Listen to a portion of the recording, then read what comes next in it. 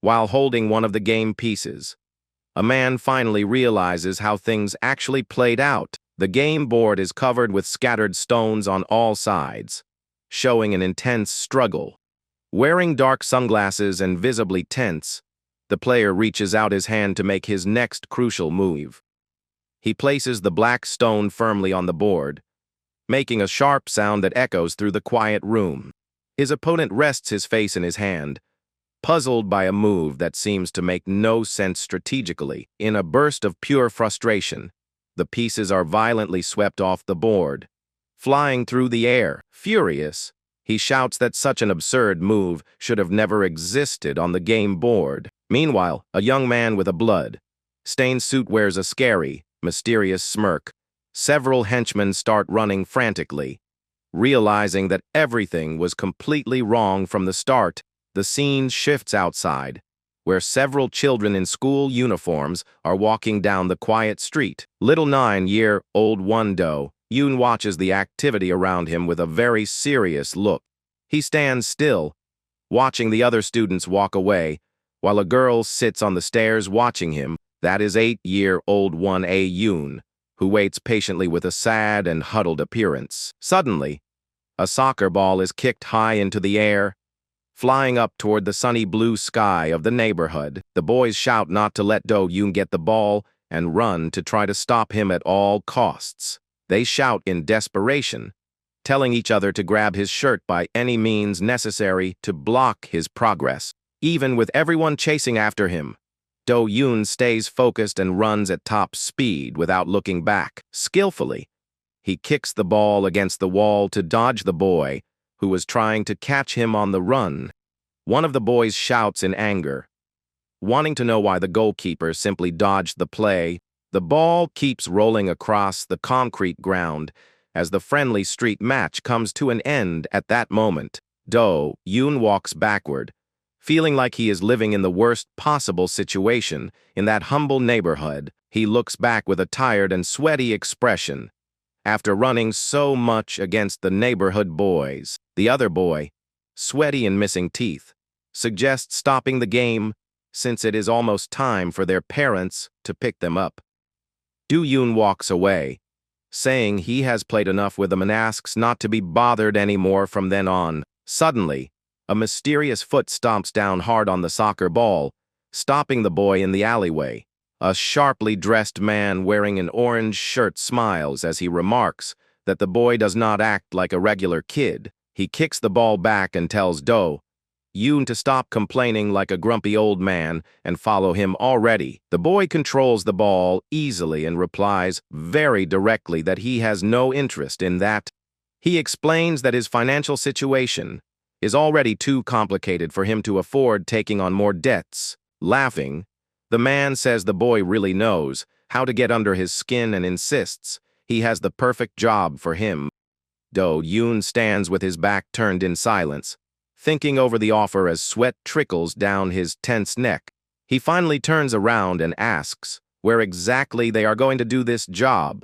The man says they are going to his warehouse, while Do-yoon gets up from the stairs to follow her brother closely. He turns around, asking what kind of normal house has absolutely no furniture or belongings inside. Do-yoon watches the place, thinking that this mysterious man definitely does not belong in this poor neighborhood. As they enter the completely empty place, the man tells the kids to sit anywhere for the time being. The man complains that he got hungry after bringing the two kids along.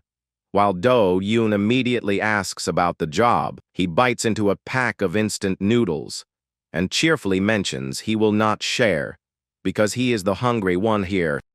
Pointing to the food packages, he tells the boy to start by picking up the clothes scattered on the living room floor. Do-yoon stares at the man in silence, processing that sudden cleaning order with his sister beside him. The man questions the boy's surprise and reminds him that the payment offered this time will be much higher than before. He smiles, saying he will pay more, and playfully complains that the boy is too demanding for his age. When his sister tries to help pick up the clothes, Do-yoon tells her not to touch anything, because that is his job. Carrying the clothes in his arms, He asks the man if his task is simply to clean up all of that. The man shakes his head while holding a steaming pot and invites them to eat together right there on the floor. He sets the hot meal on a makeshift table and explains that having dinner with him is also part of the deal. With a gentler expression, the man remarks that no one should ever have to eat their meals alone. The siblings' stomachs rumble with hunger, and Do-yoon agrees to eat, asking to deduct the cost of the food from his pay. The man affectionately ruffles the boy's hair, saying the brat always has a quick answer for everything. While checking his phone, the man casually tells Do-yoon to visit Dong-seon before he leaves. Do-yoon accepts the food, thinking it is part of the job, while his sister enjoys the hot instant noodles. Moo-won watches the boy seriously and advises him not to take the upcoming training too seriously. The three continue having dinner together at the makeshift table, while the man remains surprised by the young boy's behavior. Seeing the speed at which Do-yoon devours his food, the man wonders what the boy will grow up to be. Shortly after, Do-yoon begins training hard with Dong-seon, Moo-won's right-hand man and a former mixed martial arts fighter. The boy practices quick dodges while Dong-seon delivers precise strikes to test his reflexes. Do-yoon takes a determined stance, a fierce intensity in his eyes, ready for the next move. Sweating, Dong-seon is surprised to see how quickly the little boy can keep up with his intense pace. With intense fire in his eyes, the boy moves forward, driving a fast punch straight into the striking pad. Do-yoon's fist hits the pad with full force, sending a sharp crack echoing through the training space.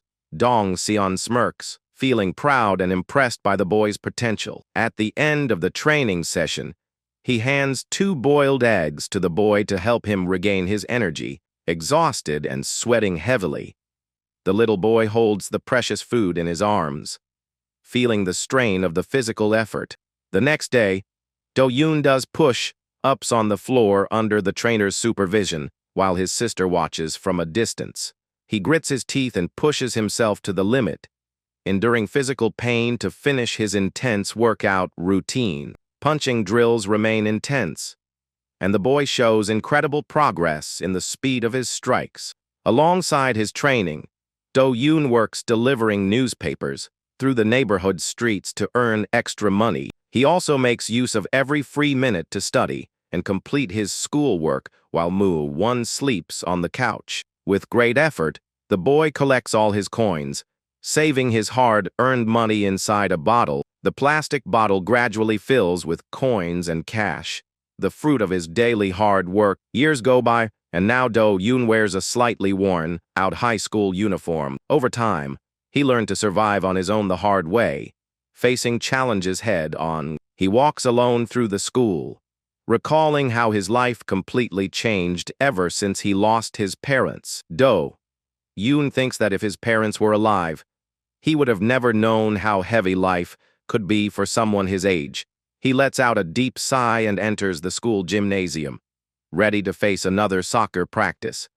On the field, he runs fast, dribbling the ball and standing out from the other players with his flawless agility. The young athlete stays focused on the game, proving his determination remains intact despite his deep exhaustion. Suddenly, the soccer coach shouts from the sideline, telling Do-yoon to stop playing and come over immediately.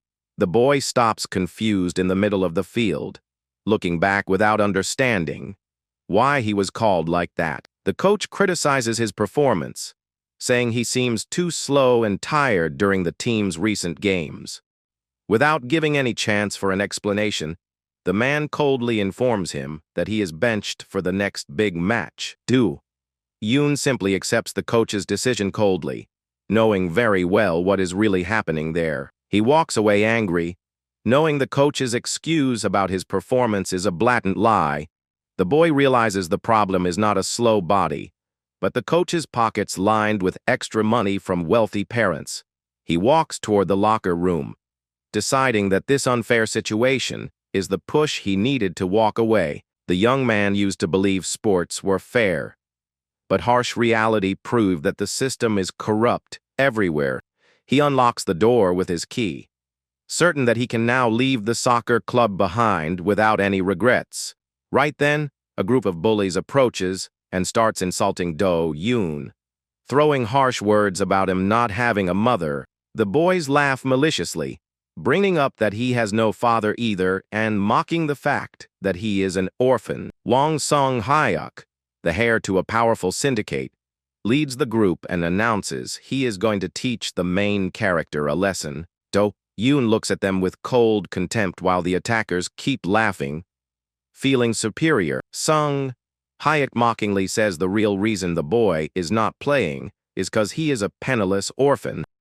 He points to the field, stating that out of all the players, Do-yoon was the only one who did not pay off the coach. Completely calm, Do-yoon simply thanks him for revealing that information, leaving the bullies quite puzzled. Unbothered by the taunts, the boy simply puts the key in the padlock to open the locker room door. Sung-hyuk grows furious at the main character's lack of reaction and stares at him aggressively and impatiently. Ignoring the group of bullies entirely, Do-yoon starts entering the room to put his things away in peace. Enraged by the indifference, Sung-hyuk violently shoves Do-yoon's head against the doorframe. The bully screams in anger, saying he hates it when the boy acts superior, like he knows everything going on. He keeps yelling that Do-yoon would never play on the team, even if he paid off the corrupt coach. Sung-hyuk continues insulting Do-yoon, calling him a parasite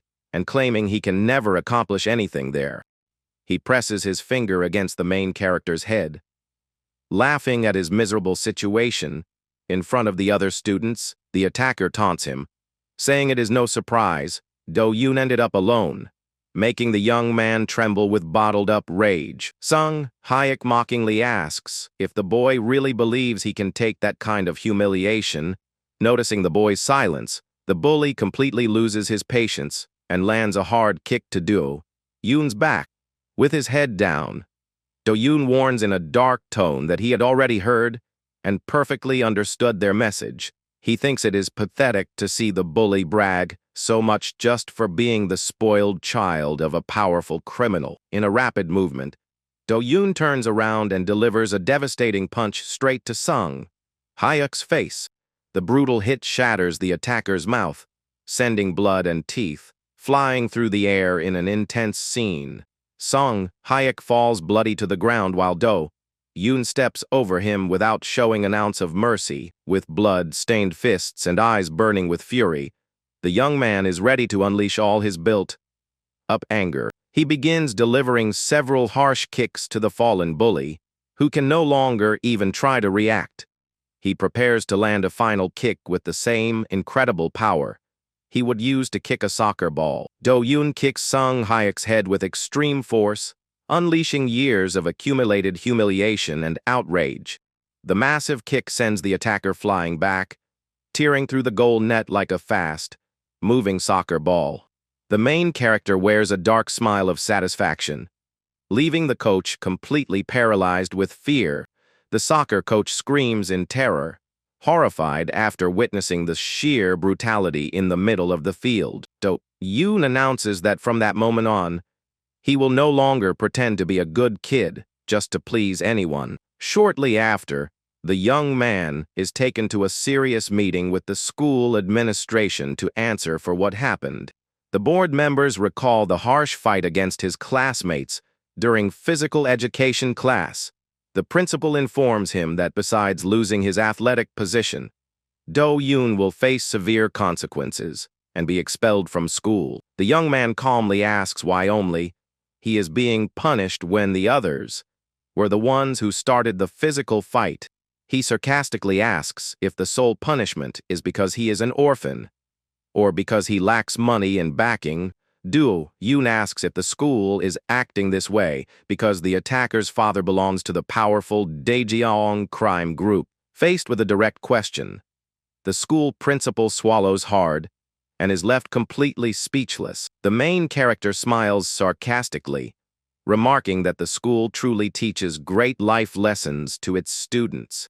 He turns around and walks out of the room, telling them to keep living in that unfair, way no matter what the future holds. Walking alone at sunset, he reflects on how criminals have completely taken over the world he lives in.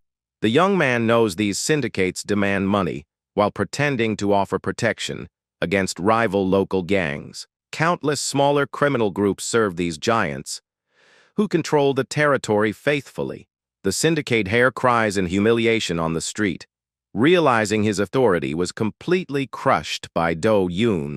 He hides his devastated face after realizing his influential family's money could not save him from that beating. Night begins to fall over the humble neighborhood, where local gangs and social injustice dictate everyone's fate. Do-yoon walks with bruised, blood-stained hands, determined to change the course of his own life from then on. He looks toward the horizon with resolve, knowing he needs to become much stronger if he wants to protect the ones he loves. With a cold, focused gaze, he prepares to face his old acquaintances from the world of organized crime. The boy arrives before the iron door of the hideout, which has dried bloodstains scattered across the entrance. He pushes open the heavy door, knowing he will have to tear down the entire criminal system, from big syndicates to dark alleys, to clear all his past debts.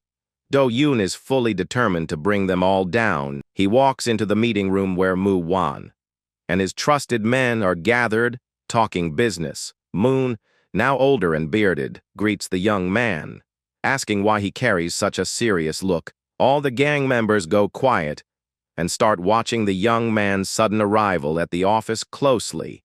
Without hesitation, Do-yoon slams his heavy backpack straight onto the floor, making a loud noise echo through the room. He unzips it, revealing 2 bottles filled with cash, stating that it is double the amount he owes the man.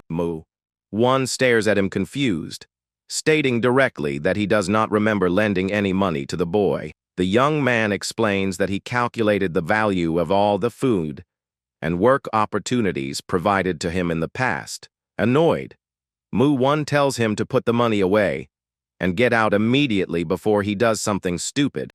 Do-yoon clenches his fist tightly and insists the leader take the money to settle their past accounts. The gang boss sternly warns that this is not a playground and demands the boy listen if he wants to stay alive. Unfazed by the criminal's threats, Do-yoon calmly announces that he has something very important to tell him. One stares at the young man with a sharp look, trying to figure out his true intentions. Bowing deeply before the boss, Do-yoon solemnly asks to be officially adopted as his son. He promises that in return, he will deliver the head of the man Wan's group could never capture on their own. The gang leader keeps his eyes fixed on the boy, surprised by such a bold and unexpected proposal. One remarks that he was curious to see his growth, but realizes only the boy's body has changed. He adjusts his glasses and teasingly asks if the young man truly thinks he knows what he wants. With firm resolve, Do-yoon answers directly that the leader wants the ultimate downfall of the head of the gun Rai clan, showing a scary, reddish glow in his eyes. The young man guarantees he will deliver that victory on his next visit. He repeats the promise that he will personally deliver the rival gang's leader the next time they meet. Do-yoon adds that just like the man, he is someone who never breaks his promises under any circumstances. One smirks, amused by the boy who shows up out of nowhere acting so polite while talking such nonsense. He stares closely at the young man, asking why he came, knowing full well he would get a no for an answer. Do-yoon points his index finger with confidence and asserts that he simply came because the leader will end up agreeing. Intrigued by such conviction, One asks why he was chosen for this partnership among so many other options. The young man asks back if there is anyone else in the world truly capable of handling his power. He adds with determination that the leader is the only one strong enough to tear down the Daejeong syndicate. Surprised to hear the syndicate's name, One asks where the young man got the idea that he could pull that off. The boy wears a mysterious smirk and reveals enigmatically that he saw it all with his own eyes. A memory of the past begins to surface as thick smoke spreads, revealing the group's glory days. The leader recalls the beginning of it all, back when he and his trusted companions were still young and full of energy. There were only 5 members in the group, facing the worst situations to establish themselves in that territory. Truth be told, it took only 2 of them fighting together, with full force, to defeat the enemies in the back alleys. The 2 fighters faced entire crowds of rival henchmen, who came armed for battle all by themselves. One used a hammer with brute force while Sin unleashed heavy punches against their opponents. The fierce fight took place in the rain, with ruthless strikes landing directly on heads. Sin delivered overwhelming hits to the criminals' faces, showing the raw strength that turned him into a legend. Amidst that carnage, opponents cried out in pain as they were brought down extremely fast and hard. Armed with heavy tools, they broke the resistance of any gang that dared cross their path. Rival bosses shouted in terror, as they realized they had no chance of defeating those monsters in battle. The clash ended with dozens of henchmen down on the ground, without even getting a chance to run away. Hidden behind a wooden door, little Do-yoon and Yoon quietly watched that shocking scene in silence. With glowing eyes, the boy watched everything and held onto that display of absolute power for the rest of his life. The imposing silhouette of the 2 undefeated fighters remained forever marked in that scared child's mind. Back in the present, One listens to the story with intrigue and casually asks if that really happened. Sin and Taeji watch the conversation, remembering the old glory days and fierce battles very well. Sungjae steps in, explaining that the young man is talking about that ambush set up by the developers right after their exile. The leader lets out a tired sigh and tells the men to stop talking, as that explanation is already enough to understand everything. Do-yoon turns toward the exit and calmly tells the man to keep his decision in mind from now on. He walks to the door and declares with complete conviction that he will not stop his journey for anything in this world.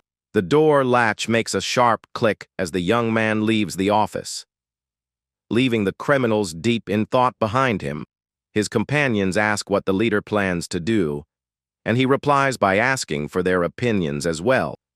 Sin warns seriously that a small, exiled group like theirs is in no position to recruit the young man right now. To everyone's surprise, the boss disagrees with his right-hand man for the first time after listening to the entire proposal. He explains that the boy actually has so much potential that he should not belong to any organization at all. Lying down on the couch with his arms behind his head, One regrets that the young man did not wait another 2 years to return. He reveals that he always treated him like a real son, but never expected he would return to claim that for real.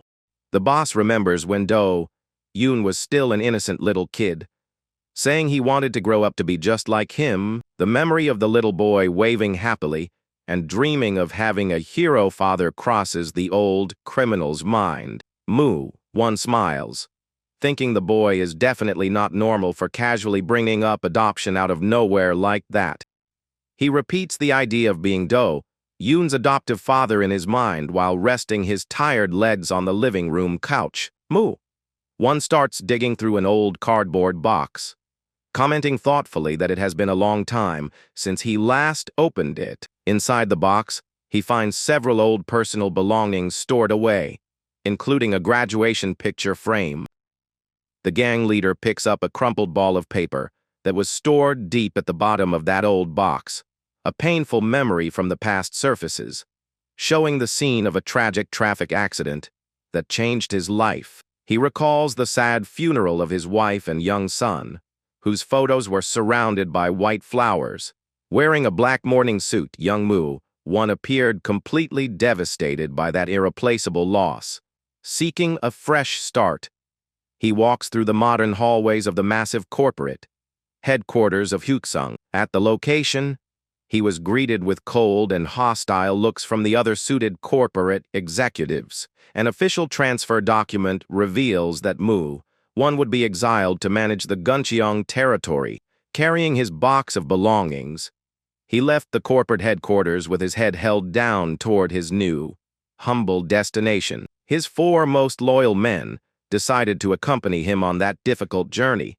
Sharing the burden of punishment alongside him, the memory shows the silhouette of the group entering the old, dusty, and empty warehouse room for the first time. Even while facing that humiliating situation, One kept a smile on his face beside his faithful companions. Together, they cleaned the entire place and carried in old furniture to transform the shed into a livable office. Back in the present, the boss enters his current room thoughtfully, holding a cardboard box under his arm. He looks with disdain at the new corporate transfer document for the territory of the Guncheong police precinct. In a fit of rage, Won crumples the official paper with his own hands, completely ignoring the orders he received. He sits alone on the dark couch, resting his head on his hand while reflecting on his mounting problems. With his eyes glowing intensely blue, the leader shows that he is under extreme tension following recent events. He rests his hand on the cardboard box, letting out a long, tired sigh to try and ease the weight on his mind. One mutters to himself, commenting that Do-yoon always finds a different way to get on his nerves. Suddenly, knocks on the door break the silence of the room, making the leader look toward the office entrance. From the other side of the door, Song Jae identifies himself and asks for permission to enter the boss's private room. The man slowly opens the door, revealing his serious expression as he enters Won's quiet office. Song Jae mentions that he brought a drink for them to talk over and approaches the boss, who remains standing in the background. Sitting on the floor, the ally opens a bottle of alcohol and asks about the true situation regarding young Do-yoon. He shares that the boy was expelled after a harsh fight at school against the bullies from the rival Daeong syndicate. Song Jae hands the drink to the boss, remarking that the young man had been going through complete misery lately. Won takes the bottle, intrigued, and asks directly who revealed all those details to him. The ally confirms it was the young man's sister and praises Do-yoon's unique attitude in the face of all his hardships. They raise a toast while Song Jae asks what the leader intends to do about the future of that bright young man. He warns that with such drive, the boy will end up in a very dangerous place if they do not take him into the group.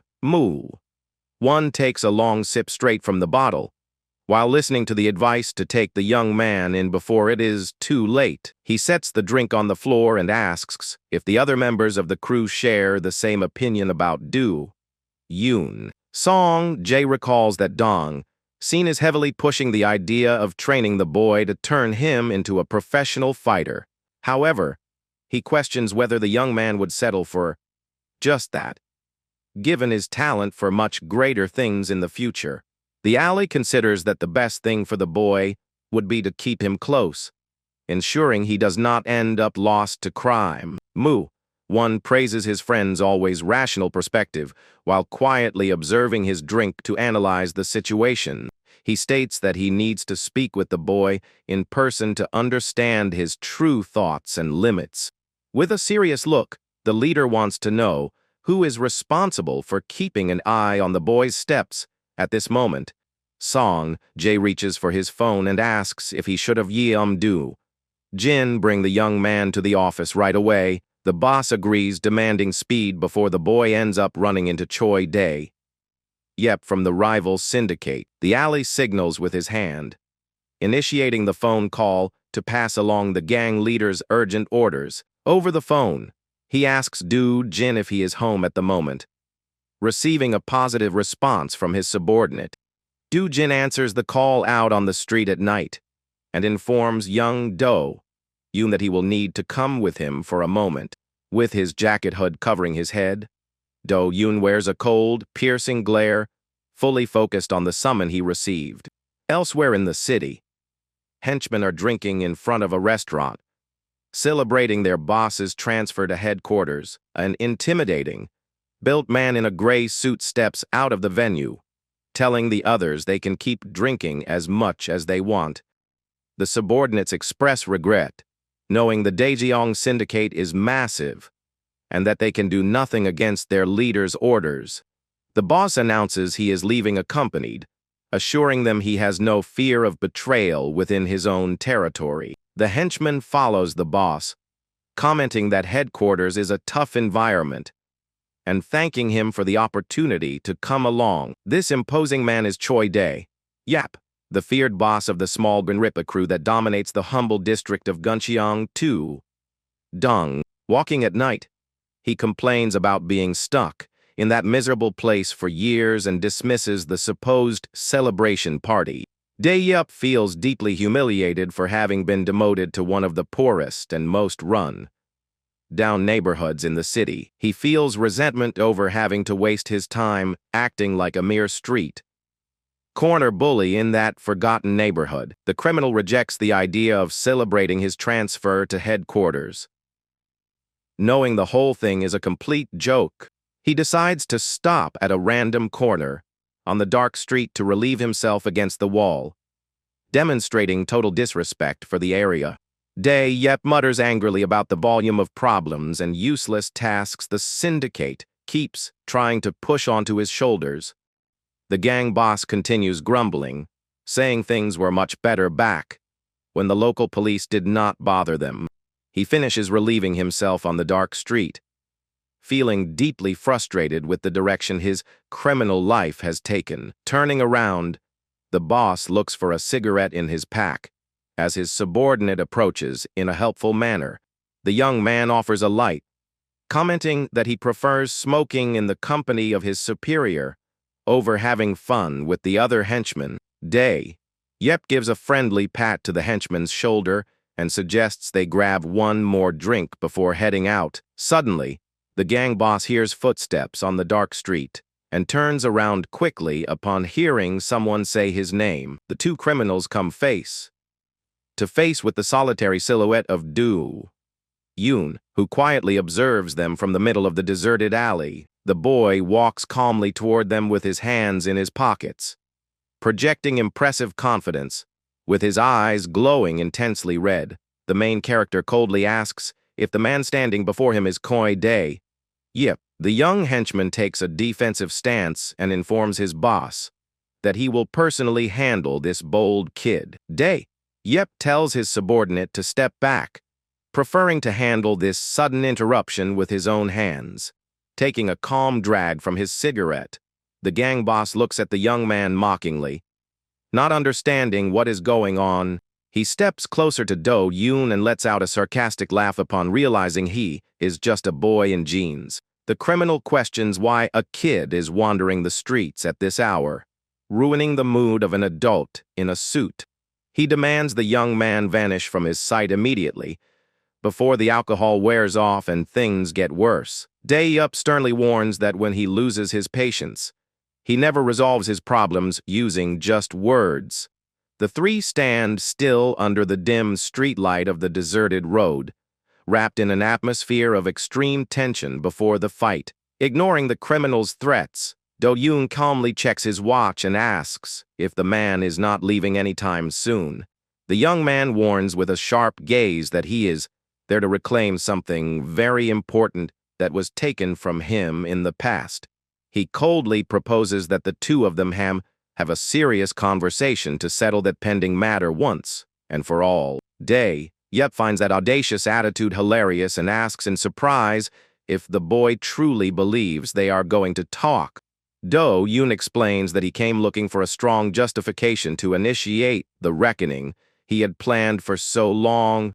The criminal laughs, commenting that nowadays major syndicates monitor everything, preventing street guys from fighting without a cause. The young man checks his watch again, asking since when street criminals care about rules or bureaucracy. He asserts with absolute calmness that he came to this dark alley solely to find that justification for a fight. Do-yoon reveals that he worked for 3 years for the Gunripa crew and received less than 20% of the agreed upon pay. He argues that this financial injustice based on actual facts serves as the perfect excuse for a confrontation. The gang boss scoffs upon realizing the boy is complaining about late pay in the middle of a dark street.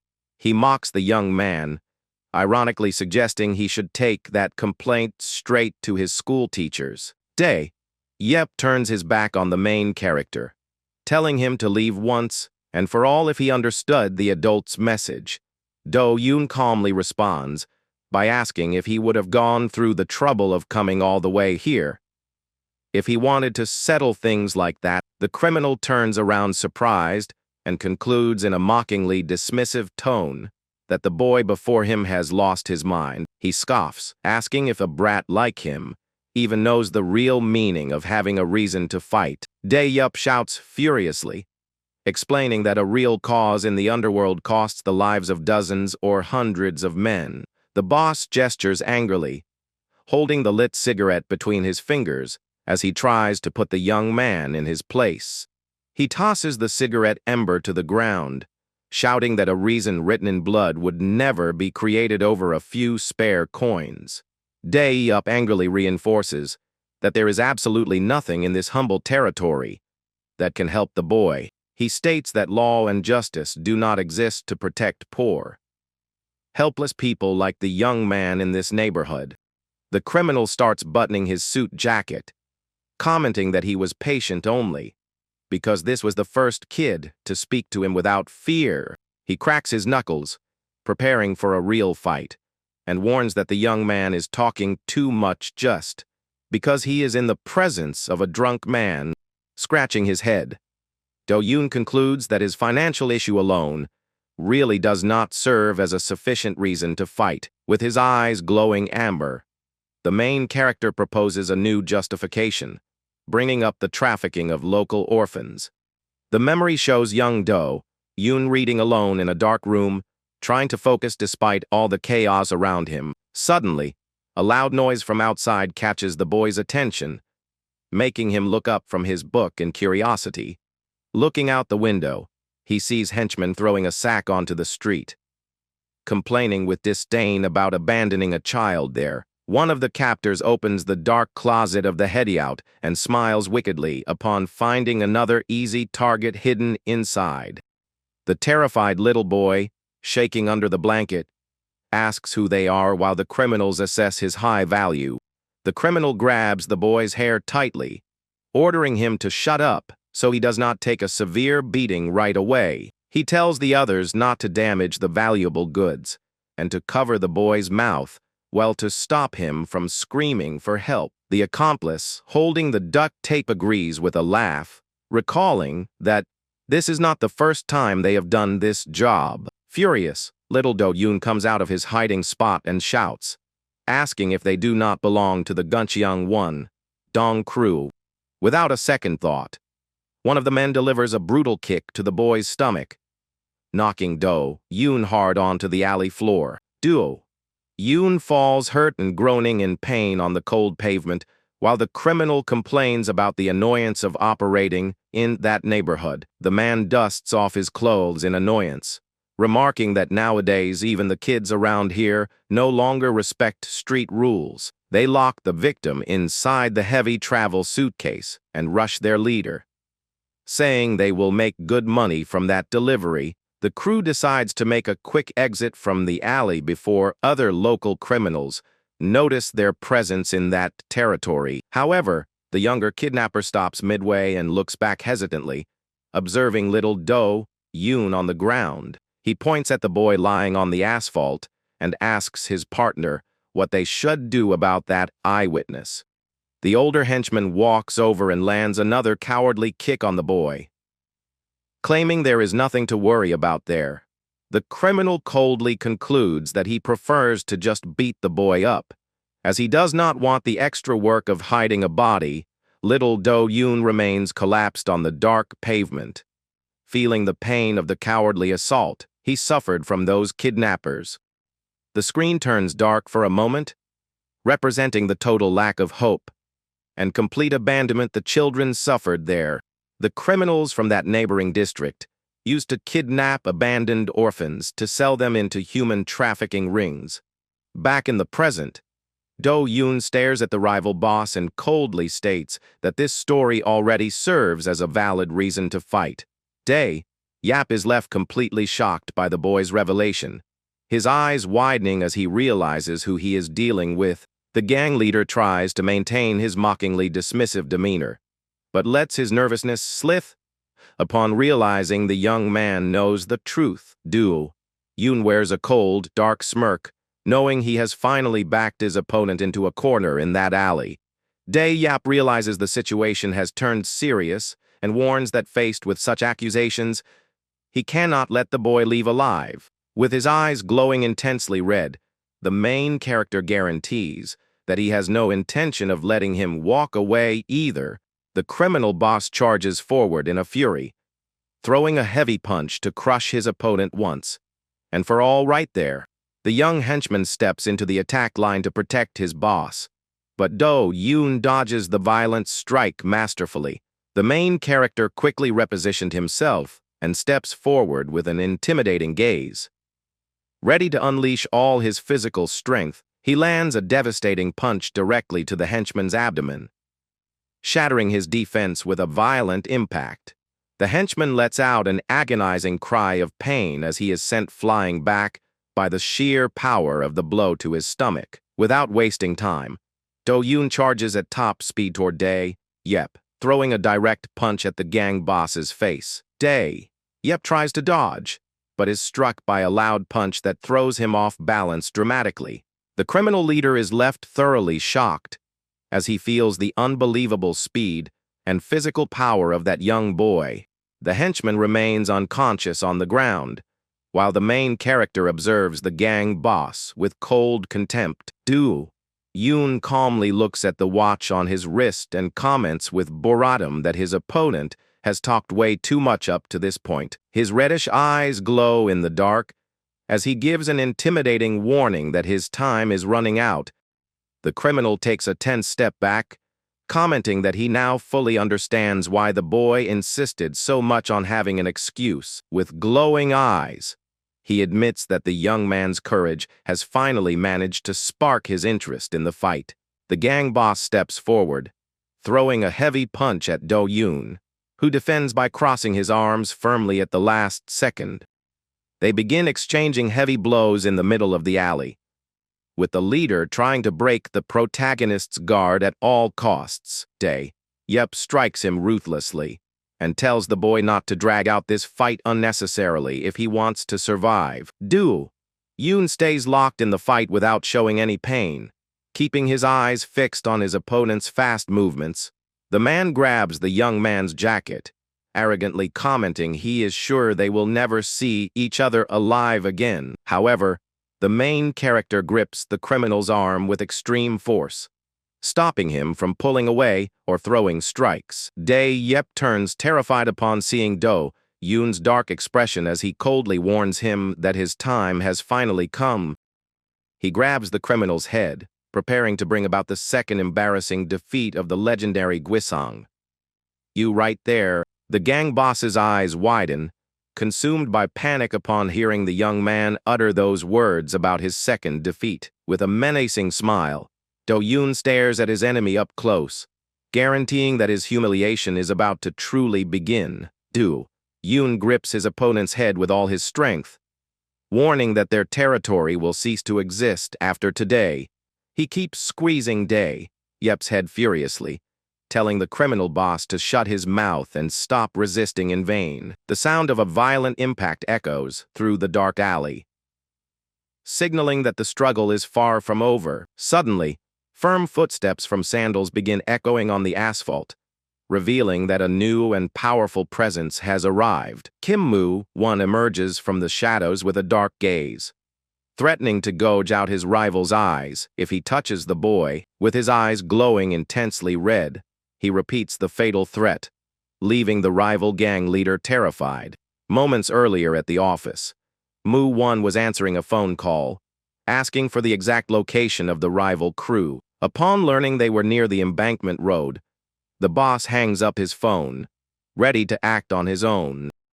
The leader snaps his flip phone shut in a hurry, aware that he needs to rescue the boy before the worst happens to him. Dong-seon observes his boss seriously and asks if young Do Yoon has finally decided to show up after being away for so long. The strong ally offers to tag along on the mission, but One prefers to settle that pending issue alone, without anyone's help. The boss curtly orders his companion to stay at the office taking care of business, and prepares to leave the room. He walks toward the exit, commenting that the Guncheong 2 Dong territory poses no real threat to his group. Dong bows deeply before his leader, wishing him a safe trip and a peaceful return to the hideout. Back in the dark alley, the fast footsteps of One's sandals indicate he came in a great rush to save the boy. The leader brings back words from the past and stares at his rival with fury, showing he will keep every single one of his promises. He warns that if he lays a single finger on his boy again, he will gouge his eyes out without mercy. Do-yoon looks at his boss in surprise, recalling the time when he used to wonder why he had been taken in by him. Under the light rain, the leader displays a powerful, red gaze, remembering when he had no answers to those questions. One reveals his deep bond, shouting in fury that he protects the boy simply because he is his own son. The boy wears a proud smirk, aware that his father's stubborn gaze was always his greatest strength. Yap grows annoyed and points at the boy on the ground, questioning how a criminal can risk his life over a mere child. The leader takes an intimidating stance with his hands in his pockets, telling his opponent to wake up to reality once and for all. The rival shouts in hatred, asserting that there are no children in the underworld and that violence is the only real law there. One scoffs and replies that the rival is the one who needs to see reality before ending up dead in that alley.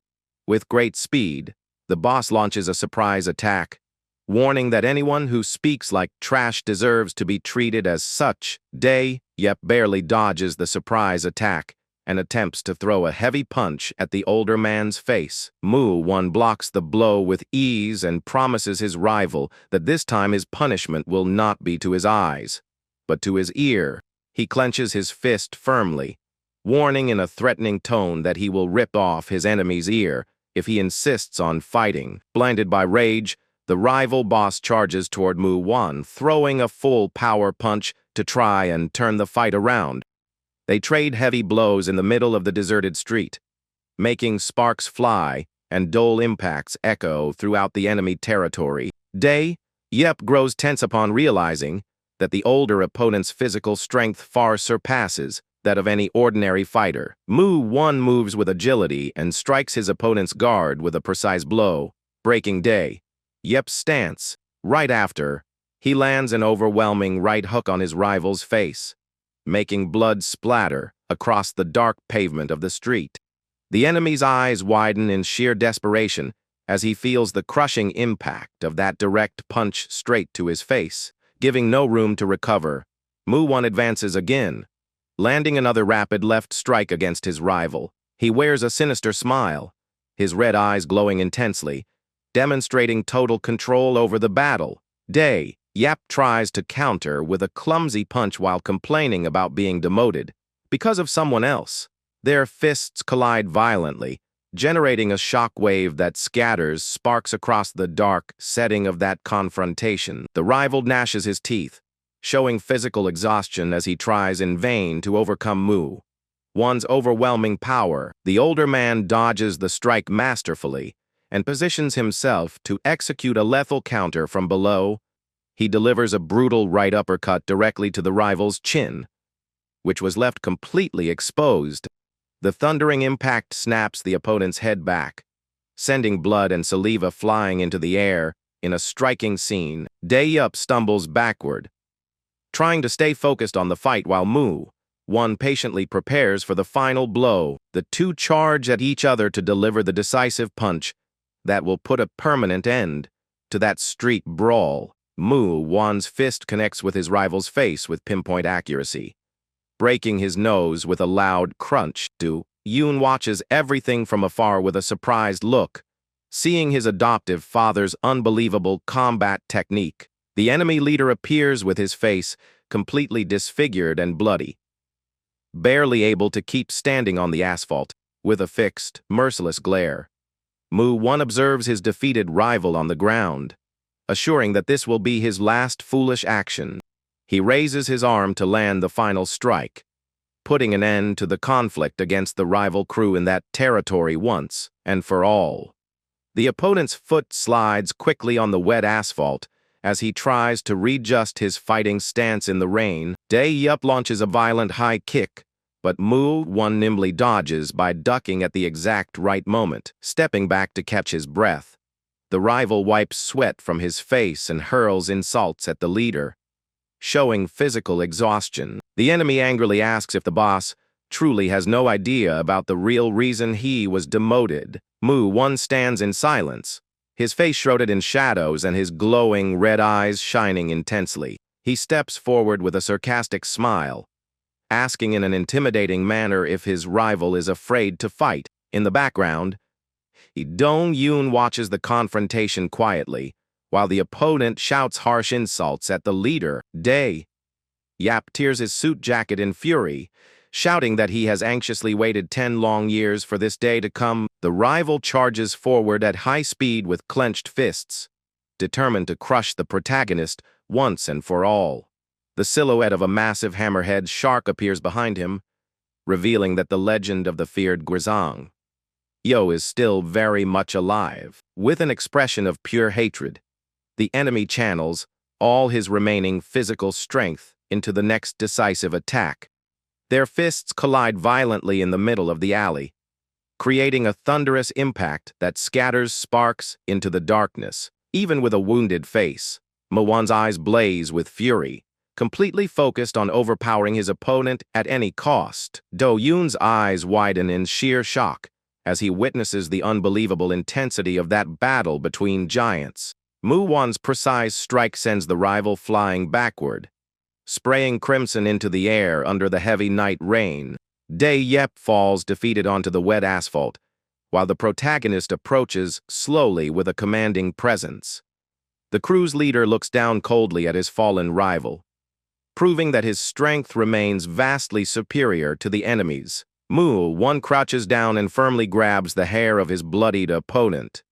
Remembering the words spoken earlier, with eyes burning in anger, he holds Do-yoon's head, promising to fulfill his word of tearing off his ear. The rival boss lets out an agonizing scream of desperation as he feels the relentless force of the protagonist's attack. Blood splatters wildly across the alley at the exact moment Mu-1 ruthlessly tears off his enemy's ear. Do-yoon reflects that no matter the situation, the outcome of all of Mu-1's fights is always the same. The young man realizes with awe that even the feared Grisang ended up receiving the exact same punishment he used to inflict on others. In the end, the enemy leader was left lying on the ground, clutching his bloodied face after having his ear torn off. The hooded protagonist concludes that his adoptive father is a determined man who knows exactly what needs to be done. Mu-1 spits blood onto the street,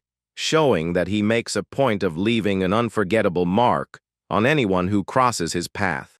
Do-yoon stands up from the ground, thinking that the outcome of that brutal clash had been decided from the very first second. Wiping the blood from his own face, the leader walks back, demonstrating his relentless and unforgiving style of taking action. He extends his hand to help his adoptive son up, proving that he is a man worthy of leading the entire territory. Looking at that extended hand, Do-yoon feels that alongside this man, all his plans will come true. Mu-1 asks disdainfully why the boy is still standing there, refusing to accept the offered hand. Do-yoon takes his father's hand and stands up, asking why the leader is staring at him with such a serious look. He points at Mu-1's face, warning him with concern that blood is trickling from his mouth. After that punch he took, the boss casually wipes the injury, minimizing the hurt. While the boy insists on showing concern, he turns around and tells the young man to follow him back to the office so they can talk more calmly about their plans. Mu-1 mentions he will go ahead and tells the boy to find his own way back, showing his firm stance alone in the alley. Do-yoon kneels on the wet asphalt, to pick up his belongings that were scattered during the fight. He cleans his blood-stained backpack from the ground with a serious look, aware that the real challenge begins now. Back at the hideout, a voice asks if the boy really went after the money just to create a reason for a fight. The leader looks at the young man standing before him and asks if all that trouble on the street was planned as an excuse. Mu-won scratches the back of his neck in frustration, wondering why kids nowadays make such bold and dangerous choices. He wonders whether the boy acted out of sheer ignorance or pure intelligence by diving headfirst into a dangerous conflict. The boss seriously thinks the best decision would be to distance the young man once and for all from the crew's illegal activities. Do-yoon immediately shoots back, saying his adoptive father does not need to overthink or worry about that. With utter seriousness, the protagonist states that he simply fulfilled his promise of delivering the rival boss's head to him. One praises his determination and remarks that he heard rumors about the rival's return to the main organization's headquarters.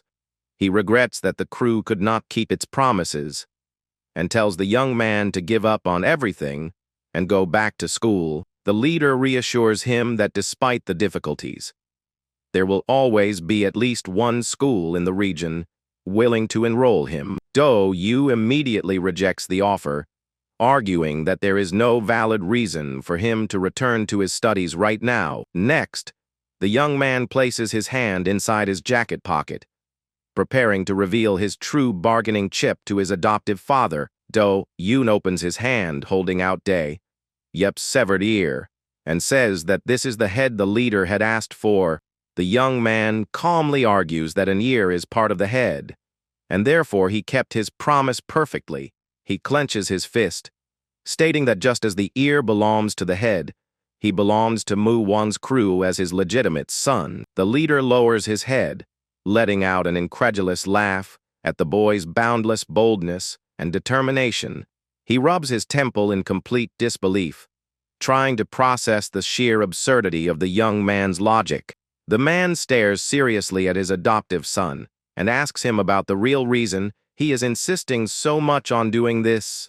One asks why he wants to become a street outlaw, and specifically his own son, when he has so many other choices. The protagonist stands firm before the leader and explains that he has two very clear goals in mind. With a sharp glance, the young man reveals that his first objective is to permanently bring down the corrupt syndicates that control everything. He promises to drag his opponents into an abyss of humiliation and suffering far worse than anything he has ever endured himself. The boy adds that in pursuit of this ruthless revenge, whether as part of the process or the final outcome, he reveals that he intends to use all his strength to put his adoptive father at the very top of the underworld in this giant city. With glowing red, persistent eyes, the protagonist declares that this massive achievement is his next big life goal. Outside, Dong-san waits patiently, leaning against the iron door with arms crossed, watching the street. The boy opens the door and walks out of the meeting room, surprised to see the imposing presence of his former instructor, right there. The strong fighter, holding both hands behind his back, seriously asks the young man to accompany him for a brief conversation. They start walking together down the quiet street under the dark night sky, sharing a tense calm between them. Do-yoon asks if they are heading toward the riverbank again, where they used to train together when he was little.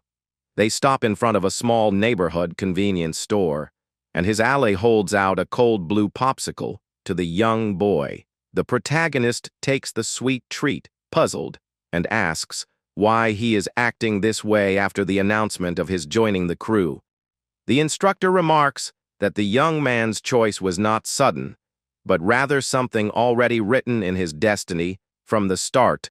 The young man bites into the popsicle, saying that no matter how hard he tries to run away, he will always end up returning to a life on the streets. Dong-san silently observes the boy's resolute face, aware of the hardships he will have to face in the future. He advises the young man to train under the spotlight unless there is a very strong reason to operate in the shadows. The strong fighter pats the boy on the shoulder and praises his natural talent and incredible knack for physical combat. The boy's eyes widen and his cheeks flush upon receiving such genuine praise from his former combat mentor.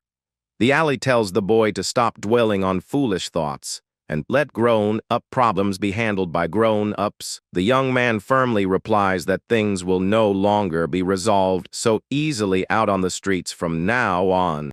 He guarantees that absolutely nothing will change in that humble neighborhood unless he takes action himself. The mentor reflects in silence that he never taught the boy how to fight, just so he could resolve all his problems through violence. The young man shows maturity by responding that he perfectly understands the advice and lessons given by his instructor. He firmly argues that the actions of One's crew against rival factions are also nothing more than a form of payback. The boy takes a decisive bite of his popsicle, swearing that for this reason, he too will follow the exact same path of retribution. Donged, Cian stands silently with his back turned, deeply thoughtful over the determined words he just heard from his young pupil. Do-yoon grips the popsicle stick tightly, repeating his vow of payback against the major factions of the city. The fighter casually announces that orders from the crew's higher-ups have officially been issued for the new recruit. He reveals that the summons came directly from his own adoptive father, the powerful and respected Kim Won. Back at the office, Won crushes the official transfer notice he received from the headquarters in his bare hands. The leader tosses the crumpled paper straight into the trash can, showing complete disdain for the orders sent by the main office. Hearing a knock at the door, the boss calmly asks if his right-hand man, Dong-sin, is waiting outside the room. The fighter quietly opens the door, and the boss takes the opportunity to ask if young Do-yoon made it back home safely. The companion takes a few steps forward and seriously confirms that the boy made it home without any trouble. The boss sighs in relief, thoughtfully commenting on the young man's difficult temper and peculiar behavior. Dong-sin approaches the couch and asks the boss what made him actually agree to the boy's proposal. One stares at the ceiling and explains that even if the boy had not officially become his adoptive son, things would be similar. He reveals to his startled companion that the young man's true plan is to launch a direct assault against the massive Daejeong faction. The boss raises his index finger and seriously adds that there is one more crucial detail to the boy's daring move. A quick flashback shows the rival's bloodied ear lying on the office floor as proof of fulfilling their deal. He explains that the boy used the fulfillment of his intense promise to bring the rival's head to press him into accepting the deal. The leader finishes his explanation to his friend, seriously confirming that this was exactly how their entire partnership began. Dong-sin lowers his eyes and respectfully notes that he completely understands his boss's reasons. The loyal companion wonders in intrigue whether the idea of adopting the boy as a son is also part of this mysterious deal. The leader thoughtfully bites his lip, clearly uneasy with the direction the conversation has taken. He turns to the boss and asks, what will happen from here on out with the plan they have been building for years?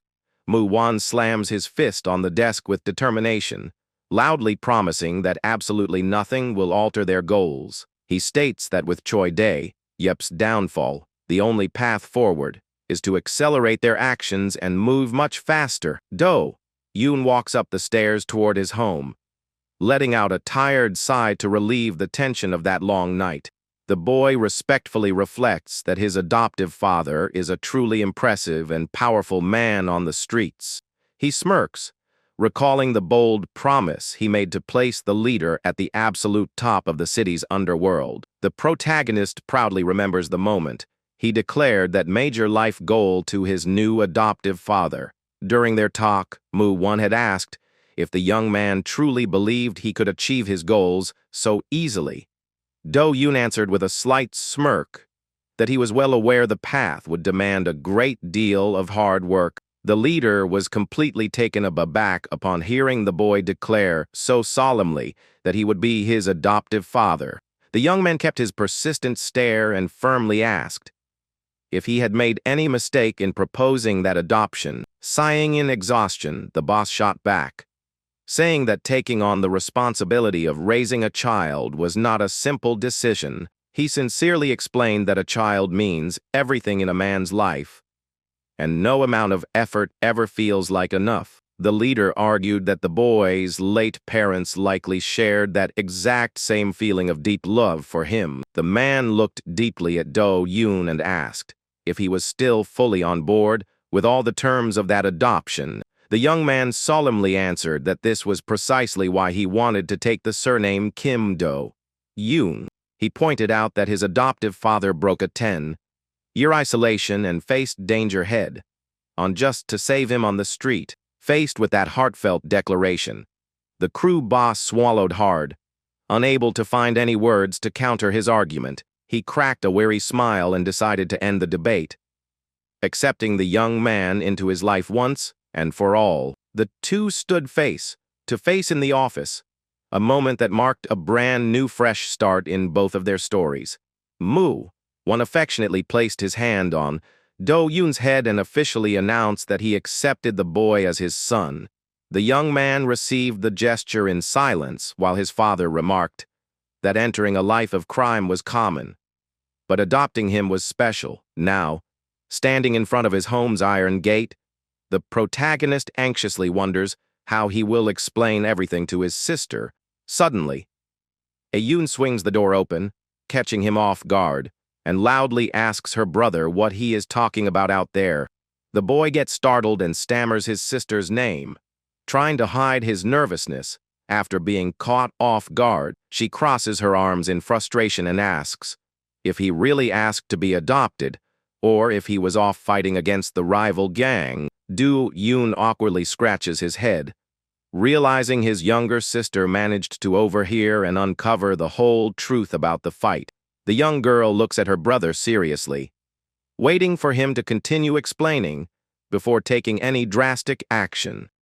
She asks with an understanding and concerned look if things finally turned out the way he had planned with the crew. The young man hesitantly replies, confirming that the deal with the boss was successfully accepted just as planned. His sister smiles and says that if he is happy with his decision, that is great, because things should not go wrong right at the start. She turns around and walks inside the house, warmly inviting her brother to join her for dinner right away. The girl asks if he has not eaten anything yet tonight, leaving the protagonist quite surprised by her affection.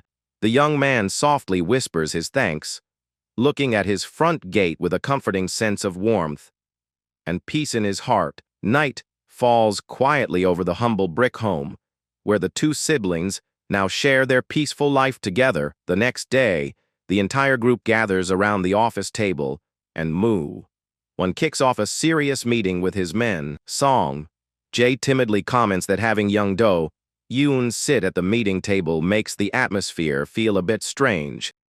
The boss calmly shoots back, saying there is nothing to be done and everyone will just have to get used to the boy's presence. He fixes his ally with a sharp glare, wanting to know if all pending matters involving the boy were properly settled. Do-yoon answers that everything was resolved, and the rival crew was fully aware of the situation, leaving nothing left to discuss. The leader rests his chin on his hand and asks to hear the real reason why the boy asked to join the crew like that. The young man explains with utter seriousness that acting right here was the fastest and most effective way he found to reach success. He reveals his bold plan in private, keeping the crew members focused on every single detail of his strategy. The boss listens carefully to the plan, but firmly shakes his head, stating that such an absurd idea simply will not work.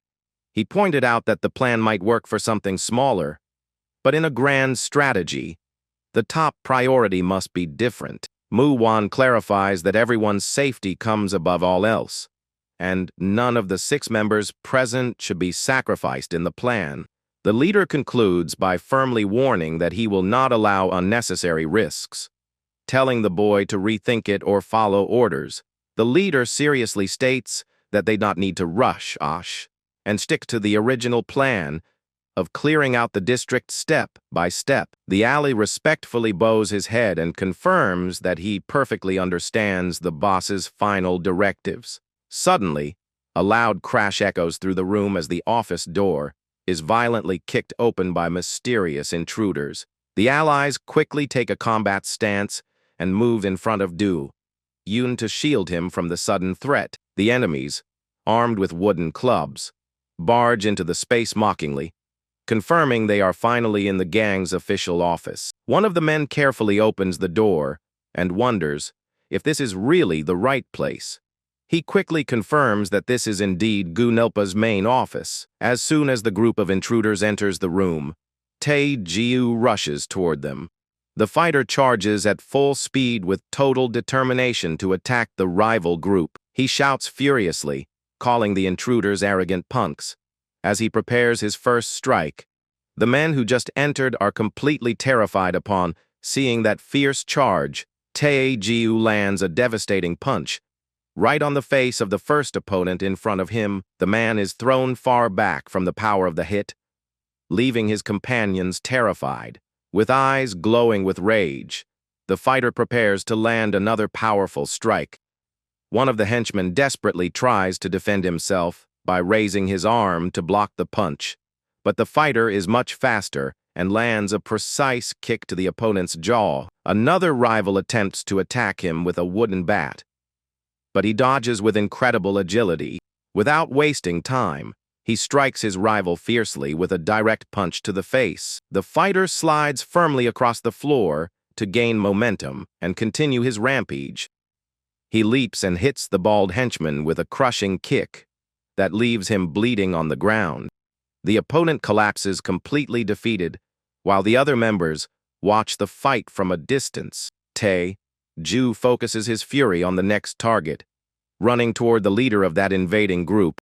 The boss of the intruders freezes in panic upon realizing he is the next target. He takes a direct punch to the face that completely shatters his tough guy front. The man falls onto his back on the floor, completely lacking the strength to continue the fight. One watches the whole scene with an extremely calm expression, without showing any surprise. Do-yoon and his ally watch the end of the combat, impressed by their teammates' overwhelming strength. Fallen and defeated, the invading leader raises his hand, desperately begging him to stop. The boss intervenes with an imposing voice, stating that it is enough and commanding his ally to stop. Tae-jiu grabs the man by the collar with his fist raised, ready to slam him to the ground. Hearing his boss's direct order, the fighter instantly cools down and agrees to stop. The fighter steps back while the boss mockingly comments that those guys are nothing special. The ally then wonders out loud why Gunilpa would come all the way here looking for them.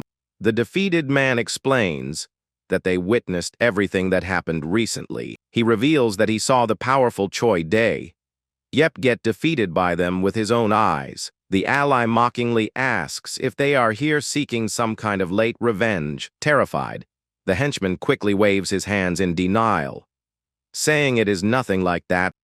He bows respectfully and reveals that they came only to beg to be accepted into their crew. The man explains that they are just a small group and are surrendering unconditionally to their faction.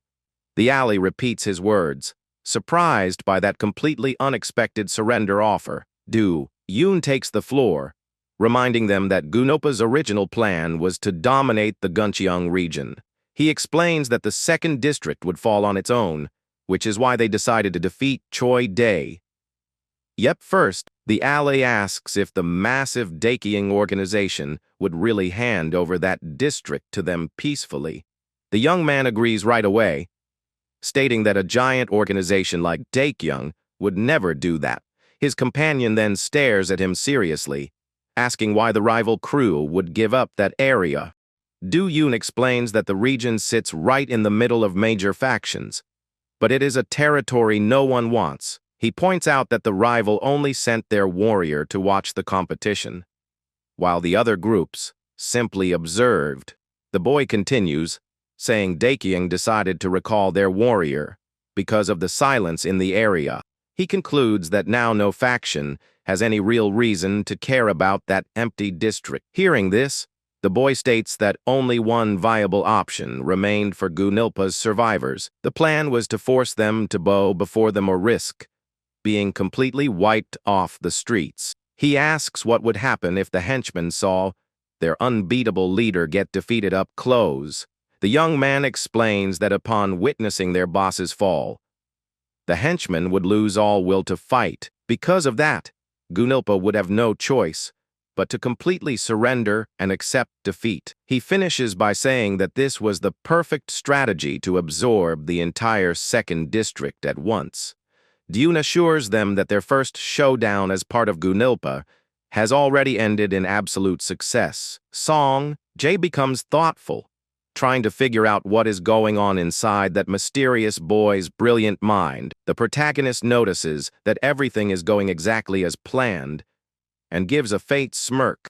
Moo-won watches the boy seriously, realizing he truly knows what he is doing there. The leader evaluates the unusual situation, while the intruders continue to beg for their lives.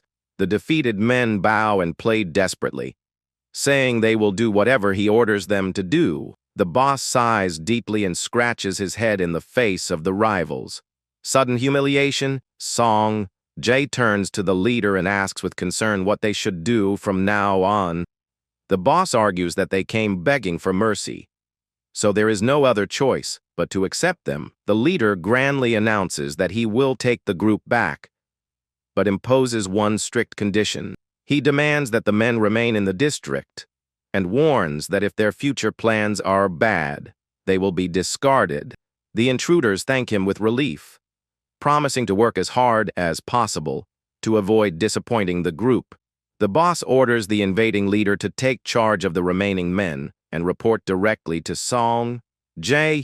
The rival captain accepts the order and promises out loud to do everything to avoid interfering with their business. Moo-won lets out a tired sigh and makes a gesture waving the men away, so they leave immediately. The group of intruders bows respectfully once more and begins to leave the main office.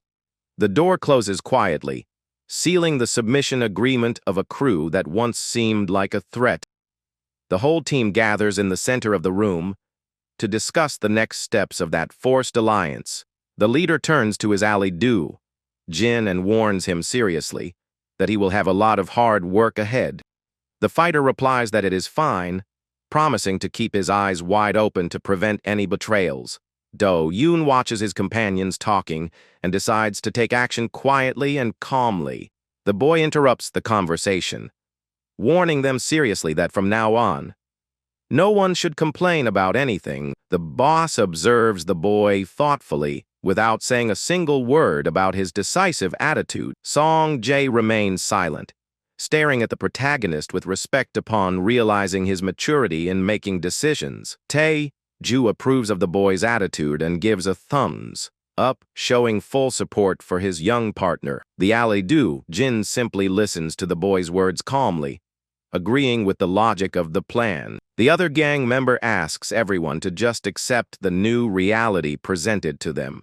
Do-yoon announces that he will quietly take his leave, since his job there is officially complete. He turns at the doorway and informs his teammates that he still has many important things to prepare outside. The young man closes the office door, leaving his allies behind as he goes his own way.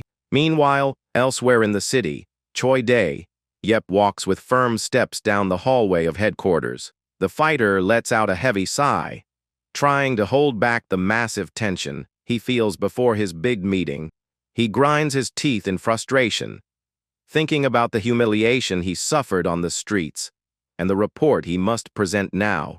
With an expression of pure fury, he mentally prepares himself to face his superior inside that room. He knocks on the door to announce his arrival and introduces himself officially to the powerful organization's director.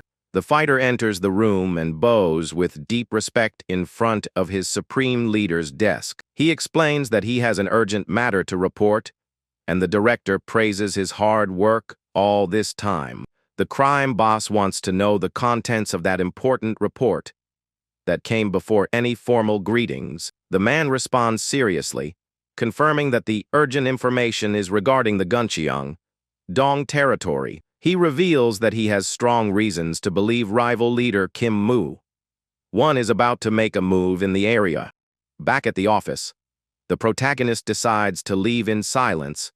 After finishing his part of the agreement, he mentions that he has other urgent tasks to take care of and leaves the room under the watchful eyes of his allies.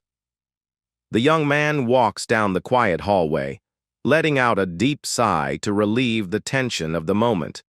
He stares into the distance with a determined gaze, reflecting on how close everything came to going completely wrong. The boy walks up the stairs calmly and decisively while mentally planning his next moves on the streets.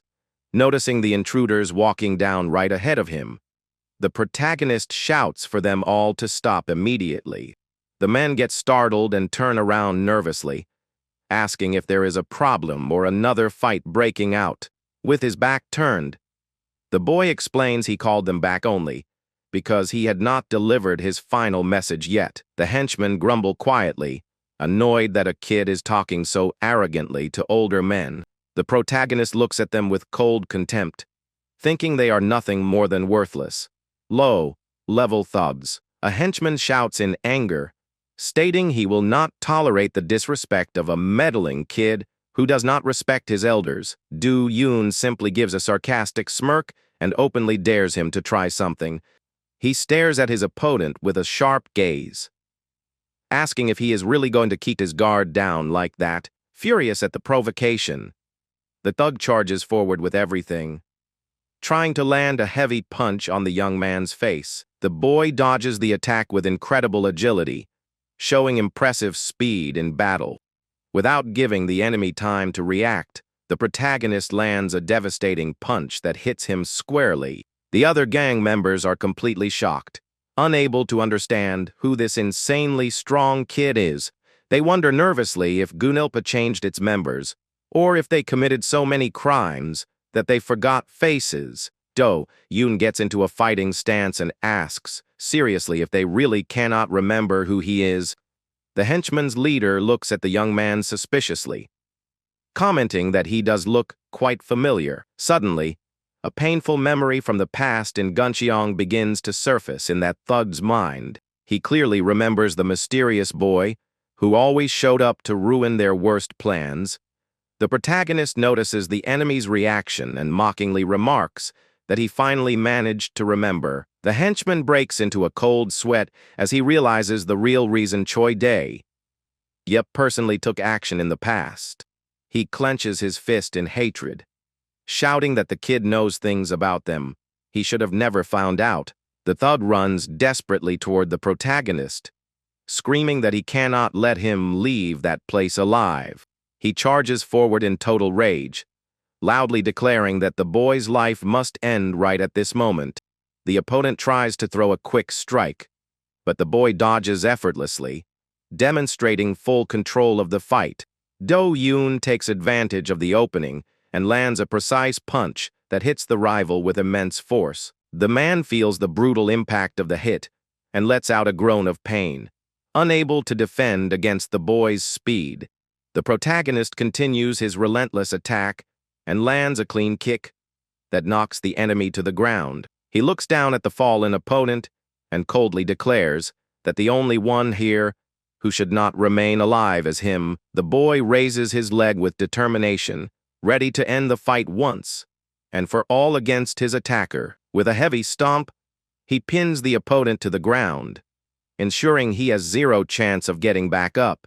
The surviving henchman watches all that extreme violence, sweating nervously and paralyzed by pure terror. The protagonist concludes that the defeated thug was the only active criminal in the area before Choi Dae-yeop arrived. He walks calmly toward the other survivors, letting them know he does not recognize anyone else's face there. Do-yoon Do-yoon explains that the bloodied man handled the dirty work, while the other tries to apologize in terror. The boy responds by saying they are still criminals who are acting against the direct orders of Kim Moo-wan. He warns that he came only to tell them not to slack off and orders them to quickly clean up the corrupt members of the crew. The young man warns with a terrifying look that from now on, Gunilpa will no longer tolerate any trash. The survivor assures that he understood the message perfectly and promises to handle the issue without causing new trouble. Do-yoon comments that he is glad to see someone reasonable, but makes it harshly clear that he does not trust criminals. He wears a sly smirk and advises the man to stay sharp until the very end. The protagonist turns his back and walks away, leaving the criminals behind to deal with the aftermath of the fight. The survivor watches the young man leave and thoughtfully reflects that Gunilpa now has far too dangerous members.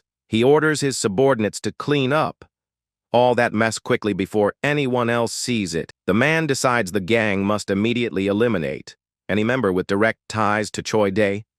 Yep, he suspects the mysterious boy knows all of the former boss's secrets and might have planned everything out. The henchman fears that the mysterious youth is planning something even bigger and far more dangerous for the region. Do-yoon walks alone down the dark street, remembering that the 2nd District criminals used to traffic orphans in the past. He plans to use this information to clean up the 2nd District even faster and eliminate the former accomplices. The boy plans to take over the 3rd District, soon to secure total control over Guncheong as quickly as possible.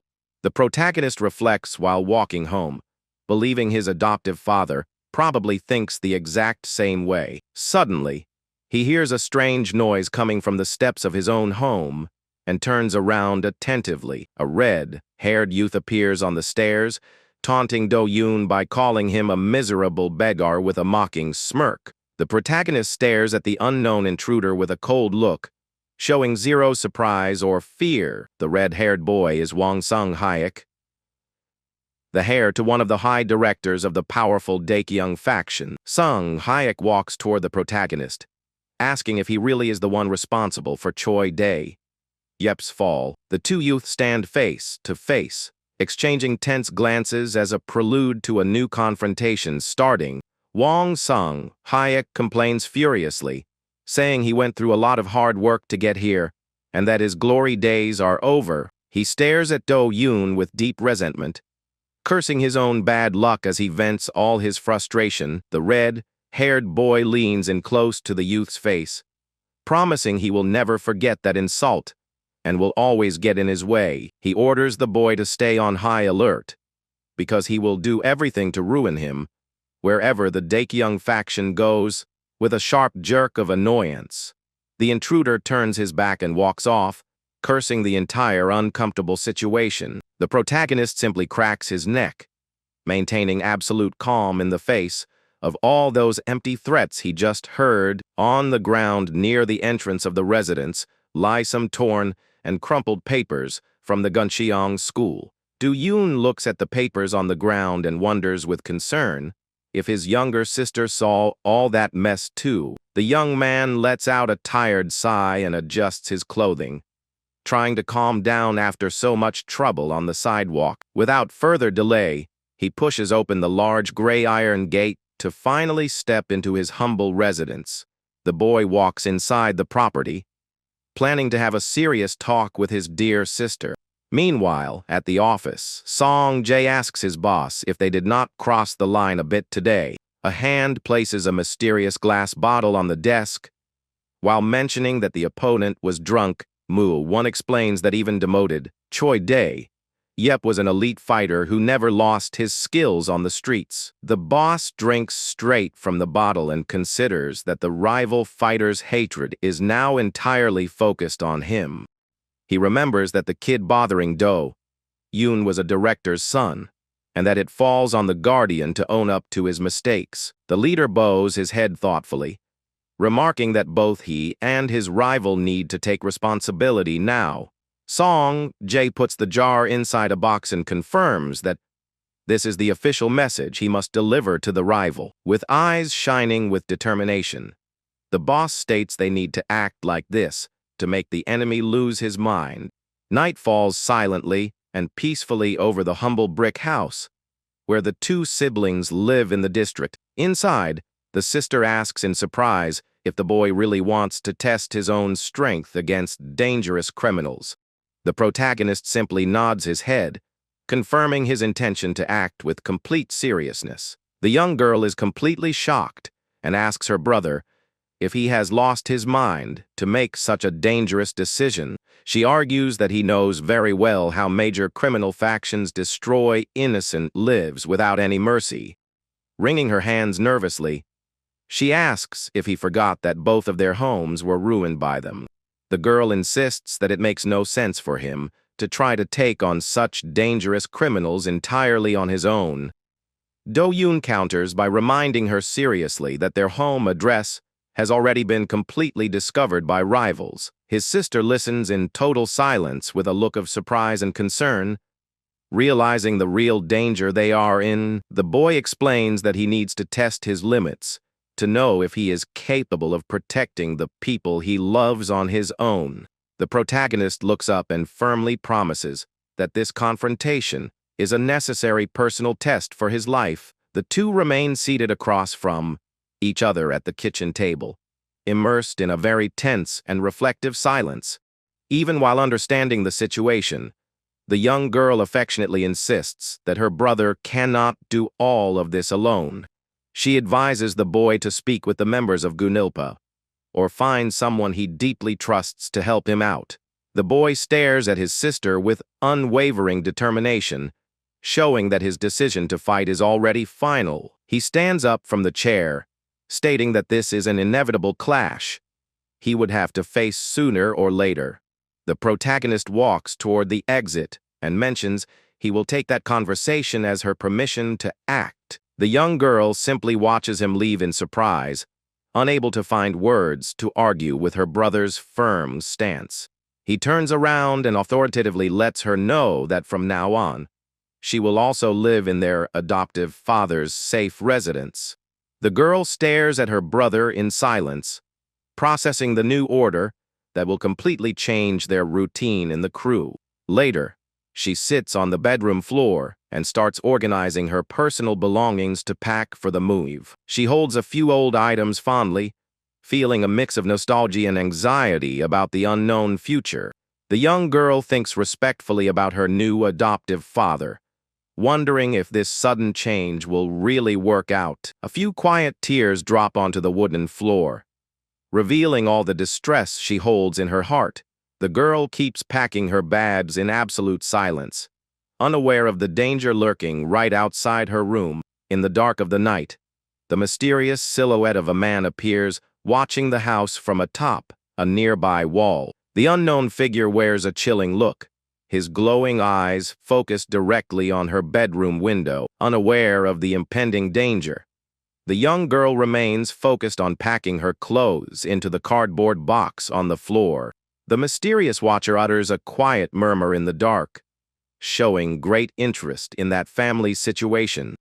The man wickedly remarks that the young protagonist is an excellent opponent, and that it will be a pleasure to crush him in battle. On top of an office desk, several reports and secret documents lie scattered, ready to be used. Leader Kim Mo-won carefully analyzes several secret reports laid out on his desk. He gathers his entire trusted team for an emergency meeting in the gang's main office. The ally in the brown shirt comments that young Do-yoon is definitely not the type to blindly follow orders. Jae agrees, saying he expected him to take action, but admits that going down to the riverbank caught him off guard. The boss listens to the comments in silence, keeping a laser-focused look as he plans their next moves. He makes a firm decision and announces to everyone present that they need to move up their attack plan. His crewmates look at the boss in surprise over that sudden shift in their original action strategy. Mo-won argues seriously that delaying their actions now would bring far worse risks to everyone's safety. He slams his hand on the desk, stating he sent a message to their rival and that they will clear out the 3rd district soon. The meeting remains tense under the bright overhead light, with every member paying close attention to the details of the new battle plan. Song Jae asks with concern if the crew really will not run into trouble by acting so quickly on the streets. The leader explains that once a stone starts rolling, trying to stop it only makes the final impact even stronger. The allies watch their leader with total respect, fully agreeing with the logic behind his battle analogy. He clenches his fist tightly, guaranteeing that acting more swiftly right now is their safest path forward. Elsewhere in the city, a cardboard box holding a mysterious bottle sits on a gray iron desk. The bottle containing the rival fighter's teeth is wrapped in protective material, gleaming under the bright ambient light. Suddenly, a hand grabs the cardboard box with extreme force, unleashing an uncontrollable rage upon it. Choi Dae-yep, the feared former boss of Gunilpa, stares at the box with pure hatred and gritted teeth. The fighter's eyes tremble with deep resentment upon realizing the direct provocation he just received from his rivals. He mutters in extreme rage, cursing leader Kim Moo, one as a crazy lunatic for sending that threat to his room. The man clenches his fist, realizing that provocation is an all too obvious tactic meant to make him act on impulse. Overcome by blind hatred, he crushes the entire cardboard package with his bare hands, displaying his power. The fighter hurls the crumpled package against the office wall. In an outburst of uncontrollable anger, the glass bottle inside the package falls and completely shatters on the floor, scattering its contents. At that moment, someone wearing sleek black dress shoes steps firmly near the shards of glass. The door to the director's luxurious office flies open, revealing that someone important has just entered. Young Hong Sung Hayek walks in with his head down, fully aware he is about to face a severe scolding for his recent failure. Director Wong Son Ju slams his hands on the desk, furiously demanding how his son failed to take control of the district. Sung Hayek swallows hard and stands in absolute silence, enduring aggressive lectures from his powerful father. Suddenly, Choi Dae-yep's voice echoes from the entrance, announcing his arrival and interrupting the family argument. The fighter opens the door and steps inside, leaving the young heir thoroughly startled by the intrusion. Sung Hayek lets out a tense sigh of relief as his father's attention shifts from him to the newcomer in the room. The director glares at the newcomer with fury in his eyes, angrily asking who gave him permission to barge in like that. Choi Dae-yep lowers his head, bowing respectfully to offer a sincere apology for his lack of manners upon entering. The supreme boss leans back in his luxurious chair with an annoyed sigh, demanding to know the reason for his visit. The fighter remains bowed, formally requesting permission to operate on his own over the coming days. The two subordinates wait in absolute silence for the final decision of the powerful organization's feared director. The director eyes the fighter with suspicion, asking if that request has anything to do with Kim Moo. Red-haired Sung Hayek widens his eyes in surprise to hear such a heavy name dropped so directly. Choi Dae-yep confirms with his head held high, revealing he received a direct and bold invitation from the rival leader. The director observes his subordinate with a razor-sharp gaze, calculating every risk of that tense situation. He taps his fingers on the desk thoughtfully, muttering that the whole story sounds extremely suspicious. The fighter insists firmly, stating he wants to settle that annoying situation with his own hands. The boss makes a dismissive gesture, ordering him not to fall for the enemy's game and to stick to their original plans. The fighter accepts the decision with another bow, while the red-haired youth watches the whole scene in silence. He grinds his teeth hard, holding back his inner fury at being forced to back down under his boss's orders. Without another word, he grips the doorknob and prepares to leave the room with a deeply tense expression. The fighter reflects internally that he will use his rival to gain favor with leadership at the most opportune moment. His eyes gleam with dark resolve, revealing he has not given up on his personal vendetta on the streets. He adjusts the collar of his suit and concludes in his mind that he needs to wait for the ideal moment to launch his attack. Holding an old phone, the man plans to make his major move only when the timing is perfect. Night silently blankets the peaceful neighborhood of Guncheong, where many secrets still remain hidden. A small stone rolls noisily down the concrete stairs in the middle of a dark alley in that empty area. An old shoe and discarded flyers lie beneath the dim light of a street lamp on the sidewalk. Do-yoon walks alone through the deserted streets of the 3rd District. Focused on settling his personal business, he checks the information on a crumpled piece of paper, realizing he has finally reached the target's correct address. The young man heads toward the large blue gate at the end of the dark street. Knowing exactly who he is about to meet, he stops in front of the residence's blue gate, analyzing the place in a cold and calculating manner. In the night, the boy mentally notes that the enemy chose a perfect hideout in the middle of an ordinary neighborhood. Without making a sound, the protagonist easily slips past the gate and breaches his rival's property. He enters the home's inner courtyard with extremely quiet footsteps so as not to alert the resident to the danger. The boy carefully scans the surroundings of the residence with sharp eyes, focused on finding his target. Inside, a red-haired trafficker speaks on his cell phone, assuring his boss that everything is under control and fine. He mentions he has already moved all the human cargo and now only needs to get himself out of there. The criminal mentions he will wrap everything up once his accomplice arrives, complaining about a kid who disobeyed him. Suddenly, Do-yoon kicks the door down with a powerful kick, thinking he never would have found the place without outside help. With eyes burning with rage, the young man mocks him, saying that for a human trafficker, he lives in a pretty miserable place. The red-haired trafficker gets a huge fright on the phone, seeing the intruder suddenly break into his home. He hangs up immediately upon recognizing the face of the boy, who just broke into his hideout. The thud steps toward the protagonist, complaining sarcastically that he took way too long to show up. He extends his arm fake friendly and greets the boy cynically, saying it is good to meet again. The kidnapper flashes a wicked smirk, remembering that the two of them know each other all too well from their dark past. Do-yoon coldly retorts that the intel he got from the Gunoppa members was spot on. The young man looks at his enemy sternly, realizing he needs to pull a lot of truths out of that arrogant kidnapper. He wonders if the criminal got information about him through a mole inside the gang. Annoyed by the boy's calm demeanor, the kidnapper throws a heavy punch, cursing the youth as an impudent punk. The protagonist easily dodges the strike, thinking there is only one person he needs answers from here. He quickly dodges his rival's rapid attacks, feeling that something is terribly wrong behind this whole operation.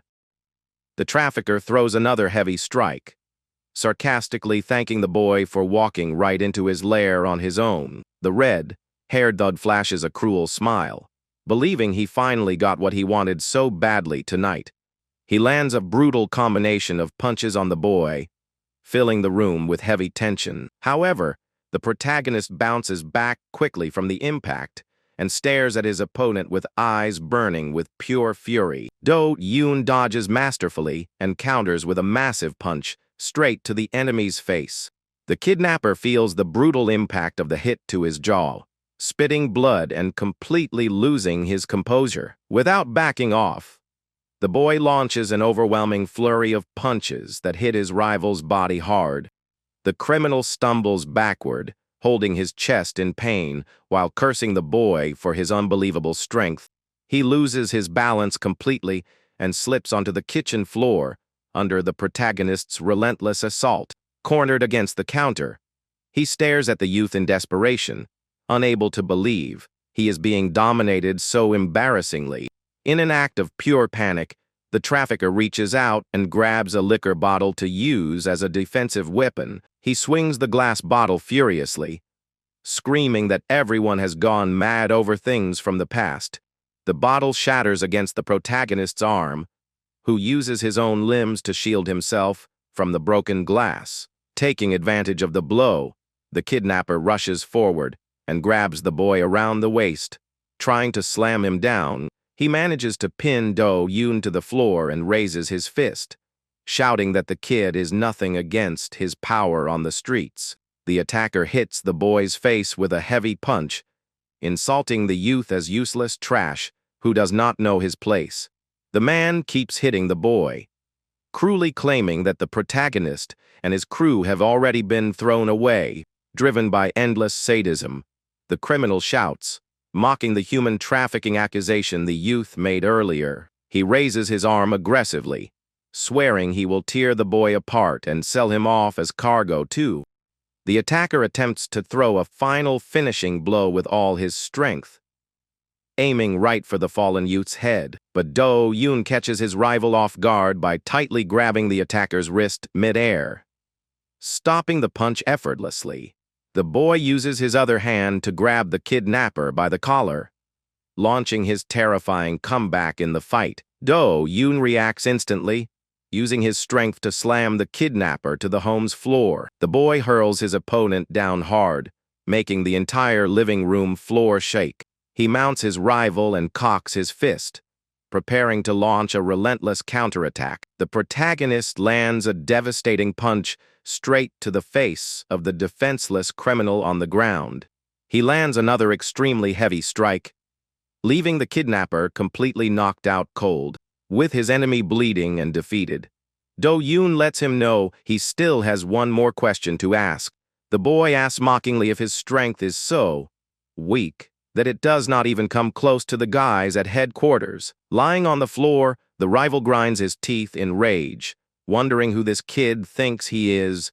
The protagonist looks at him with contempt, warning that he hopes he is not the type to overestimate himself so much. He walks slowly around the room, letting his opponent know that this will be his final question of the night. Do-yoon demands to know the whereabouts of the children kidnapped by that trafficker's gang. The kidnapper mockingly asks if he plans to play the heroic savior, calling his attitude weak. Without saying another word, the protagonist leans down and grabs the broken neck of a glass bottle. He walks toward his enemy, sarcastically repeating his words about having a weak attitude. The young man raises the broken bottle with determination, showing he is ready to force the answers out. He strikes his opponent hard, causing his rival to let out a desperate scream of pain from the attack. Do-yoon leans in closely with a cold expression, asking the criminal if that determination is enough now. He leaves the broken bottleneck jammed in his rival's leg,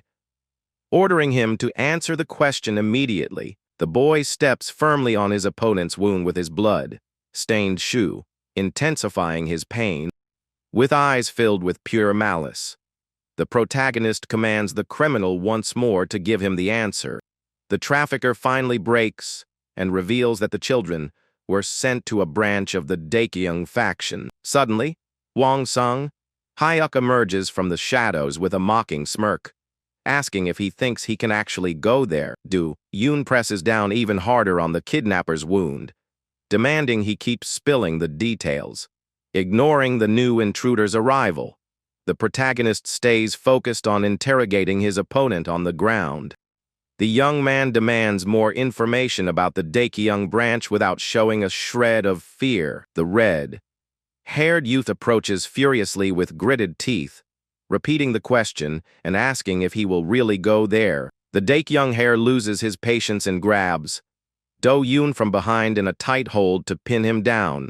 The protagonist reacts quickly, trying to break free from the hold to maintain his advantage in the fight. With a swift movement, Do-yoon breaks free and lands a hard elbow right to the red-haired youth's face. Sung Hyuk takes a direct hit and stumbles back, feeling the full force of the protagonist's strike. The red-haired boy tries to recover and charges again, but the youth is already prepared to throw more attacks. The boy grabs his opponent's head firmly, preventing him from dodging the next blow. Do-yoon pulls his rival in and slams his head hard against his knee, making the red-haired boy bleed heavily. Sung-hyuk takes the devastating blow and ends up completely dazed, his nose broken from the hit. The protagonist keeps his opponent under control, while the injured youth spits blood onto the room floor. Without wasting time, he lands another brutal punch straight to the young hare's face to finish him off. The boy throws another heavy blow, sending his opponent straight to the ground. Completely knocked out cold, the enemy collapses unconscious on the floor, with blood spattered around, showing the sheer brutality of the fight. Do-yoon mentions the spy Gwang-sik's name while looking down at his fallen opponent. Reflecting on the betrayal, he glares down at the fallen red-haired youth with a threatening look, reminding him that this region is not the first district.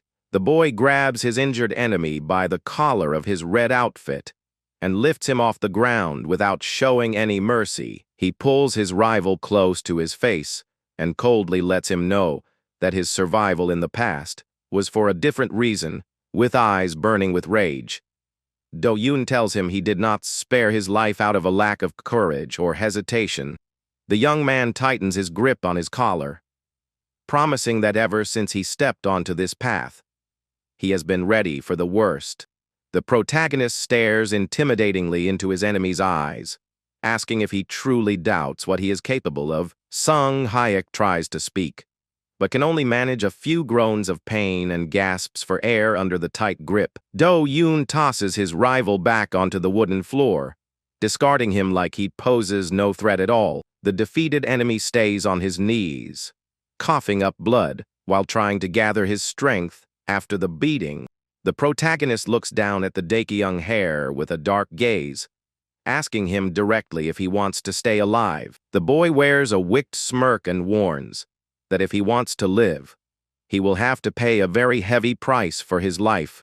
Do-yoon grabs his injured opponent by the hair, demanding he reveal a valuable secret in exchange for his life. The boy mocks his opponent's intelligence, asking how he managed to survive acting like that. He yanks his rival's head back and orders him to say something that would make Choi Day. Yep, beat him to the end. The enemy freezes in pure panic, realizing he is standing right before a deadly choice. The young man lets him drop to the floor, asking if he is more afraid of his boss, who is far away, or him standing right there. Desperate, the red-haired youth begs him to say clearly what he wants to know so he can confess everything. He crawls forward and confesses that the most valuable kidnapped children were sold for a high price in the district. Furious upon hearing about the trafficking, the protagonist kicks the enemy on the ground, demanding more details about that atrocity. The criminal confirms in terror that rare children were sent to specific establishments in the region. He reveals that the rest were sent to a Daekying branch, leaving the boy with a dark, somber gaze. An aura of pure rage and darkness consumes the protagonist upon learning those horrifying revelations. With bloodshot eyes, Do-yoon reaches the absolute limit of his patience and decides to show no mercy. The kidnapper notices the shift in the boy's eyes, his eyes widening as he feels his end is very near. He mutters incoherent words of desperation, realizing his life is about to end right then and there. Mercifully, Do-yoon jams the broken bottleneck into his opponent, ordering him to shut his mouth immediately. The boy coldly warns that if his enemy has to go, he should go alone without dragging anyone else into it. The protagonist finishes his brutal attack, leaving the kidnapper's body stretched out and bloody on the floor. He stands up, breathing heavily as he tries to contain his adrenaline after that grim scene in the room. Do-yoon turns to the other trafficker lying on the floor, asking if a single injured leg was not enough for him. He pulls the man up by his shirt collar, letting him know that his turn was going to come very soon anyway. The trafficker spits blood and mockingly asks what the youth really thinks he can do against him here. He laughs crazily, shouting that the spy Gwang-sik is gone and dares the protagonist to just finish him off already. The criminal grabs the boy's arm and shouts furiously, Asking if he really looks like an easy target, the man rants, asking how an arrogant kid dares stand up to him, reminding him he survived by cleaning up messes. He dares the protagonist to hit him again, unaware that Do-yoon is about to unleash his full fury. The boy delivers a brutal headbutt straight to the trafficker's face, sending blood splattering across the room. The attacker screams in pain from the violent impact as he feels his teeth shatter from the crazy blow. Without showing any hesitation, the protagonist keeps battering his enemy with incredibly heavy headbutts. The man begs desperately for him to stop, but the young man holds his head, keeping up his relentless attack. Do-yoon slams his rival's face into the floor with brutal force, silencing any attempt to fight back. The violent impact splatters blood across the residence's walls, putting a permanent end to that resistance. With his own face stained with blood, the protagonist stares down at his defeated enemy with a cold, terrifying look. He grips his opponent's face tightly and demands to know the name of the small faction created by Koide. Yeep, the man cries in pain, revealing the secret group's name and swearing he truly knows nothing beyond that. Desperate, the rival weeps and begs for his life while staring into the young man's terrifying red eyes. Do-yoon demands the exact location of the establishment where the kidnapped children were sent by the gang. The man reveals with difficulty that the place is in the 4th district. Insisting he has no more information, he explains that deliveries were made in locked suitcases and that they were paid the same way for every drop. The criminal begs for mercy, fearing he will be taken out by Daekying if his boss finds out about the betrayal. The protagonist drops his rival to the floor, and the man thanks him, saying he will be eternally loyal to him from now on.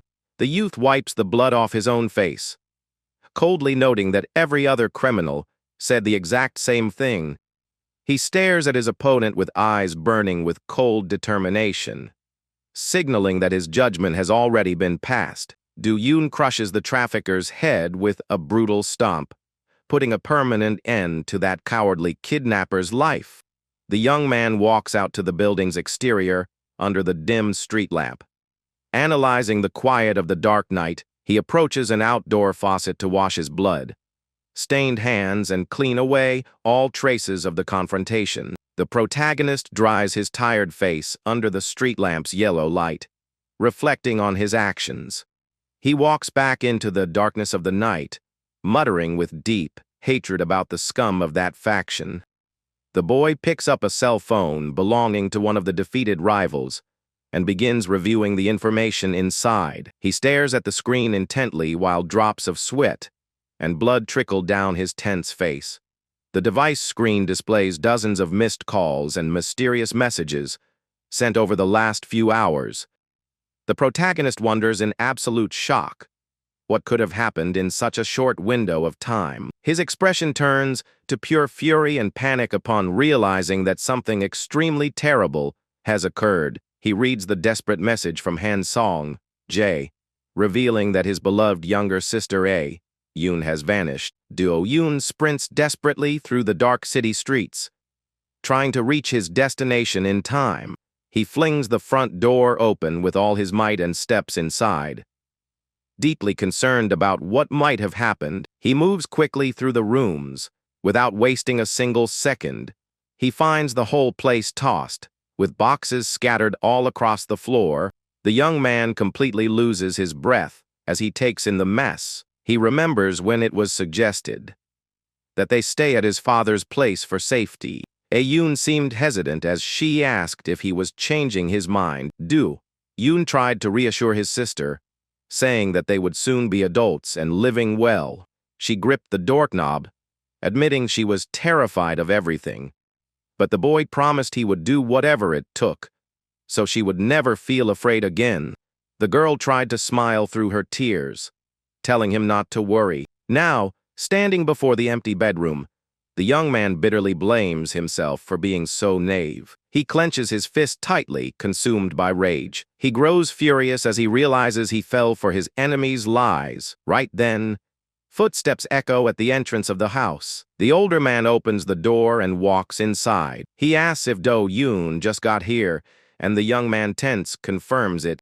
Do-yoon explains that he lives nearby and noticed right away that something bad happened to her. The young man shares that neighbors saw several suspicious men lurking around the area. He questions why they went after the girl instead of looking for them. The young man states with certainty that they need to look into Do-yoon manpower. The man opens a bottle of water, surprised to hear that name.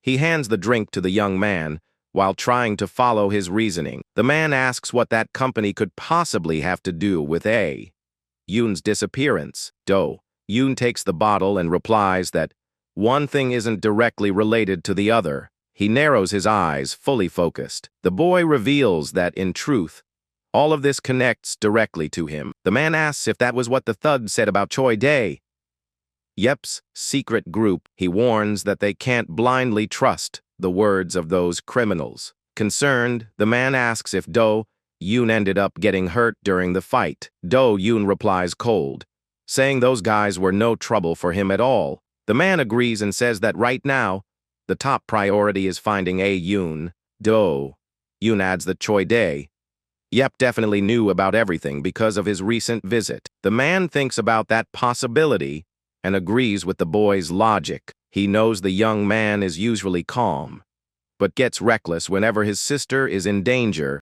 With no other leads, the man realizes the boy's theory is the most plausible path.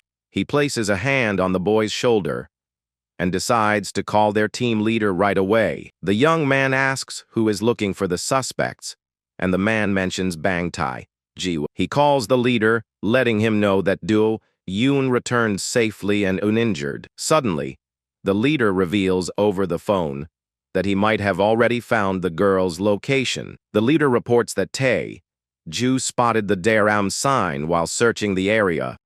He confirms that Do-yoon Manpower's headquarters is right on the edge of the neighborhood, and that he is heading there. The leader says he will handle the situation and asks them to take good care of Do-yoon. He ends the call, quickly snapping his phone shut. The leader mutters the company's name. Deep in thought inside the car, he grows annoyed, knowing that group has finally crossed every line. Upon reaching the location, the leader is met by his ally, who is already waiting for him. He finds his partner's posture odd, as the man looks quite tense and hunched over. But as he looks down at the ground, the leader's eyes widen in shock. Several security guards are lying on the ground, covered in bruises and completely knocked out. Bang Tae-ju explains to the leader that he decided to take out the guards outside before they could try anything. The taxi drives off, and the two stand watching the building in silence for a moment. The leader asks about the girl, but his ally warns that those goons at the entrance don't know where she is. The man then realizes that someone higher up must have given the order for the kidnapping. Without wasting time, the two walk together toward the building's entrance. They decide to find out if the man missing an ear is the real mastermind behind it all. Meanwhile, young Do-yoon appears tied to a chair inside a dark warehouse. A very intimidating man approaches, mocking how calm the girl seems. Even while held captive, the girl stares at the criminal with a firm glare, showing no panic. The villain steps closer with a creepy smile, asking if she thinks she has an ace up her sleeve. He pulls her hair and coldly warns her that her plans won't work out the way she hopes. The kidnapper displays his cruel nature as he grips the helpless young girl. He takes another step forward while watching the trapped girl. The man pulls her head back, and the girl tries to break free in vain. He looks sideways, suspicious, thinking she is just trying to buy time. The guy adjusts the watch on his wrist and says they are usually very professional with their work. He smirks arrogantly and notes that the scheduled time is fast approaching. The man then begins a very mysterious countdown. He ticks off another number in the countdown, making the atmosphere even more tense. Do-yoon listens closely as the criminal's countdown comes to an end. At that exact second, the warehouse door opens, and a henchman announces that the car has arrived. The boss holds a black cloth, ready to cover the girl before transport. He covers A-Yoon's head, giving her no chance to react. The villain announces with satisfaction that she will be taken to the Daejeong organization right now. Elsewhere, Song-jae stands stunned, unable to believe the scene in front of his eyes. Do-yoon appears beside him, surprised to notice those men in the area. Several goons armed with iron bars show up, blocking the Do's path. One of the criminals warns that they received direct orders to guard that location. The guy taunts the pair, demanding they get out of there immediately. Meanwhile, the intruders step through the front door of the building. Without hesitating, the leader and Tai Jiu walk into the room with grim looks on their faces. They find 4 men calmly drinking inside the building. The goons are caught off guard seeing the 2 intruders walking straight toward them. The leader takes a deep sigh, trying to keep his anger in check in front of the criminals. With an extremely menacing look, the man demands to know where the kidnapped girl is. Angered by his nerve, the thugs jump up shouting and charge in for a fight. One of the rivals throws a glass bottle straight at the leader's face. The man doesn't even blink as the object flies right toward him. Just then, Taeju rushes in at high speed, stepping in front to protect his ally. The young man moves with impressive agility, while the leader remains completely still. The opponent is left utterly shocked when his attack is blocked so quickly. Taeju smirks mockingly and takes over the fight to handle it all himself. He rushes forward against his opponents, putting all his energy into the attack. The young man charges straight into a clash against the rival holding a wooden club. The goon's eyes go wide in terror as he realizes the crushing power behind the blow. Ju connects a solid hit with the bottle right on his opponent's head, shattering the glass. The first enemy drops unconscious, and the young man spins quickly, striking another rival right after. The opponent grunts in pain from the impact, but tries to withstand the strike, giving him no room to react. Taeju unleashes a relentless barrage of punches to his rival's face. Meanwhile, another criminal grabs a broken bottle neck off the floor to strike back. The criminal charges furiously, trying to hit Tae-jiu with the broken bottle, but Tae-jiu dodges easily, ducking his body at just the right moment. Right after, the young man lands a powerful punch straight to his rival's chin. The enemy falls unconscious, leaving only one last thug standing with a wooden club. Desperate, the last goon raises his wooden club to try and defend himself. He swings the blow while Tae-jiu advances without showing a hint of fear. The young man ducks down quickly, letting the wooden strike swing through thin air. He pops up right in front of his opponent, locking eyes with a terrifying glare. Tae-jiu lands a heavy blow to his enemy's stomach, giving him zero chance. With all the rivals down, the leader steps forward calmly to take control of the situation. The man asks his ally to stop hitting and leave that goon alive to talk. Tae-jiu looks at his own scraped hand and asks what to do with the rest. The leader replies casually that he can do whatever he wants with the others. The man walks slowly up to the injured thug, who is cowering on the floor. He crouches down in front of the guy, demanding to know where they put the kidnapped people. Terrified, the goon stammers out that another crew handled that specific job. The leader stares intently at the man and asks if Koi Dae gave the order to do it. The thug trembles in fear, unable to put together a proper answer for the man. Right then, the leader places the broken bottle neck right in front of the criminal, with eyes blazing in fury. The man repeats the question in a threatening tone. Sensing immediate danger, the goon screams out in desperation. Confirming his suspicion, the leader lets out a heavy sigh upon receiving confirmation of the mastermind's name. He asks if it was those same goons who tried to attack them in the past. The thug explains that it was done by the gang's senior members, not him. He reveals that the main crew out on the streets is the one that knows all the details. The leader narrows his eyes, demanding to know the exact whereabouts of the main group. The criminal swallows hard, feeling the overwhelming pressure coming from that man. He confesses that the crew went to the first district to execute a forced eviction. The goon nervously mentions that the order was to take off a target's ear over there. Understanding the situation, the leader slowly stands up and ends the interrogation. He turns to the side and calls out to his teammate. The man tells Jiu to clean up the whole mess in the room before coming to meet him. Outside, the blonde goon keeps taunting the group at the location. He sneers mockingly, telling them to get the far out of there as fast as they can.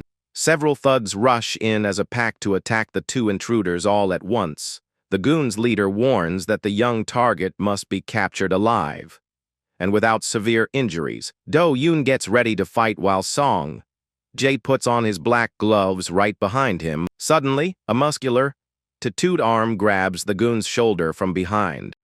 The guy's eyes widen as he feels the immense strength of that grip. The strong man pins the thug down, giving him no chance to react. The other criminals look back in panic, asking who that giant is. The thug's leader loses consciousness right away and drops onto the stone floor. The tattooed ally appears on the battlefield and calmly mentions that they are late. Jae adjusts his gloves and tells his partner to make up for the delay in the fight. A masked goon charges forward furiously, trying to strike the new fighter. The criminal runs with a look full of rage, focused on taking down his rival, but the blue-haired ally simply watches him approach with a calm expression. In the blink of an eye, the masked thug is taken down and falls defeated to the floor. The last goon stands terrified, realizing that the stories about them were real. The fighter lands a devastating punch to the enemy's face, wrapping up the clash right there. Do-yoon watches the scene through the window, stunned by what he sees. The blue-haired ally walks toward the last remaining enemy. He stares at his opponent with a cold look, filled with determination. The fighter delivers a heavy hit to his rival's face. As the man tries to resist, the opponent collapses onto the ground, completely beaten by the force of the blow. The group gathers in the yard, trying to figure out why that house was empty. Jae figures that the team leader must not have found the girl either. Do-yoon realizes that company was actually nothing more than a big trap. He concludes that Choi Dae-yup and Wong Sung-hyuk acted independently. Meanwhile, the red-haired guy gets furious because no one is answering his calls. Wong Sung-hyuk loses it upon realizing that nothing is going as planned. The man in the suit tries to calm the young man down, saying that things take time. Sung-hyuk lashes out at his employee for not bringing back solid answers. The boy grabs the man by the collar, reminding him that he is the son of a high-ranking director. He slaps his employee across the face to assert his authority right there. The subordinate simply bows his head and apologizes for what happened. The red-haired youth keeps complaining about the incompetence of his entire team. He picks up the phone, ready to handle that problem with his own hands. The guy gets annoyed at being ignored by the men sent by his father. With a wicked smile, he states that he already has his own plan mapped out. Jae wonders if the team leader really came back without a single lead. Do-yoon thinks through the possibilities to figure out the reason behind so much chaos. They consider that the two main villains might have acted separately. The main character begins connecting the dots based on what he learned earlier. He recalls when the interrogated thug mentioned the 4th district. The young man clearly remembers hearing that the target was at that location. Do-yoon turns around quickly and tells his companions to head to the 4th district. He takes off running like crazy, without waiting for anyone else there. Jae shouts in surprise, seeing the boy sprint off like that. The blue-haired ally also starts running after the young man right away. Jae's eyes widen as he realizes what kind of place it is. The man curses under his breath in frustration.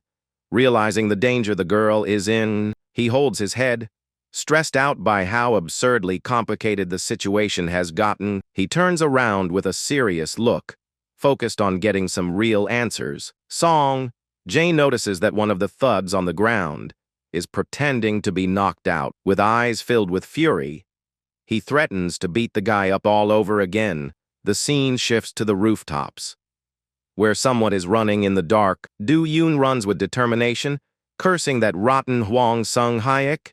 He leaps across the rooftops of the city to move as fast as possible. The boy breathes heavily without slowing down his pace. In a nearby alley, a group of young delinquents is gathered at night. One of the punks mocks the young man, saying it has been a long time since he dropped out of school. The guy spits on the ground and asks if it's true that he beats Sung-hyuk. He taunts the boy's poor background, asking what he messed up now. The bully rolls up his sleeves, annoyed at having to clean up his mess. Do-yoon stared at the troublemaker without blinking, making the guy uncomfortable. The aggressor raises his hand to slap the main character across the face, but Do-yoon catches his opponent's wrist mid-air with total ease. Without hesitating, the young man delivers a swift, hard blow against the attacker. The troublemaker collapses to the ground, knocked out. While the boy keeps moving forward relentlessly, the other three guys stand in shock, seeing their partner fall defeated so quickly. Do-yoon stares at the delinquents, saying they still think like innocent little boys. The remaining delinquent swallows hard and curses the young man. Disbelieving that reaction, Do-yoon steps closer, stating that because of this, neither they nor Hwang Sung-hyuk will get anything. Right then, the guy loses his patience and charges furiously at the boy, but Do-yoon dodges with ease and gets ready to strike back. He lands a devastating knee to his opponent's stomach, giving him zero chance to react. The guy falls to the ground groaning in pain while the rain keeps pouring over the alley. The delinquent lies sprawled on the ground, completely unable to get back up. Do-yoon warns that anyone who chooses to enter this world outside of school needs to be prepared for the worst. Next, Do-yoon lands another heavy blow on his already downed adversary.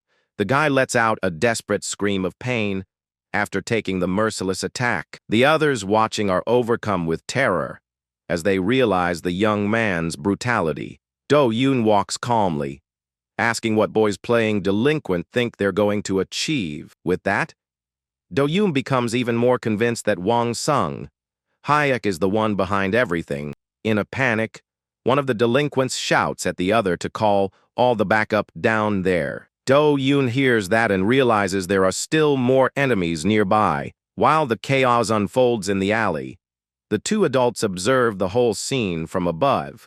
Do-yoon's ally watches the boy fight with a very serious look. The other partner places a hand on his shoulder, asking him not to be too hard on the boy. He points out that Do-yoon is the one suffering the most and going through a hard time right now. The man explains that if the boy doesn't handle this himself, he'll end up traumatized. He also highlights that the boy is smart for asking to be taken in by the boss. Hearing that, the man lets out a heavy sigh and agrees to keep watching a bit longer. The man comments that their manpower moved much faster than expected. They agree that as soon as they find A-yoon, they'll need to deal with their manpower right away. The partner then questions where the girl A-yoon could be hiding at that moment. The other replies, saying he believes Do-yoon's reasoning about the location is correct. He adds that he already reported everything to the leader and called Do-jin to provide support in the area. He mentions he's going to keep an eye on another group until Do-jin arrives, asking to be kept updated.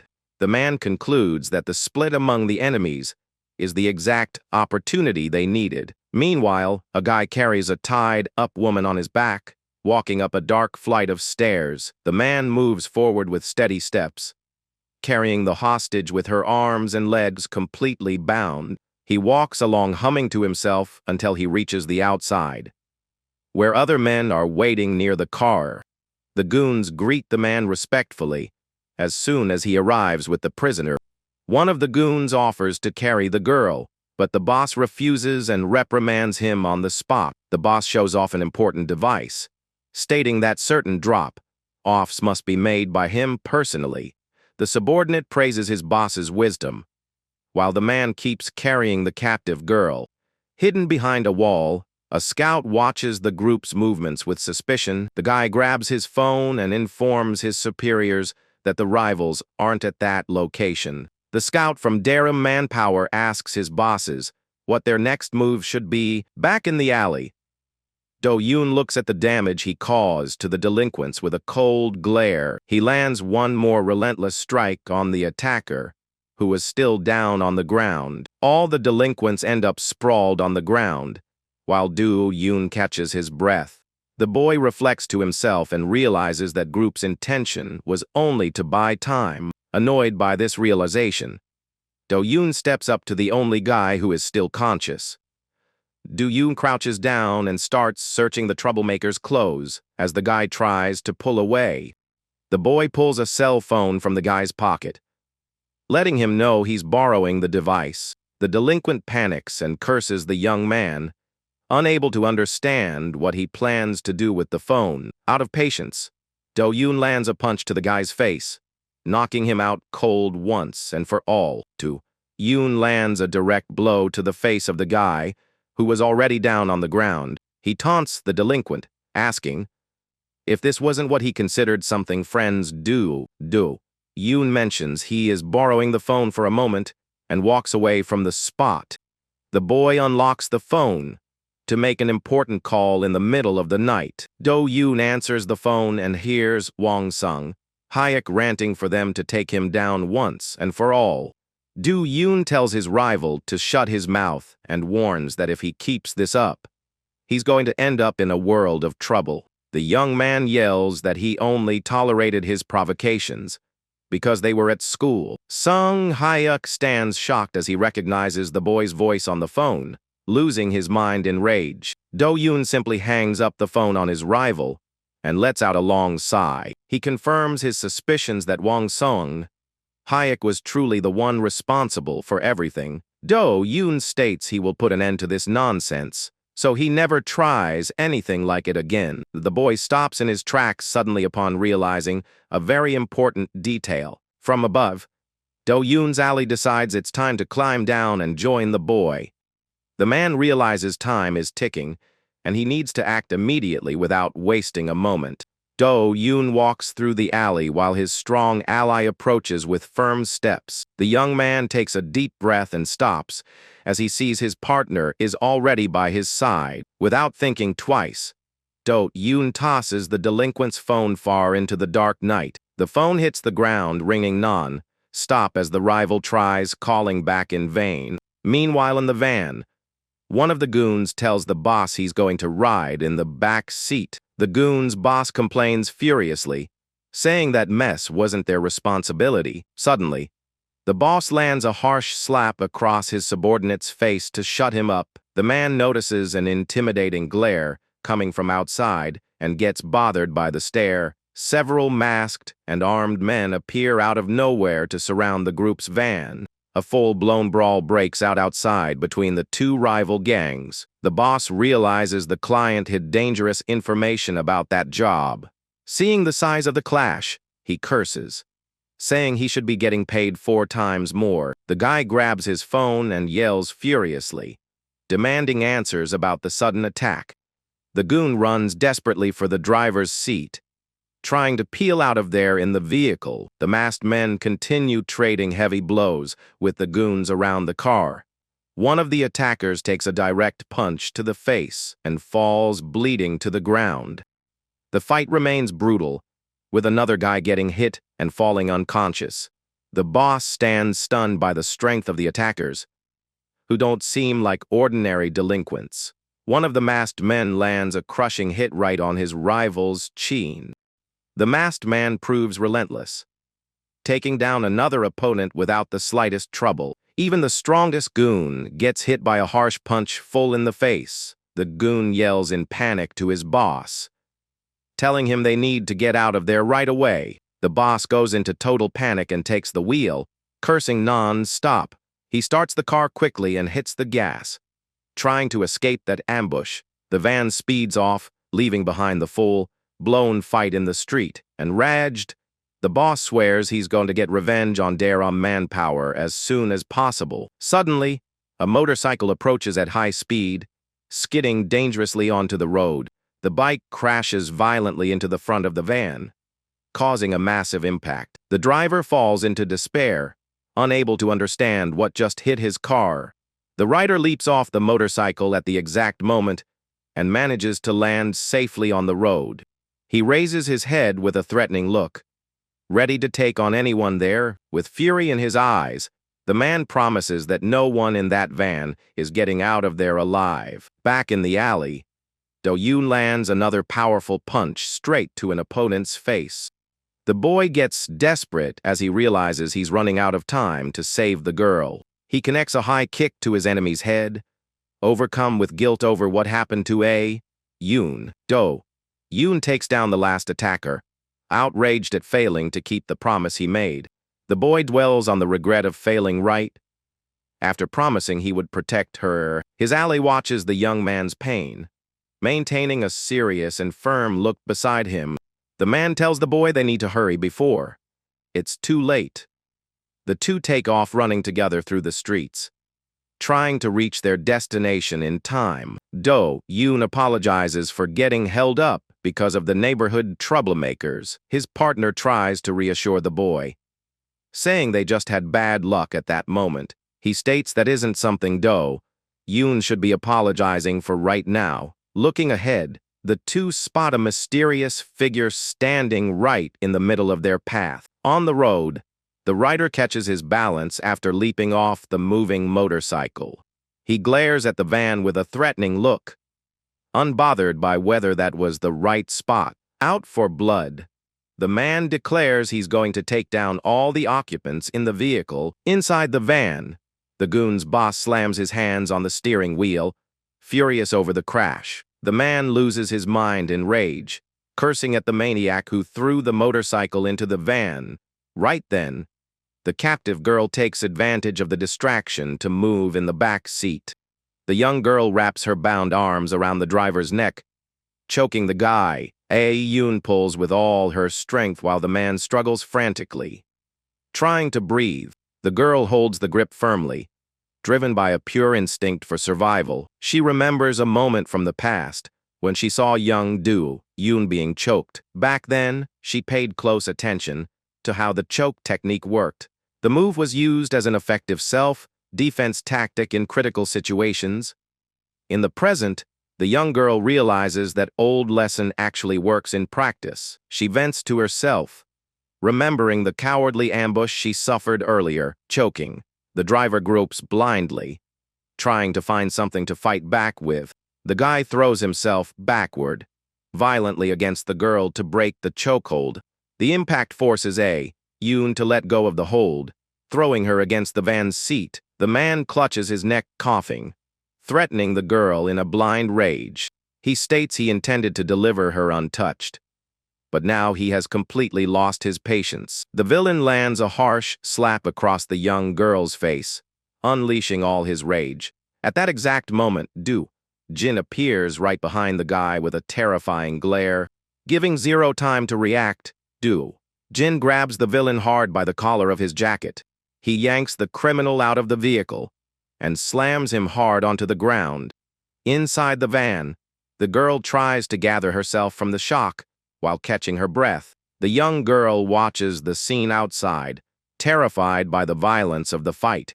The villain gets up from the ground, rubbing his neck and staring at his attacker. The criminal rants, wondering who the crazy guy was who had the nerve to attack him. Jin stands tall with a mocking smirk, saying his rival is nothing but weak. Annoyed by the taunt, the villain charges forward and lands a direct punch to Do-jin's face. The man stands shocked as he notices the strike had zero effect on his opponent. Staring down the guy, Do-jin remarks that he vanished for a while and came back even worse. The villain forces a fake smirk, claiming he only let him connect one strike. He rants, saying he was taking it easy until now so things wouldn't get complicated. Without wasting time, the criminal rushes in, trying to land another heavy attack, but Do-jin reads the move and delivers a crushing punch right to the villain's face. The man staggers back while holding his bleeding nose in pain. Do Jin grabs his opponent's face and states he fully expected to run into him. He whispers that he only pretended to work for him in the past. Because of an old debt, the scene shifts to an office, where a former leader was weighing the gang's situation. The subordinate was suggesting taking on shady jobs to keep the group afloat. However, the boss refused to involve young people in illegal and dangerous schemes. The man then grew heated, asking how they would answer to the Huxyong organization. The gang leader decides he'll go to headquarters to take care of that problem himself. His subordinate steps in, saying it isn't necessary since he was already taking care of it himself. He shows off a pile of cash he got after doing work for the rival group. Back in the present, Do-Jin lands another punch on the villain. Mocking those who buy people with money, he delivers a heavy strike to the guy's gut, stating he was never born to be a boss. The villain collapses to the ground, completely covered in blood. Unable to react to the attacks, even beaten, the man tries one last attack, but Do-Jin blocks the attempt with ease. The fighter responds instantly with a sharp counter attack to his opponent's body. The villain's eyes widen in terror as he realizes the massive gap in strength between them. Do-Jin dodges the criminal's last clumsy attempt and sets up the final blow. With a deadly glare, the fighter focuses all his power into a single fist. He lands a crushing blow square on his rival's face, knocking him out cold instantly. The guy falls unconscious on the road while Do-Jin warns that his place is in defeat. Next, the criminal's body starts getting dragged across the floor of the dark alley. An older man appears under the streetlight, watching Do-Jin's work. The veteran thinks out loud about the clever methods the rivals used in the city. The group leaves the area, dragging the defeated boss down the dark neighborhood street.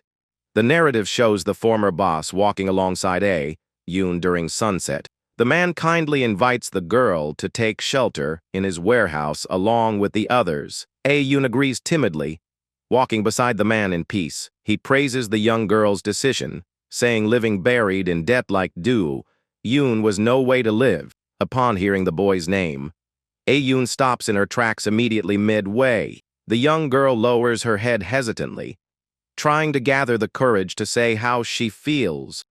She looks up at the veteran, showing that her choice was actually different. Suddenly, a loud roar cuts through the air, leaving the girl completely startled. A giant excavator appears, destroying the walls of the surrounding building in seconds. The operator leans out the window, greeting the former boss sarcastically. The intruder informs the team leader that they received direct orders to back off from there. The boss, staring at the heavy machinery, stands stunned, unable to understand the reason for that violent intrusion. Shin-dok chills off the machine and mocks the veteran, asking if he's lost his mind in his old age. The man wearing glasses introduces himself mockingly, highlighting his role on the demolition crew. He walks with slow steps, stating that his position hardly matters at that moment. The guy adjusts his jacket's sleeves, warning that the only thing that matters is their withdrawal. He shoves an envelope against the veteran's chest, warning that for now, it's just a warning, with a wicked smile.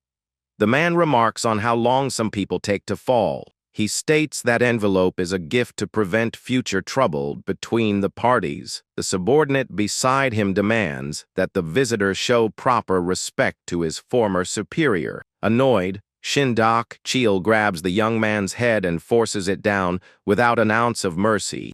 Seeing that unnecessary attack, Kim-won steps in right away and orders the man to stop. Shin-dok mocks the veteran, asking if he still thinks he can call the shots around here. Kim-won crunches the envelope in anger, questioning if the intruder could handle the consequences. The man in glasses hesitates for a moment, sensing the heavy, threatening aura of the veteran. Clenching his fists hard, he gives a final deadline of just 1 month for them to vanish. With eyes flashing with fury, he reinforces that he won't tolerate a single day of delay. As he turns to leave, the guy vents his frustration by slapping his goon. He walks off down the street, shouting curses, To blow off the rage he was feeling, Kim Woo-won watches his rival leave, cracking his neck while staying calm. The subordinate approaches the boss, letting him know he's going to alert the rest of their partners. The veteran simply nods his head, agreeing in silence with his man's decision. Meanwhile, Do-yoon remains frozen, unable to grasp the gravity of everything she'd just witnessed. The blade of the excavator remains lodged in the destroyed wall of the room. The villain is hanging upside down with his mouth covered by tape. Kim Woo-won sits thoughtfully, wondering why Hyuk-sung sent that guy.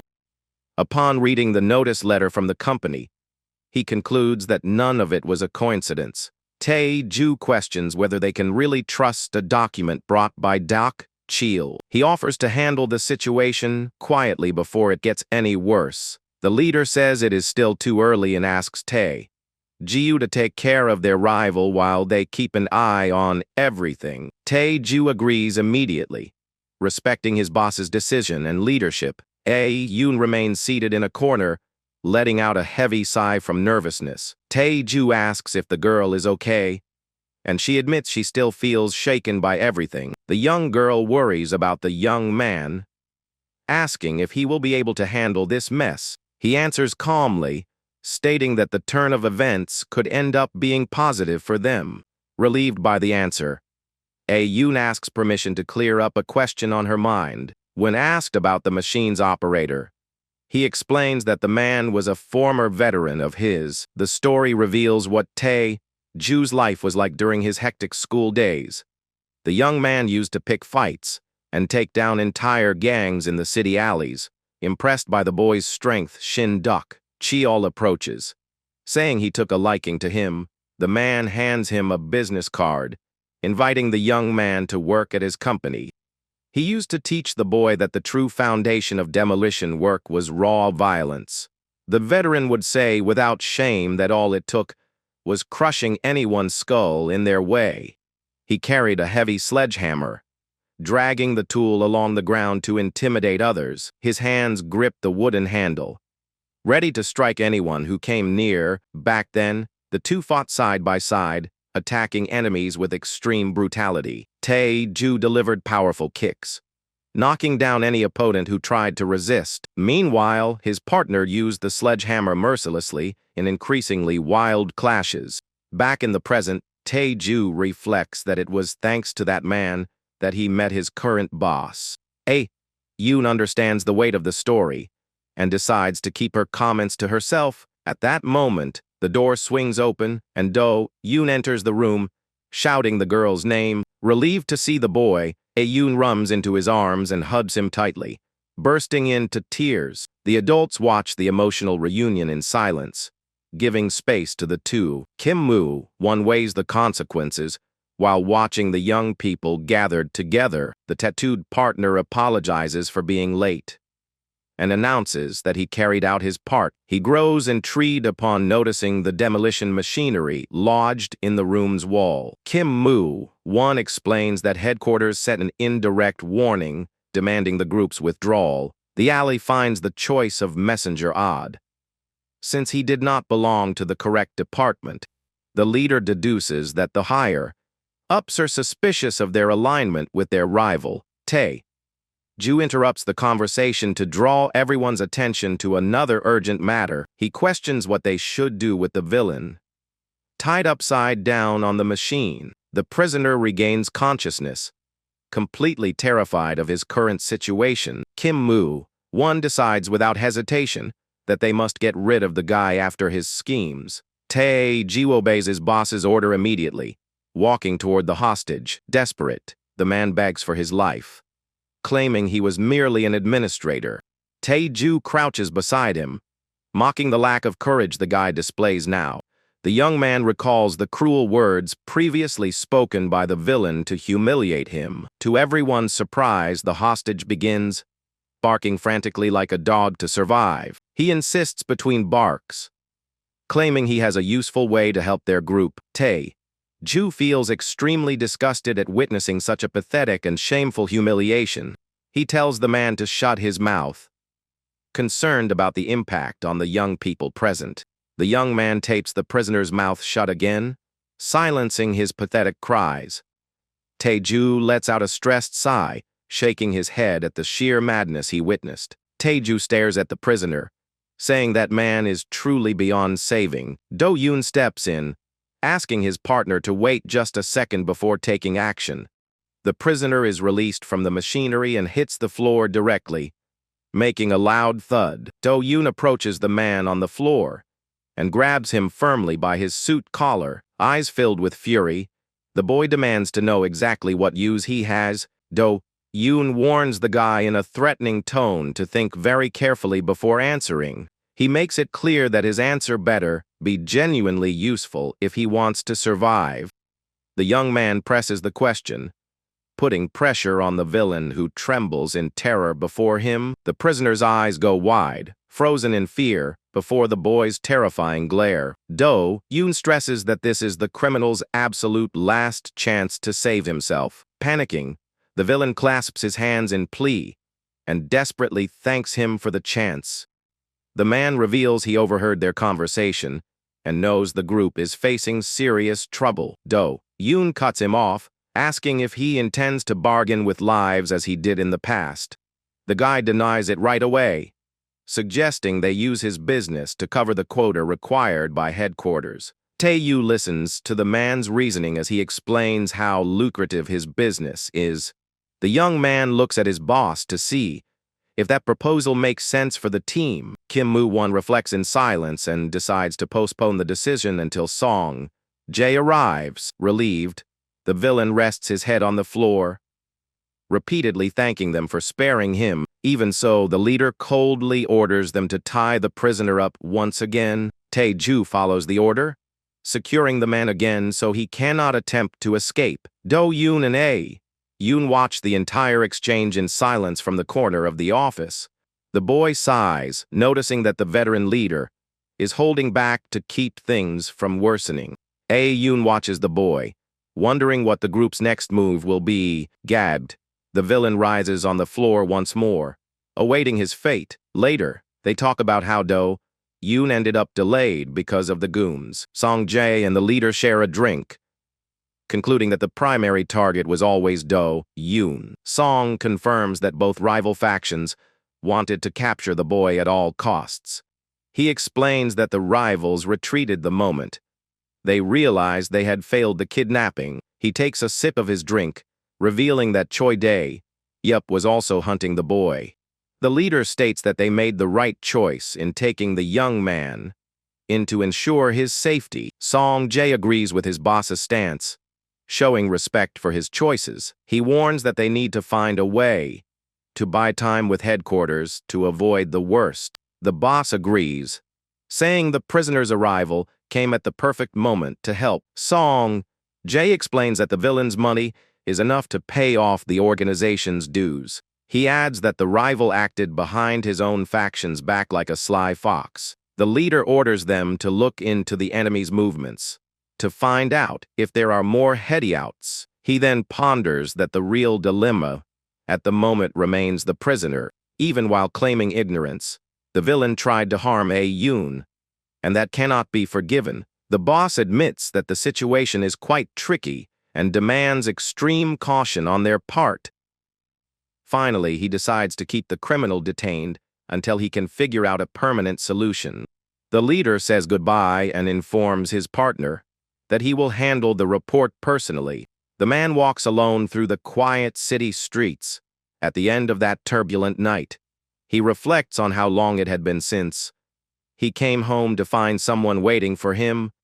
Reaching the front door of his residence, the veteran hesitates, not quite knowing what to say upon entering. Opening the door, he finds the youngsters organizing boxes while his ally enjoys some ice cream. His companion greets him respectfully, and the veteran responds, surprised by the welcome. A-yoon bows in gratitude for the essential help she received from the group to be saved. The owner of the house suggests she rest and asks curiously about all those boxes in the living room. The girl scratches her head sheepishly, saying she wanted to help with chores, since she will be living there. Affectionately, the man pats the young girl's head, explaining that family does not keep score on help. Kim Moo-won asks attentively if she was hurt, and the girl smiles, saying she is fine. The veteran turns to the boy, but Do-yoon remembers something important and cuts him off. Do-yoon appears bringing a hot pot of ramen, letting him know he was waiting for him so they could eat. The boy places the pot on the table, commenting that no one should have to eat meals alone. The man reflects on the true meaning of having company at mealtime. The veteran's gaze softens at the thoughtful and genuine gesture from the youngsters. He lets out a soft sigh and agrees to sit down to eat them before anything else. Do-yoon celebrates with a smile, saying that this is their very first family meal. The leader says he needs to speak with one Do-yoon, but the boy corrects him instantly. The young man serves a generous portion of noodles onto his new adoptive father's plate. Do-yoon firmly reminds him that his last name is now Kim. Just like the veterans, the man accepts the plate, taken aback by the boy's quick and direct response. He then serves Do-yoon and takes the opportunity to apologize to everyone. Do-yoon acknowledges the trouble he caused and promises to prioritize everyone's safety. Blowing on the hot noodles, the man accepts the apology with satisfaction. He smoothly wraps up the topic and invites everyone to enjoy the meal together. The group enjoys the meal in peace, creating a warm and welcoming atmosphere in the house. Do-yoon eats heartily, feeling for the very first time the comfort of a true home. Do-yoon wore a genuine smile on her face, finally feeling safe and protected, despite everyone's somewhat awkward ways. The group's bond felt just like a real family. The next morning, Do-jin wakes up on the living room floor illuminated by the morning sun. Do-yoon wakes up early and begins carefully examining the papers brought from the company.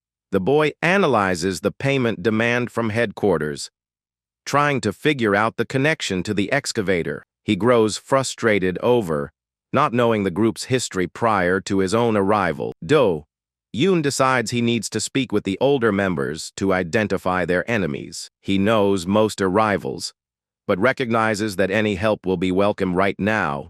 The young man considers requesting the recruitment of new allies, including an old acquaintance. Suddenly, a phone on the table starts ringing early.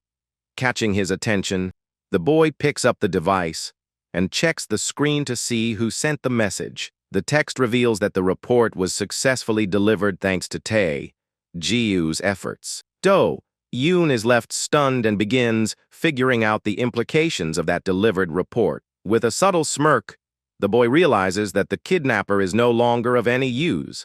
Meanwhile, at Daejeong headquarters, the mood in the executive office is extremely tense. The director slams his hand on the desk, fuming with rage over the failure of the plan. He berates his son for acting on his own and ruining a great opportunity. Sung Hyuk tries to justify himself, but is cut off immediately by shouting. The director orders the boy out of his sight and demands Choi Dae be sent in. The office door opens as the young man steps out with his head hanging low. The imposing Choi Dae walks through the door, glaring at the boy without a shred of mercy. Sung Hyuk grumbles to himself, annoyed at the intruders who ruined his plans. Choi Dae advises the young man to get lost before his father gets even more furious. He bows respectfully before the director, asking for the reason behind the summons. The boss gets straight to the point, revealing he knows about Park Jong-hyun's capture. The director demands that he personally take control of the situation from here on out. Meanwhile, the surviving goon walks toward the Gnilpa office. He comes across the excavator wrecking the place and thinks of leader Kim Moo-won. The narrative cuts back to the previous night, showing the moment of their confrontation. The goon trembled in fear as he was threatened with severe harm directly by the veteran. Kim Moo-won decides to end that argument before losing his composure completely, but overcome by desperation. The guy charges at the veteran, trying to punch him.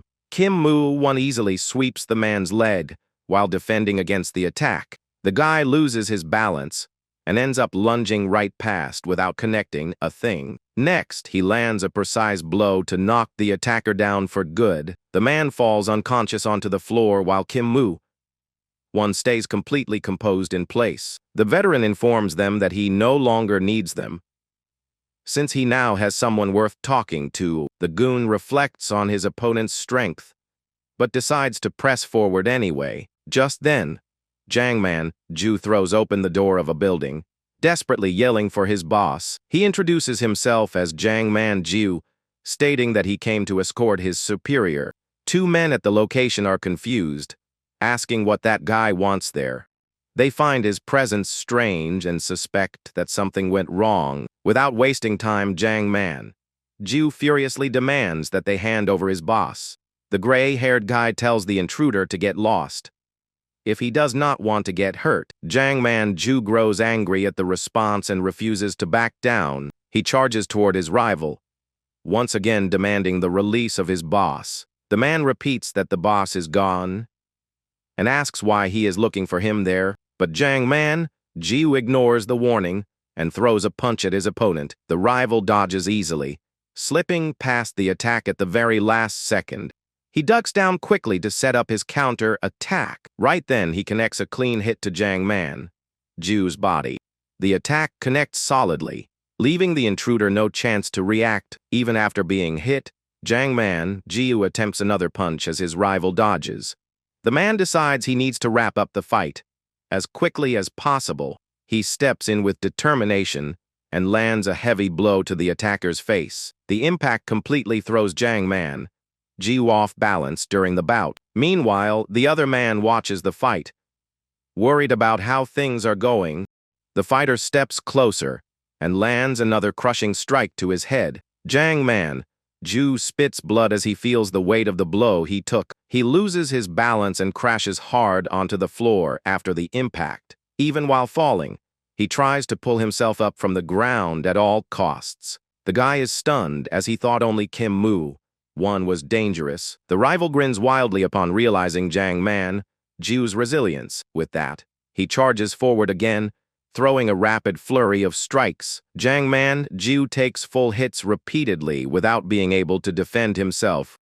The opponent gives no room to breathe and prepares another heavy attack against him. Annoyed, Ju shouts a curse in anger amidst the strikes. The rival dodges his arm once again with total ease. Immediately after, he lands a final, exceptionally hard blow to his face. Ju collapses, knocked out on the floor, his body completely beaten. Taking a deep breath, the man admits he got tired from hitting the intruder so much. The attacker lies motionless on the floor, not moving a single muscle. The other guy steps up and says that guy's toughness is no coincidence. He suspects the situation since he is a direct subordinate of Park Jong-hyun. Even bloody Ju insists on telling them to hand over his boss. The man realizes there is no talking to him and suggests locking him up temporarily.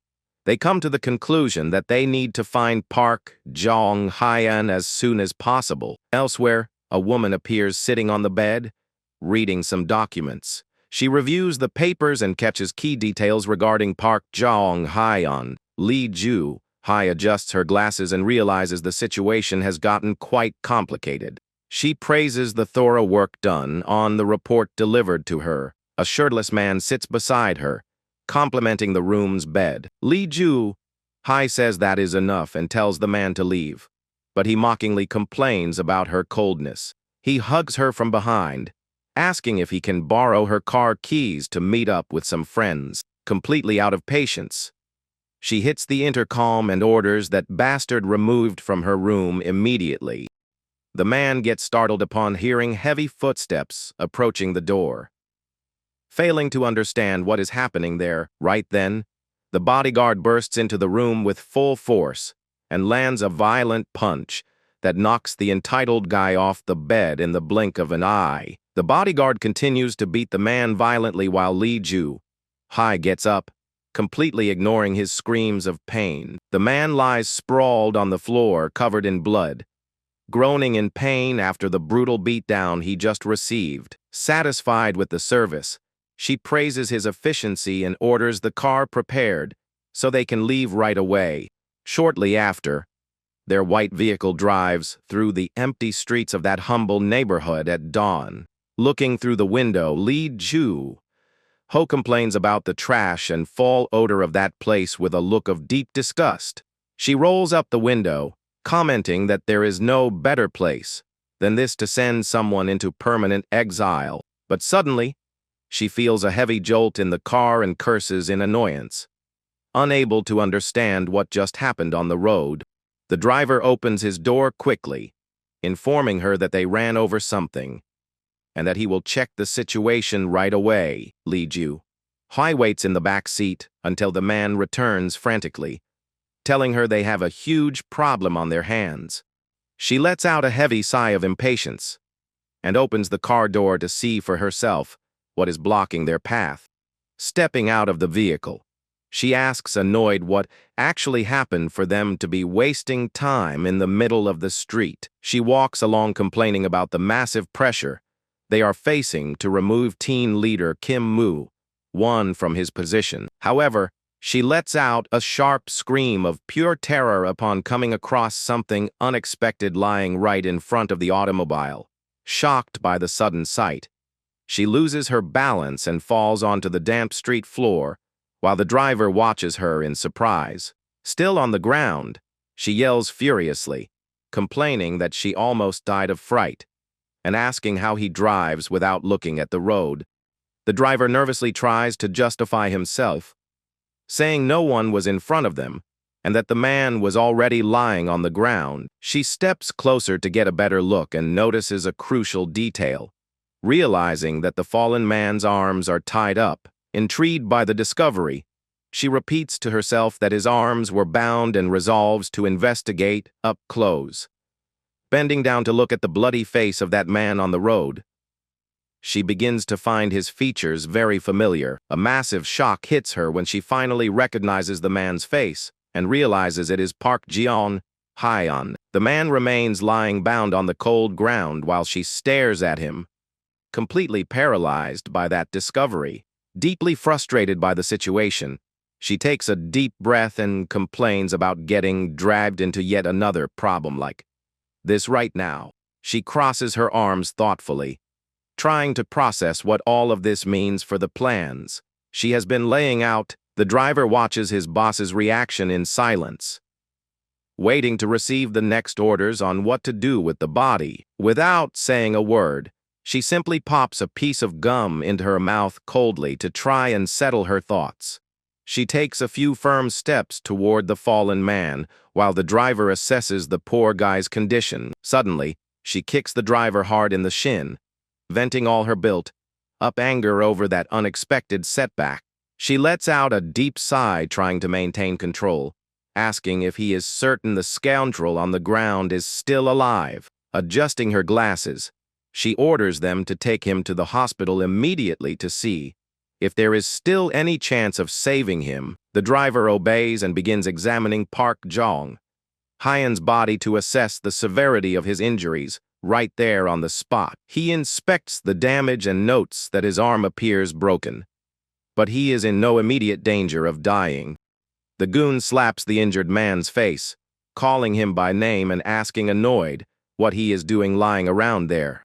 He continues shaking the man, saying the trip to that rundown neighborhood would be for nothing if he ended up dying like this. Suddenly, the driver gasps in utter terror, prompting Lee Joo-ho to ask what happened for him to react like that. Stunned, he reveals that the man's tongue was ripped out and that the cuts indicate they only meant to torture him without killing him. The driver concludes that all of this was done as a brutal warning from someone very dangerous, telling them to stay away. Throwing his head back, the injured man lets out agonizing groans of extreme pain while she observes him in silence. She realizes that by trying to find a weak point in Kim Moo-won, she herself ended up stepping into a very dangerous trap. The woman wonders why they abandoned Park Jeon-hyun in that location, knowing he was a valuable asset to the group. Nearby, a gray-haired young man walks while talking on his phone, reporting that the target likely has not fled the area. He mentions on the call that things got easier without them having to dirty their hands, though they still need to confirm his whereabouts. Suddenly, he stops dead in his tracks with his eyes wide open upon spotting the group. Announcing that they found him, he continues the call, saying the boss will need to come to the location personally to handle the situation that just got complicated. The young man grips the object in his hand tightly, wondering why Lee Joo-hai had to be involved in this now. He observes from afar with a stern look, knowing that simply turning their backs and walking away won't solve their problem. Everything begins with a flashback where Lee Joo-hai approaches and asks if he is assistant manager Bang Jiu. She introduces herself as the new employee from Human Resources and demands that he follow the company's dress code rules. Lee Joo-hai patiently explains that the lack of a proper uniform can intimidate other colleagues and damage the firm's image. She warns that repeating the mistake will hurt his performance review. Leaving Bang Tae-ju confused about how the evaluations work. Back in the present, Bang Tae-ju approaches her in the middle of the empty street, asking what brings her so far from the office. He congratulates her on becoming the youngest deputy manager in the company, but finds it strange that she only brought a single bodyguard along.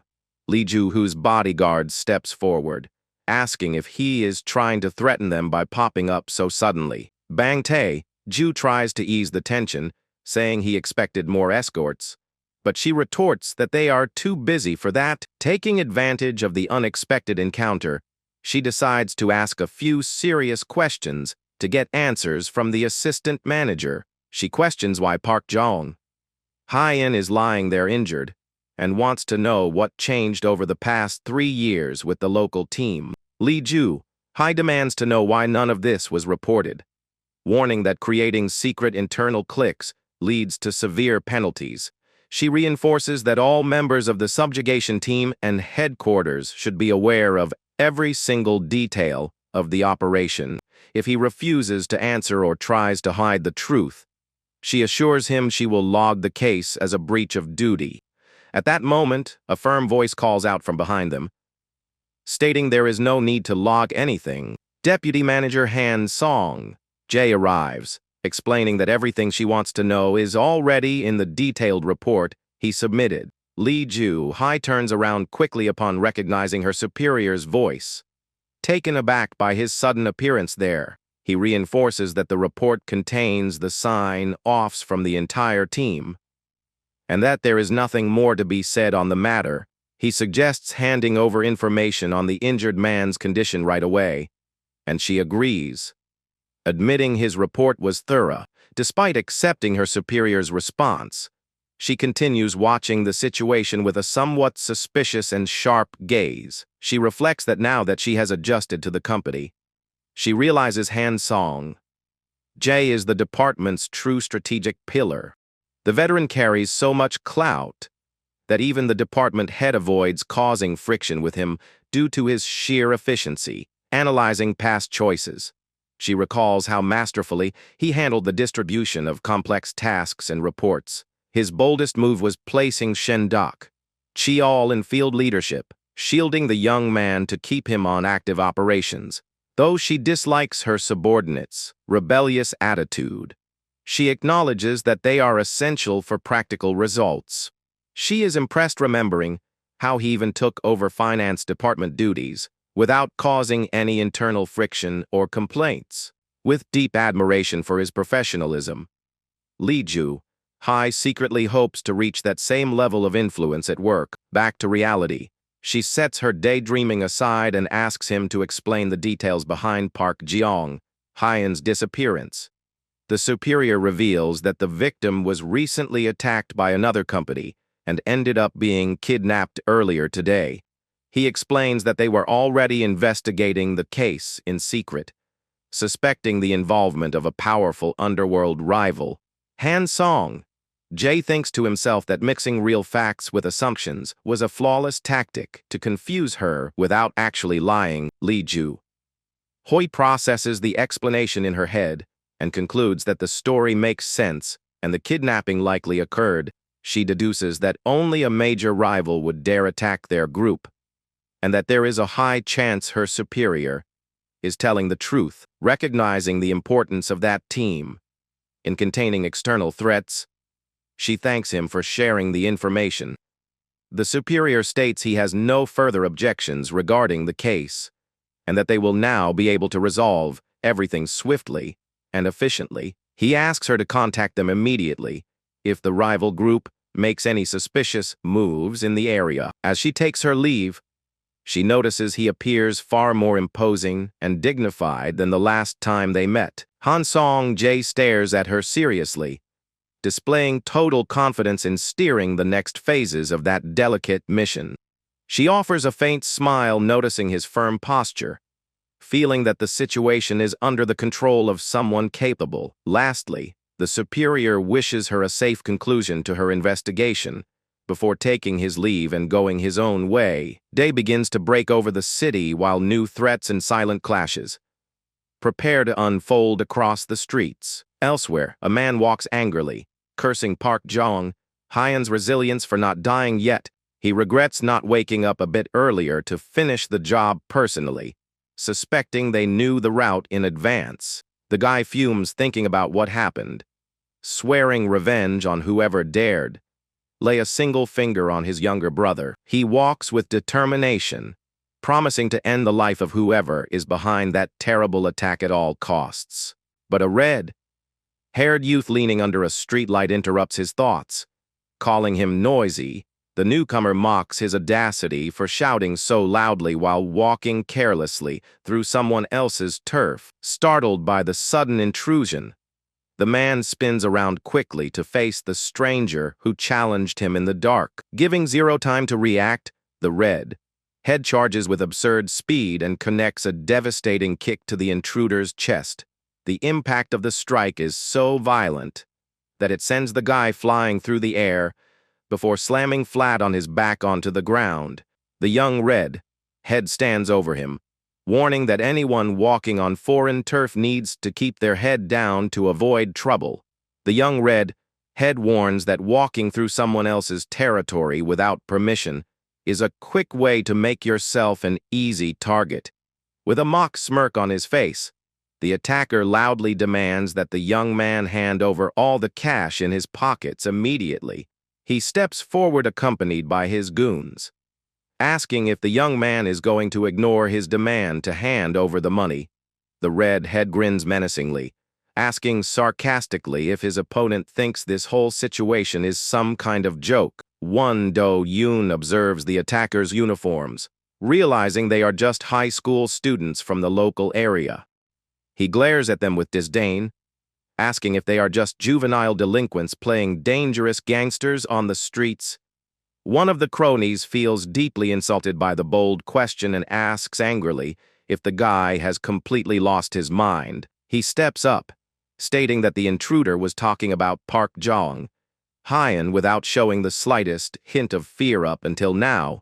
The red-haired leader shoves his crony back, asking sarcastically if his opponent is a bit slow to catch on. With a stern look, he warns that they are in the feared Guncheong district, where the rules are entirely different. Completely calm facing the threat, Do-yoon simply replies that he knows full well where he is standing. The red-head realizes talking won't settle this, and begins walking slowly toward him. He dashes forward, warning that under the rules of this territory, even if the intruder dies, it will all be counted as self-defense. Showing zero hesitation, Do-yoon gets into a fighting stance and tells his rival to hit him with everything he's got. The two begin trading lightning-fast, violent strikes in the middle of the empty street, lit by the setting sun. During the clash, the young red-head's eyes widen as he realizes his opponent's reflexes are far beyond normal. Do-yoon dodges masterfully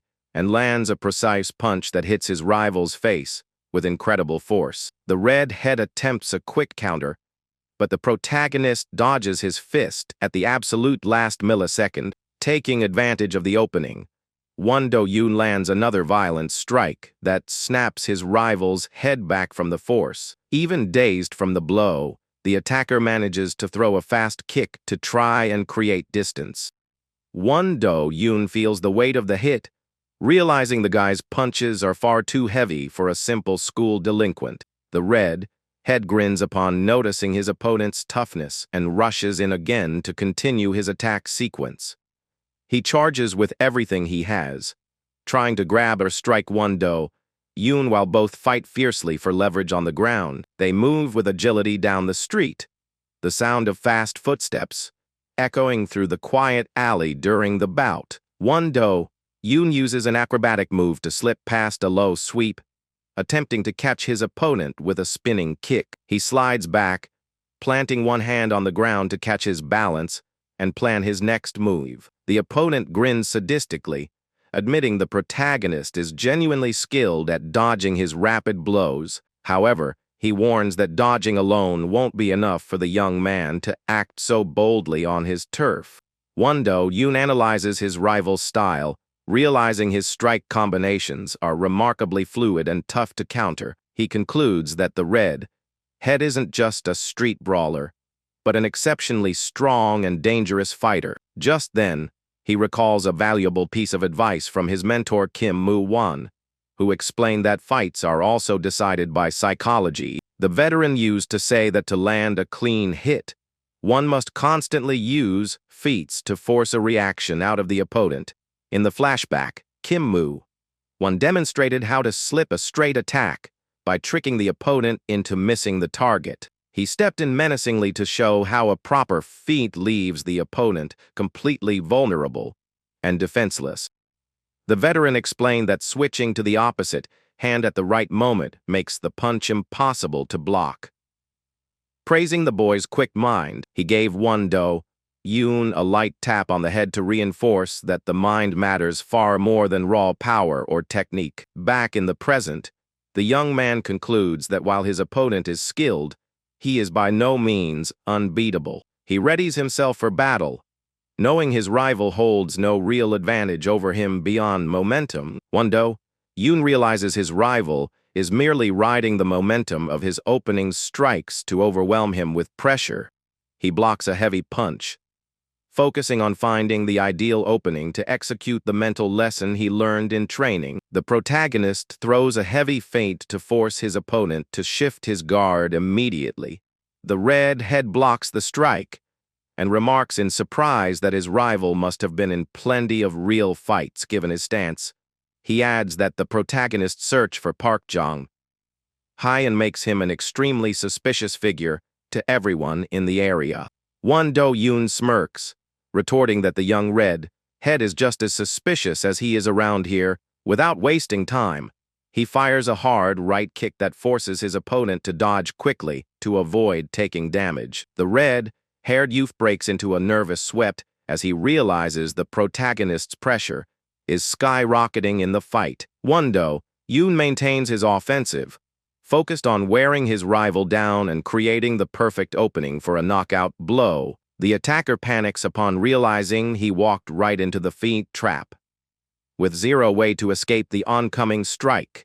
Do-yoon sets up his decisive strike, knowing a single clean punch will be enough to turn the tide.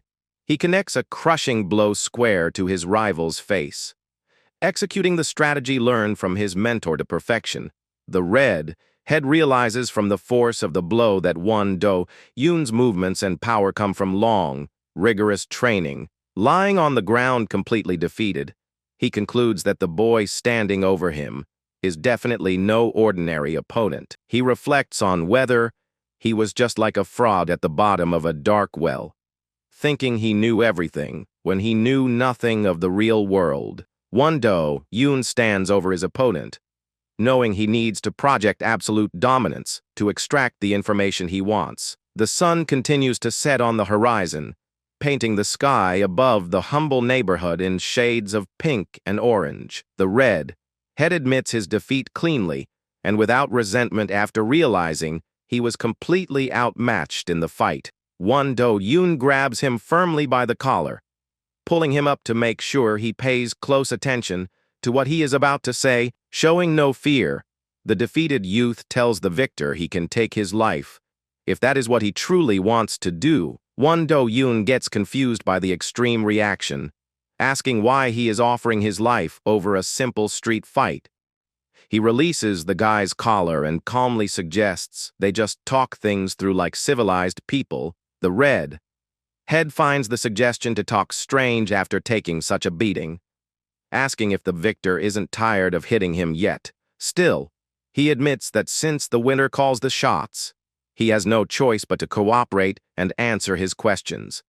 He sits on the ground while wiping blood from his face, asking directly what topic the young man wishes to discuss. Do-yoon stares at him sternly, preparing to ask the questions that truly matter for his secret investigation. He asks if his plan to build an organization to rule the area has any direct link to the criminal Park Jong-hyun. The red head explains that Park Jong-hyun is merely an obstacle to overcome to gain proper recognition from the Gunsa faction. He adds that the real problem isn't Park Jong-hyun, but his right-hand man Jang Man-ju for being reckless and dangerous. Hearing the name Jang Man-ju, the protagonist listens to the story of how he was a powerful and feared fighter from a young age. The redhead comments that Jang Man-ju's strength is completely wasted, and that his own initial big plan was to defeat the big guy. Do-yoon asks how he gathered this information,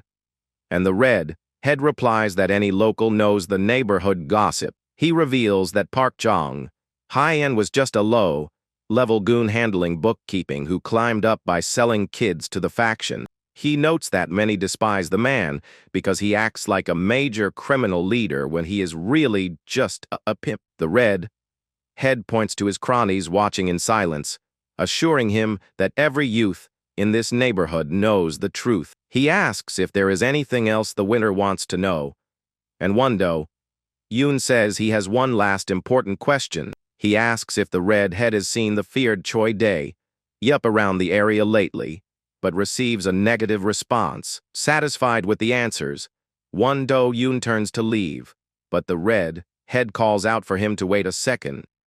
The defeated youth asks curiously why such dangerous, high-level underworld names are coming out of the boy's mouth. Do-yoon keeps walking, replying coldly that he simply has no interest in revealing his reasons to him. The redhead questions how the boy can be so strong at the same age as him, when he spent his entire life fighting on these streets. Do-yoon responds cryptically, saying he often asks himself that very same question from time to time. He turns back to the redhead and asks why someone with such combat skill wastes his time being a petty delinquent.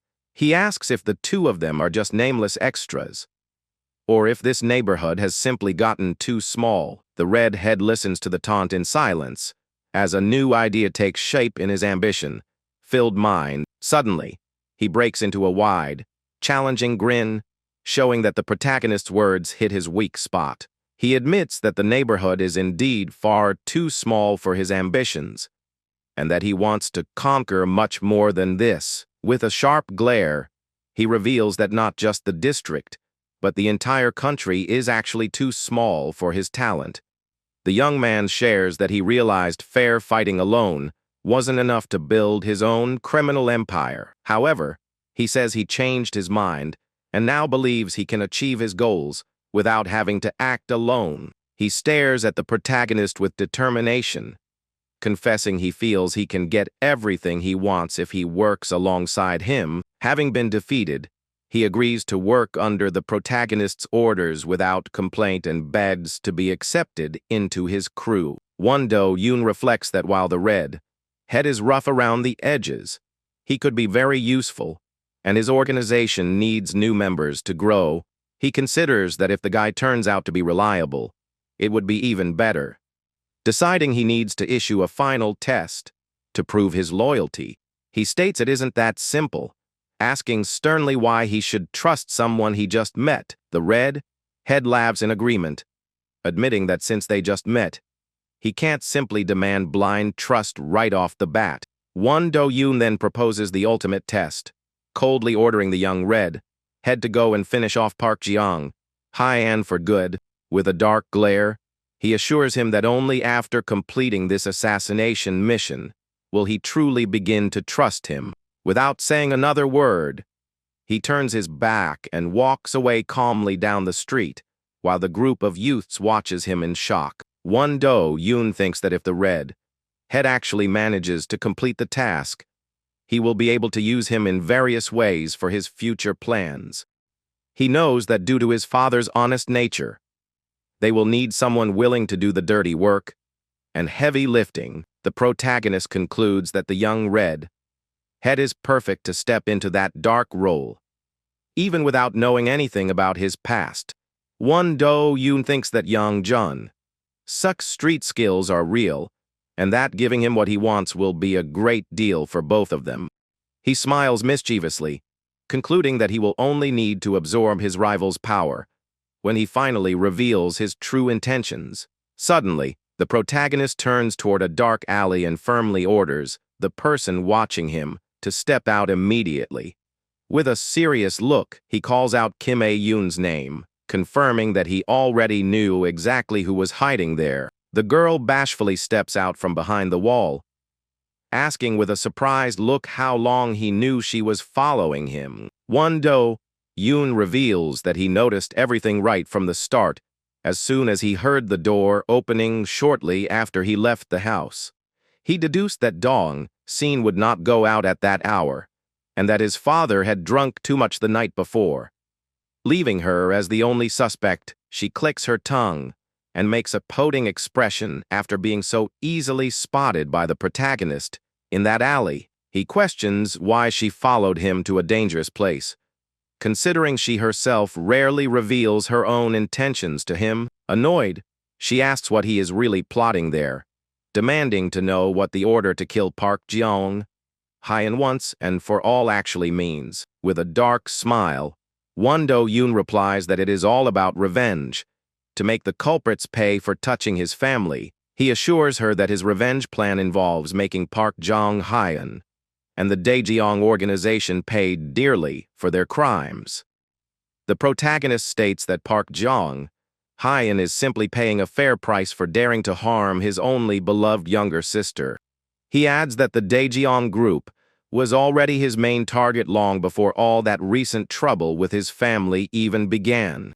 The girl is surprised and questions what he means by stating that they were already his target before everything happened. Do-yoon asks if she truly believes that the two of them becoming orphans in the past was merely a coincidence.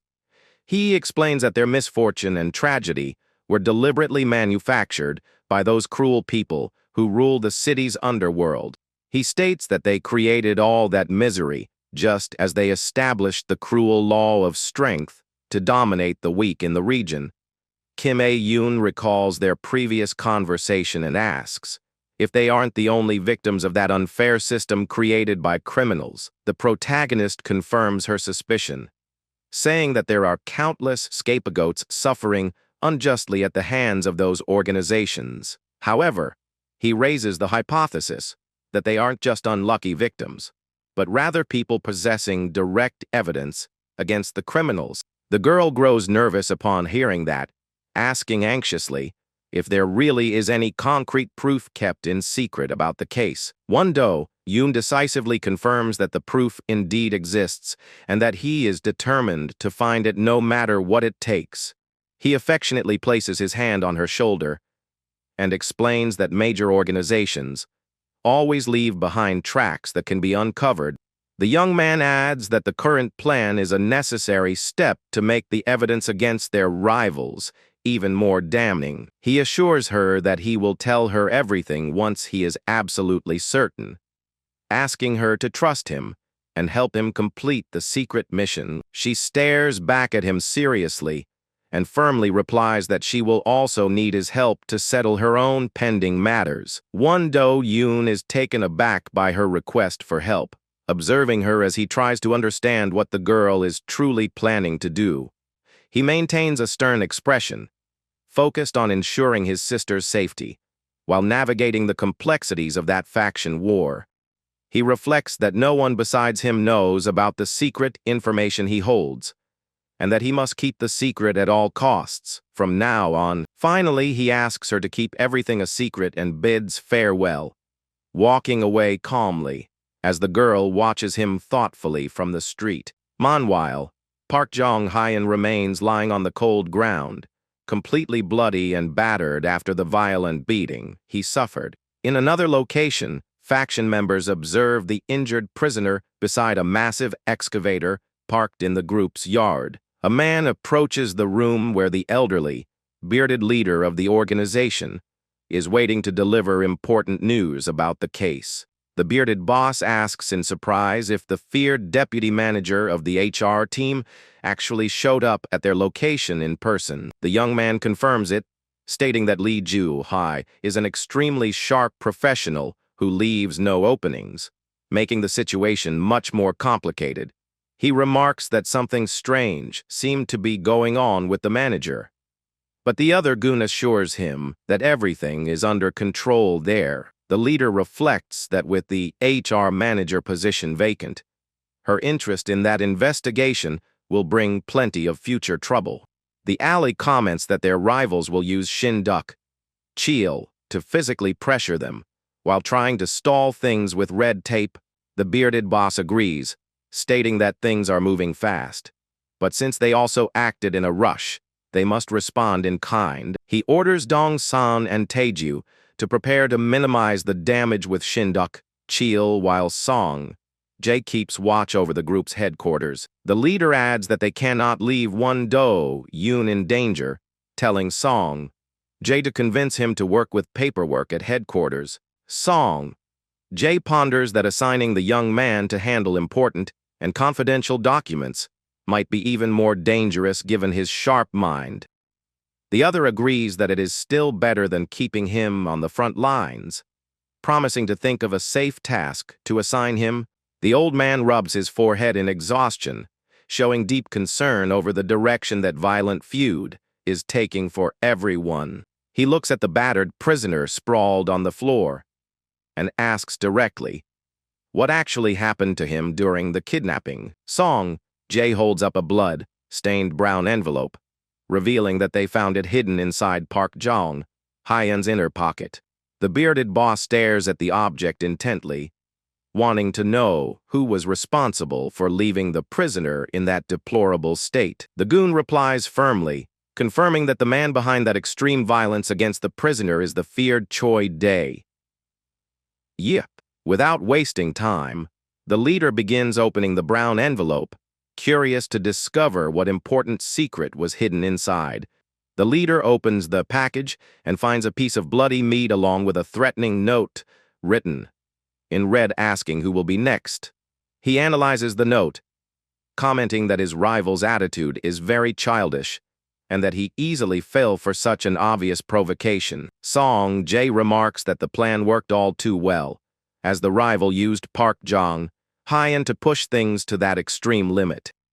The boss calmly asserts that the enemy's action is rational while Song-jae hands him the envelope containing the collected information. However, the leader adopts a serious tone as he reflects on the true danger Choi Dae poses to his organization's future plans. Meanwhile, the scene shifts to an abandoned construction site belonging to the Hookshyung Company, where a new confrontation is about to break out. In the construction yard, two workers wearing orange vests lie completely bloody on the ground following a brutal attack. Jang Man-ju grabs one of the fallen men by the hair with a sadistic smile, provocatively asking if his opponent finally decided to show up there. The man in the suit watches the scene coldly, showing not the slightest hint of fear before that display of senseless violence right in front of him.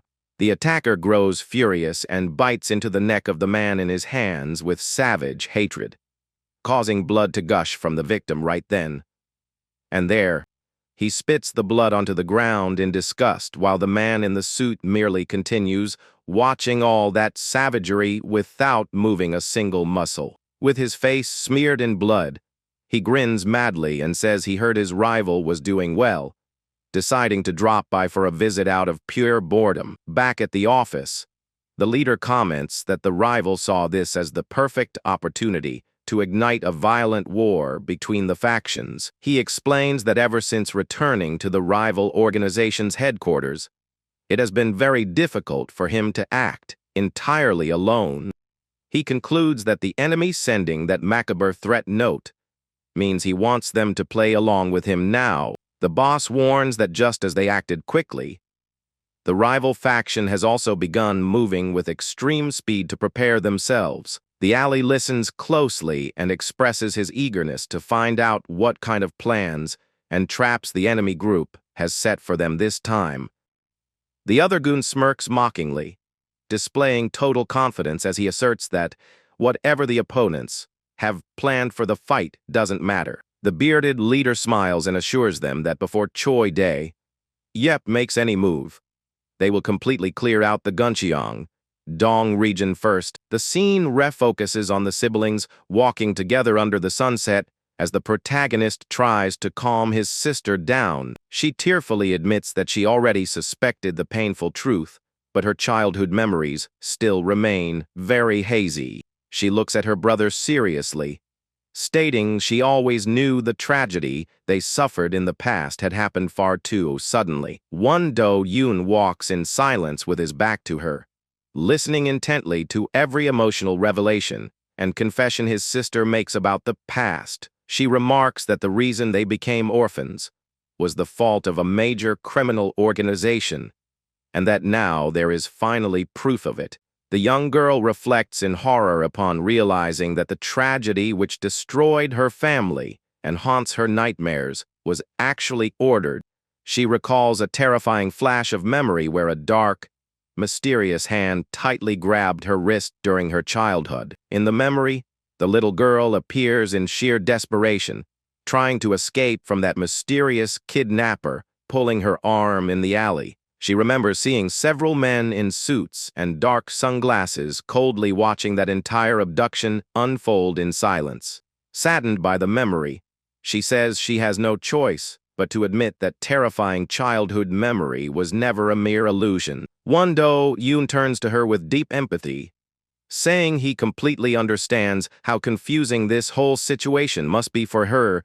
He advises that she needs time to gather her thoughts, suggesting she head home to rest and unwind a bit. However, the girl immediately pushes back firmly, refusing to leave and let her brother face that danger all by himself. She warns with determination that now that she knows the full truth, that terrible problem from the past no longer belongs to him alone. The girl asserts her right to fight for her own destiny, offering to handle simple tasks, just as she used to do when she was little. Do-yoon is surprised and touched by his sister's resolve to help at all costs.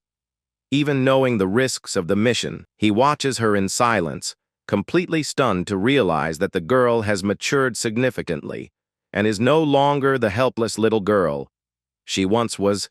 A memory from the past shows a man bowing respectfully before the bearded leader and his henchmen sitting on the living room sofa. The bearded leader wore dark sunglasses and sported an arrogant smirk as he listened to the report from the goon kneeling before him. He took off his glasses, revealing a cold, piercing gaze focused on planning the next moves of his ruthless underworld organization.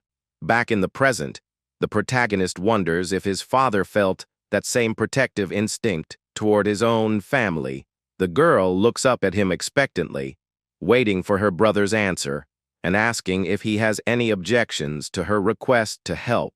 Do-yoon lets out a heavy sigh of resignation, realizing he won't be able to convince her to back out of participating in the mission. He admits he has plenty of complaints, but decides to stay silent and accepts his sister's help under a few conditions. He affectionately pats her head, telling her she must stay close to their Uncle Song Jae at all times to guarantee her complete safety. The young man jokes that even though they look like unemployed old men, they were all infamous in the underworld, and she can learn a lot from them. He adopts a serious tone again, asking her to be as careful as possible while promising that he will also be extremely cautious. She smiles in relief and promises not to make him worry, but demands that her brother also be very careful not to get hurt on the mission. The protagonist nods in agreement and suggests they start moving right away, prompting the girl to ask where they are heading first. With a sharp, determined look, he simply replies that their primary goal from now on will be to find Park Jong-hyun. He explains that they should leave that initial task to young Jun-sik and suggests the two of them head back home together for now that afternoon. The young man replies that their very first destination should be their own house before starting any search in the neighborhood.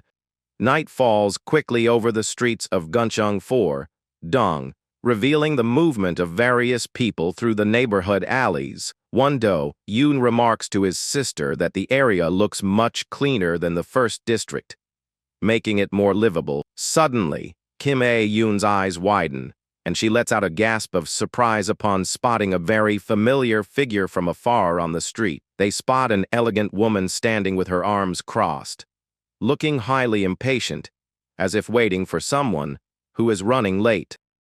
The elegant woman surveys her surroundings with displeasure, thinking to herself that being late is already a mark against her client.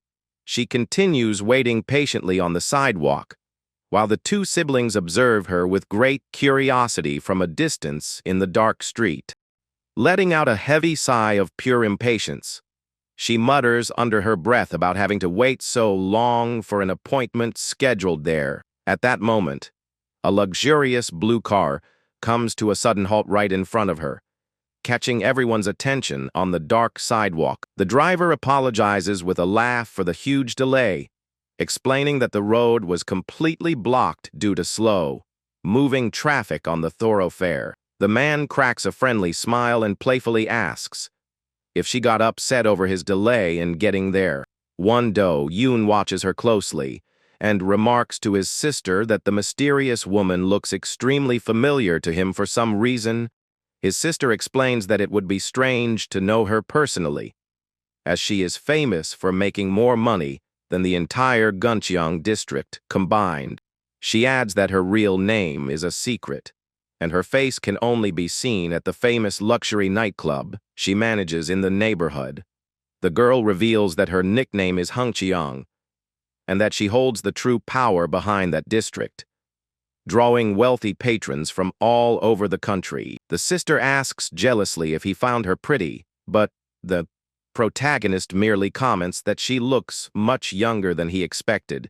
Kim A-yoon shares that the woman has worked in nightlife since she was very young, but remains intrigued, trying to remember where she knew her from. One Do-yoon turns thoughtful and wonders why a powerful and influential woman like her would be walking around completely alone without any guards. The girl laughs off his query, saying there's no way to know everything, and teasingly remarks that her brother was talking as if he actually knew the mysterious woman. She mentions that almost all the young girls in that neighborhood want to be like Hingcheong, with many even trying to copy her elegant style. One Do-yoon listens attentively, concluding ironically that the mysterious woman is practically a major celebrity in the neighborhood. He remains lost in thought, trying to figure out where that strange sense of familiarity comes from upon seeing her face up close on the sidewalk inside the luxury blue car. The man tries to flatter Hungcheong, asking if his dear guest is upset about the brief delay. She responds with a charming smile, stating that she also had to wait a long time to make that important meeting happen. The man laughs heartily and remarks that her schedule is so packed he had to wait months just to secure that reservation. She elegantly counters by reminding him that he is the one spending time and money on her, though the man finds her subtle shift in tone peculiar. Excited, the client decides it's the perfect moment to open an extremely rare and expensive bottle of wine he had been saving for a long time. Hungcheong feigns modesty, telling him he doesn't need to go to such lengths just to please her during their special meeting. The blue car continues down the streets, while the man keeps laughing loudly, endlessly telling jokes to impress Hungcheong. He uses an analogy, saying that people are like fine wine and need to age well to develop flavor, which makes her chuckle mockingly. She praises him, saying he is different from the other members of Hookshong, and the client agrees, laughing at his own supposed generosity. Hunkyong continues the flattery, thanking him for the security and comfort she enjoys in the region, leaving the man beaming with pride. The man tells her she can ask for anything she wants, even offering to pass along the contact info of former guards so she can use them whenever she pleases. She smirks slightly, saying that what he has already done for her is more than enough. Leaving the client even more mesmerized, he stares at her completely flushed and foolish under her irresistible charm, clearly under her total control. The car finally reaches its destination, and Hungcheong announces she is stepping out to smoke a cigarette, to which the client enthusiastically agrees. She cute, talks him into taking care of his health and smoking less, causing the man to melt over her apparent concern. She promises to smoke only 2 cigarettes before coming up, while the client decides to go ahead to get everything ready for her. Walking alone while smoking in the courtyard, the man wonders where Deputy Manager Lee Joo-hoi is, as she was also supposed to attend the meeting. He mentally complains about her tardiness, grumbling that she was just promoted, and is already disrespecting the meeting time. An assistant approaches and explains that the deputy manager reported running over a man on the road on her way to the business meeting. The director curses furiously at having to wait for a subordinate, but is cut off by the assistant announcing that she has just arrived. Lee Joo-hoi arrives running and out of breath at the meeting spot, fully aware that her delay made the director extremely angry with her. She bows respectfully to apologize for being late, but the director harshly demands to know the reason for such a long delay. He warns that he will let this lapse slide, only because she is usually efficient, but orders her to be better prepared in the future. The director asks about the accident and Lee Joo-hoi explains that she ran over Park Jong-hyun, who had been dumped tied up on the road. He finds the name familiar, and she explains that he is an ally of the Daejeong faction, in charge of supplying goods in the neighborhood. She reveals that she found the man's body on the road while heading out to investigate reports about a new recruit under Kim Moo-won. The director tells her to investigate the matter herself and asks if the veteran Han Song-jae is still useful to their plans. Lee Joo-hoi seriously adjusts her glasses, keeping her gaze focused and mysterious as she reflects on the direction of that dangerous investigation. Lee Joo-hoi responds firmly, confirming that the veteran is still very useful, and that they must keep him under constant observation. The director expresses sympathy for Song-jae and suggests bringing him back, but his superior curtly cuts him off, telling him to stop talking. He angrily crushes his cigarette butt on the ground, warning that he alone is responsible for making all major decisions there. The director immediately apologizes for his mistake, while the man orders him to keep watching the veteran with extreme caution.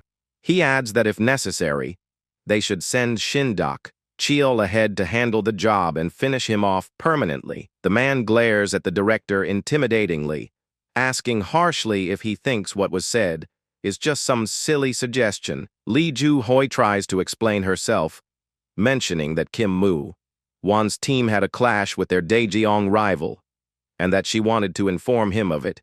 The director fixes his gaze on her, showing keen interest in the revealed information, and dryly commands her to continue explaining.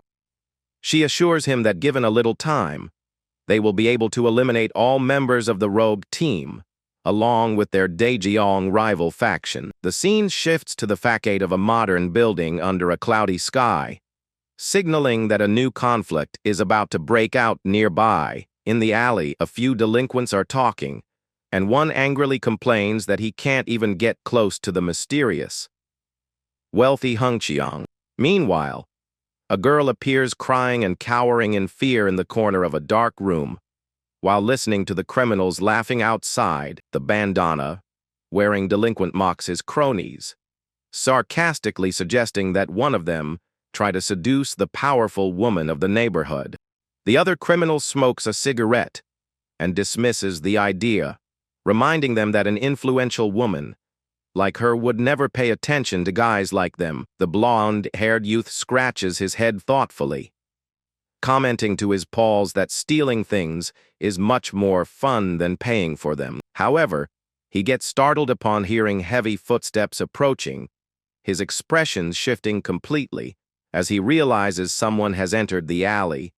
The feared Do-yoon appears in the alley wearing a brown jacket, commenting with disdain that he knew delinquents would be there causing trouble. He fixes his gaze on the thugs and coldly asserts that there is no need to bring such a trivial matter to his bosses. The cigarette-smoking delinquent grows irritated by the man's audacity. Grumbling about what has been happening to the neighborhood lately, he tries to throw a wild punch at the newcomer, shouting furiously that they won't let themselves be humiliated so easily.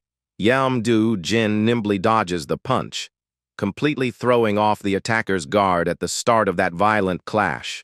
Moving like lightning, he sets up a devastating counterattack against the criminal who dared try to hit him in the middle of the empty street.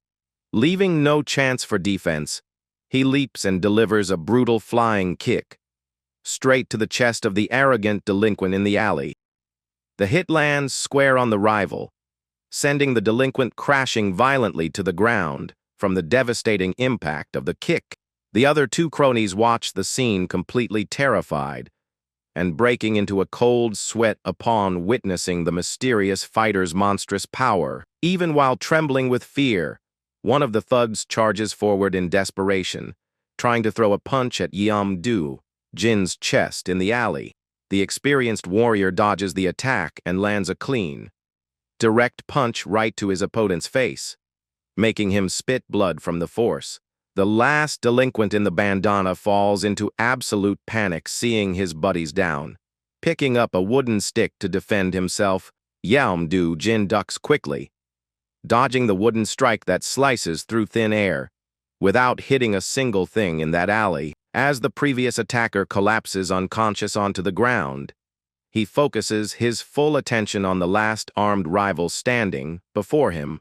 He slips his head with pinpoint accuracy, allowing the wooden bat to graze past his hair without touching him. In the very same motion, he pivots his body, unleashing a full power spin kick to end that alley fight once and for all. The kick strikes the thug's head with extreme force, shattering the wooden bat he was using to try and protect himself. The impact knocks the last attacker out cold, dropping him onto the ground, completely defeated beside his two cronies. The three delinquents remain lying unconscious on the asphalt, while Do-yoon stays standing without a single scratch from the fight. He takes a deep breath, adjusting his combat stance, and glares at the dark room, knowing he still needs to rescue the girl inside. He enters the room where the young girl is crying, calling the thugs predictable bastards, who only know how to cause trouble in the area. The warrior states that he usually decides people's fates based on their actions. But before doing so, he always checks if he missed anything. With a cold gaze, he stomps heavily onto the head of one of the fallen thugs, saying there is no need to hear any more excuses.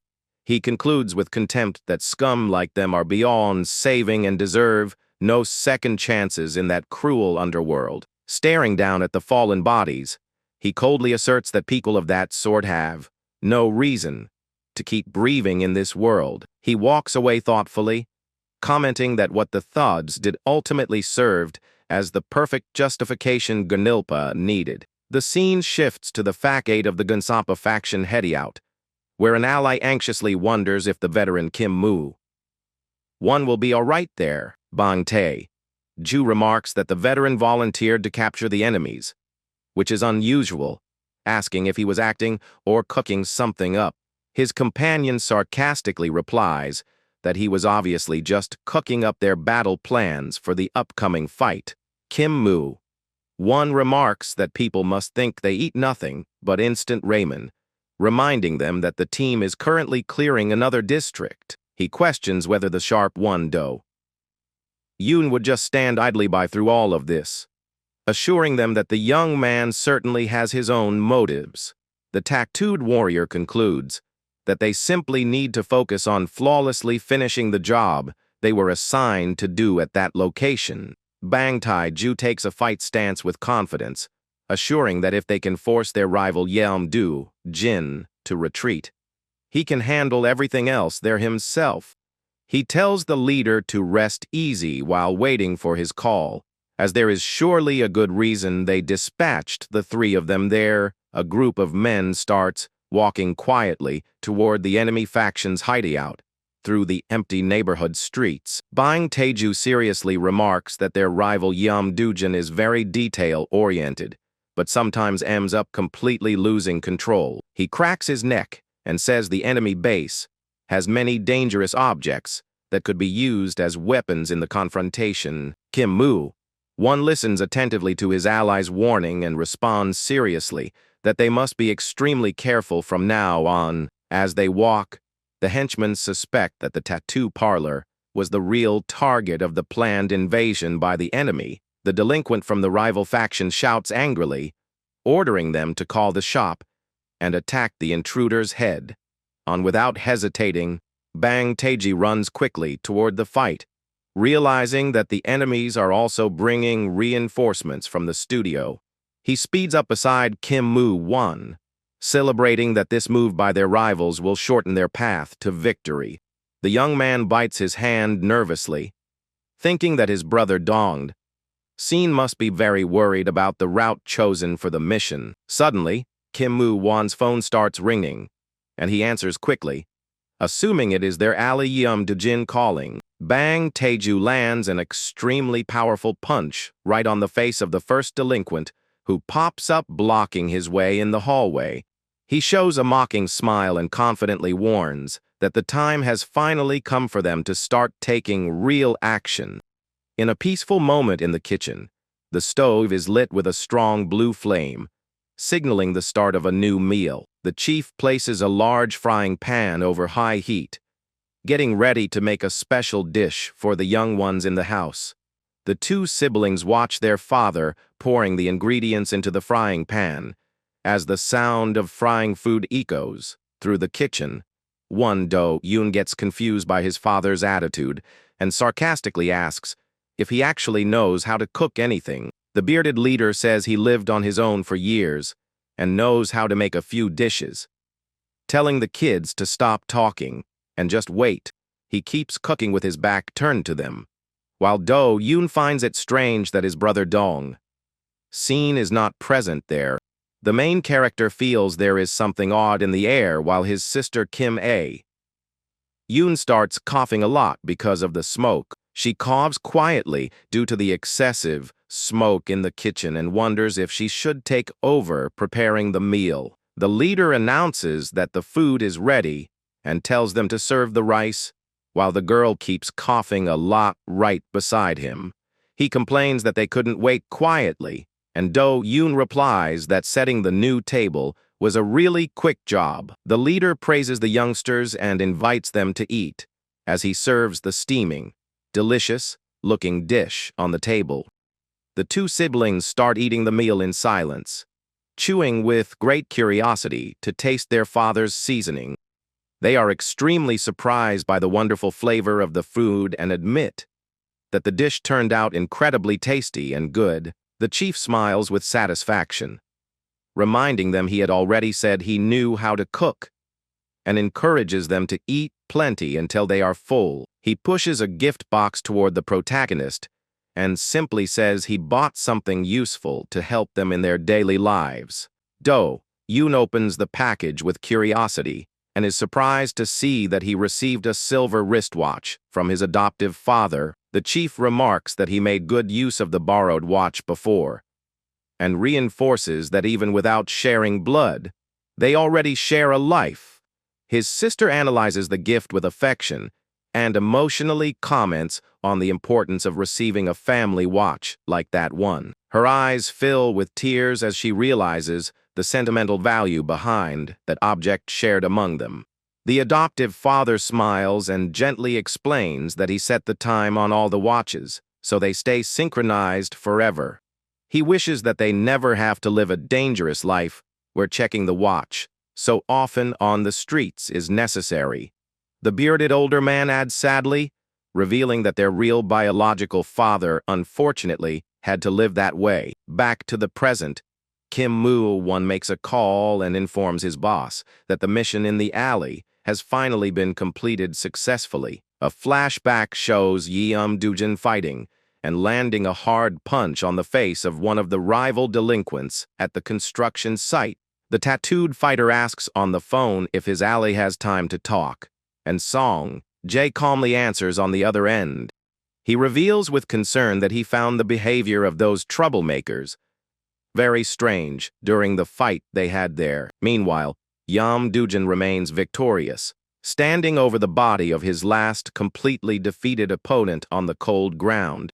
He stares at the fallen men with a mocking smile, commenting with great contempt that he finds the local delinquents pathetic. The young man walks away from the scene and casually asks if they should head toward the tattoo studio now. His ally focuses his gaze on the fallen men and concludes that the opponents knew beforehand that the raid team was arriving at the location. The scene shifts to a few days ago in the 3rd District hideout, where some members of the enemy faction are gathered. Suddenly, one of the men hears a strange noise coming from the door and asks fearfully what is happening outside. The delinquent fears it might be a surprise attack orchestrated by powerful rivals and gets tense, preparing to defend against an invasion.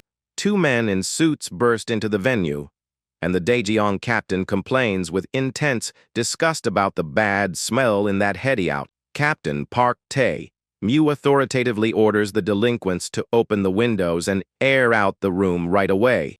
His partner pulls back the curtain to let air in, leaving the local faction members utterly terrified by their boldness. The feared Choi Dae spits on the ground, complaining about the ruined state of the neighborhood since he stepped away from leading the region. The delinquents are completely terrified and start stuttering in fear upon recognizing the dangerous crime leader standing in front of them. Captain Park Tae-mu walks slowly across the room while the local delinquents watch him approach in silence. The tattooed man breaks into a cold sweat out of sheer terror and begins to suspect that those guys belong to the dreaded rival Daejeong faction. Choi Dae sits down comfortably on the leather sofa and demands to see the leader of that small local tattoo studio. He calmly lights his cigarette using a gold lighter, while the terrified delinquent stutters, completely confused. The brown-haired young man swallows hard and stammers that if he is looking for the boss, he is actually the leader himself. Choi Dae blows out cigarette smoke and dismisses the revelation, coldly stating that the young man is way too light to be a leader. Without warning, the Daejeong henchmen grab the young man's head violently, forcing him to bow down before their leader. They use brute force to force the 3 delinquents down to their knees on the floor, keeping their heads completely pinned down right there. The rival boss warns that they should bow down immediately upon seeing him, and if they don't learn with their minds, they will learn with their bodies. He orders them to get ready because the Granilpa faction will arrive soon, commanding them to strike them all down with no mercy in the fight. Holding the young man's head, he promises 5 million for every defeated enemy and 20 million for the main character, Do-yoon. Choi Dae throws a brown envelope filled with cash onto the cushions, assuring them that amount is just the initial payment. The captain walks out, warning darkly that if they fail this mission, he will personally make sure to finish them off himself. The delinquent who was humiliated and threatened begins to cry in despair as he realizes the deadly mess he just got himself into. He trembles in pure terror and whispers a plea for the nightmare to end, realizing there is no longer any way to escape that faction. The scene shifts back to the present, showing the dark entrance of the busy tattoo studio complex in the 3rd District. Bang Taeju digs into his memory and remembers when he infiltrated the 4th district in the past to try and build his reputation. He asks if the veteran Kim Moo-won was in the 3rd district back then, and the fighter confirms he used to work at the studio. He remarks that the place is pathetic for being the neighborhood's only source of income, where small-time delinquents try to pick fights. The young man locks eyes with the veteran and concludes that those local criminals are precisely the kind of people he hates the most. Bang Taeju keeps walking and reflects that he was always incompatible with people of the late Park Jeong-hyun's kind in the neighborhood. He asks if the veteran also got his tattoo back then, complaining that those troublemakers always act with fake superiority. The young man comments that in the end, the veteran who used to hate tattoos so much back then ended up covering his own arm with those designs. He regrets that the veteran suffered so much over something silly and complains about the pressure from Hookso to sell out their whole team. Bang Taeju smirks out of the corner of his mouth and thanks his allies' sacrifice for making their infiltration into the studio much easier. Kim Moo-won warns that despite the secret rote, the place is way too quiet, which indicates that the enemy greeting committee will appear soon. Suddenly, the metallic sound of a sharp blade scraping against the concrete floor echoes down the dark hallway of the hideout.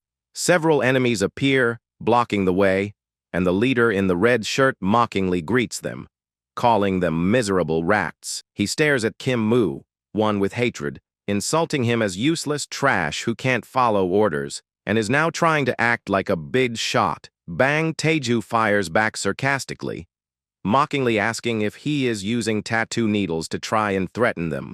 The veteran coldly asks if they are planning to take a life right there, while his ally smiles, confirming his suspicions. He stares down the enemies and mockingly asks if they really thought they could beat them with those weapons. Without wasting any time, Bang Taeju charges forward with incredible speed against his opponents, triggering an all-out brawl on the spot.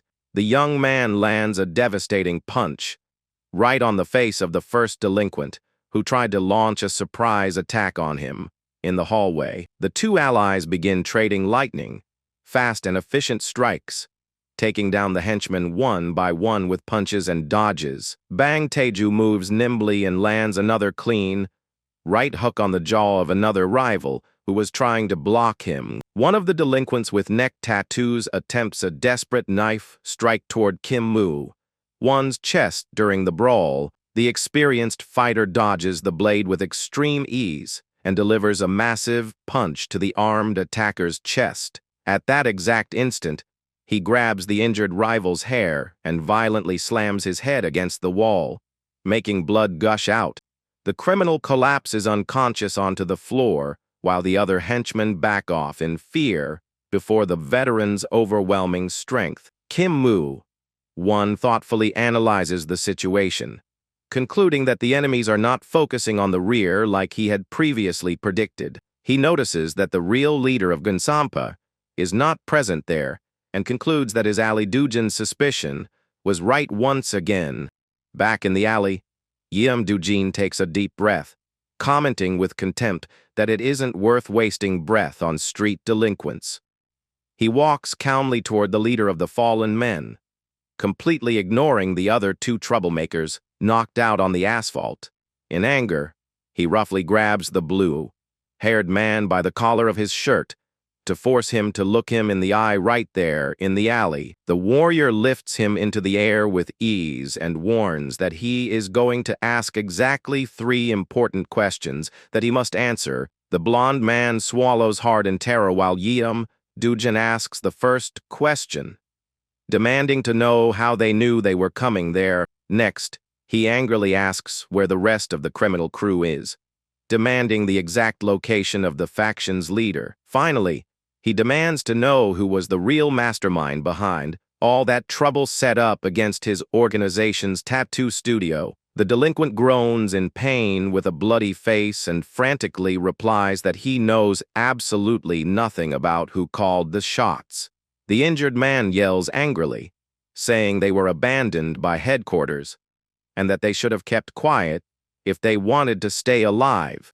He taunts them by saying everyone is living on borrowed time, with a terrible final judgment hanging right over their heads. Do-yoon snaps at the yelling and lands a brutal punch straight to the injured man's face.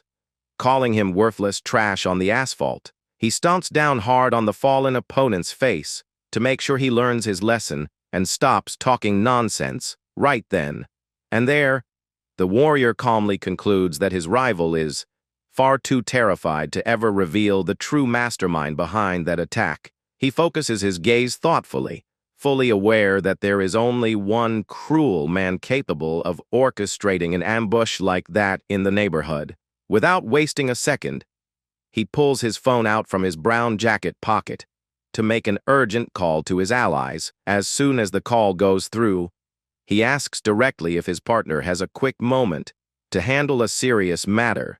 The warrior warns with heavy suspicion that there is something very wrong and sketchy about the delinquents who attacked in the alley. He reveals that the enemies knew about their arrival and accuses the dangerous leader, Choi Dae, of being behind it all. He warns over the call that there is a high chance the tattoo parlor is a deadly trap set up by their rivals. He theorizes that the enemies either gathered their men at the studio or sent their most dangerous henchmen after young Do-yoon. The warrior seriously concludes that there is a huge chance the rival group chose the second option to launch the attack, since the boss ordered the area cleared. He instructs his allies to wrap up the mission at the studio while he goes to help Do-yoon. The sky remains dark and overcast above the city buildings, while the tension rises with every passing second between the factions. Do-yoon starts sprinting at full speed through the streets, completely focused on reaching his destination as fast as possible to help out. The scene shifts to show several members wearing red jackets with dragon prints, gathered right in front of the Gernilpa office. The warrior approaches the place, walking slowly down the deserted street, completely unaware of what he is about to face right there. He locks his gaze and is utterly shocked to realize that the enemies have already managed to surround the organization's entire hideout.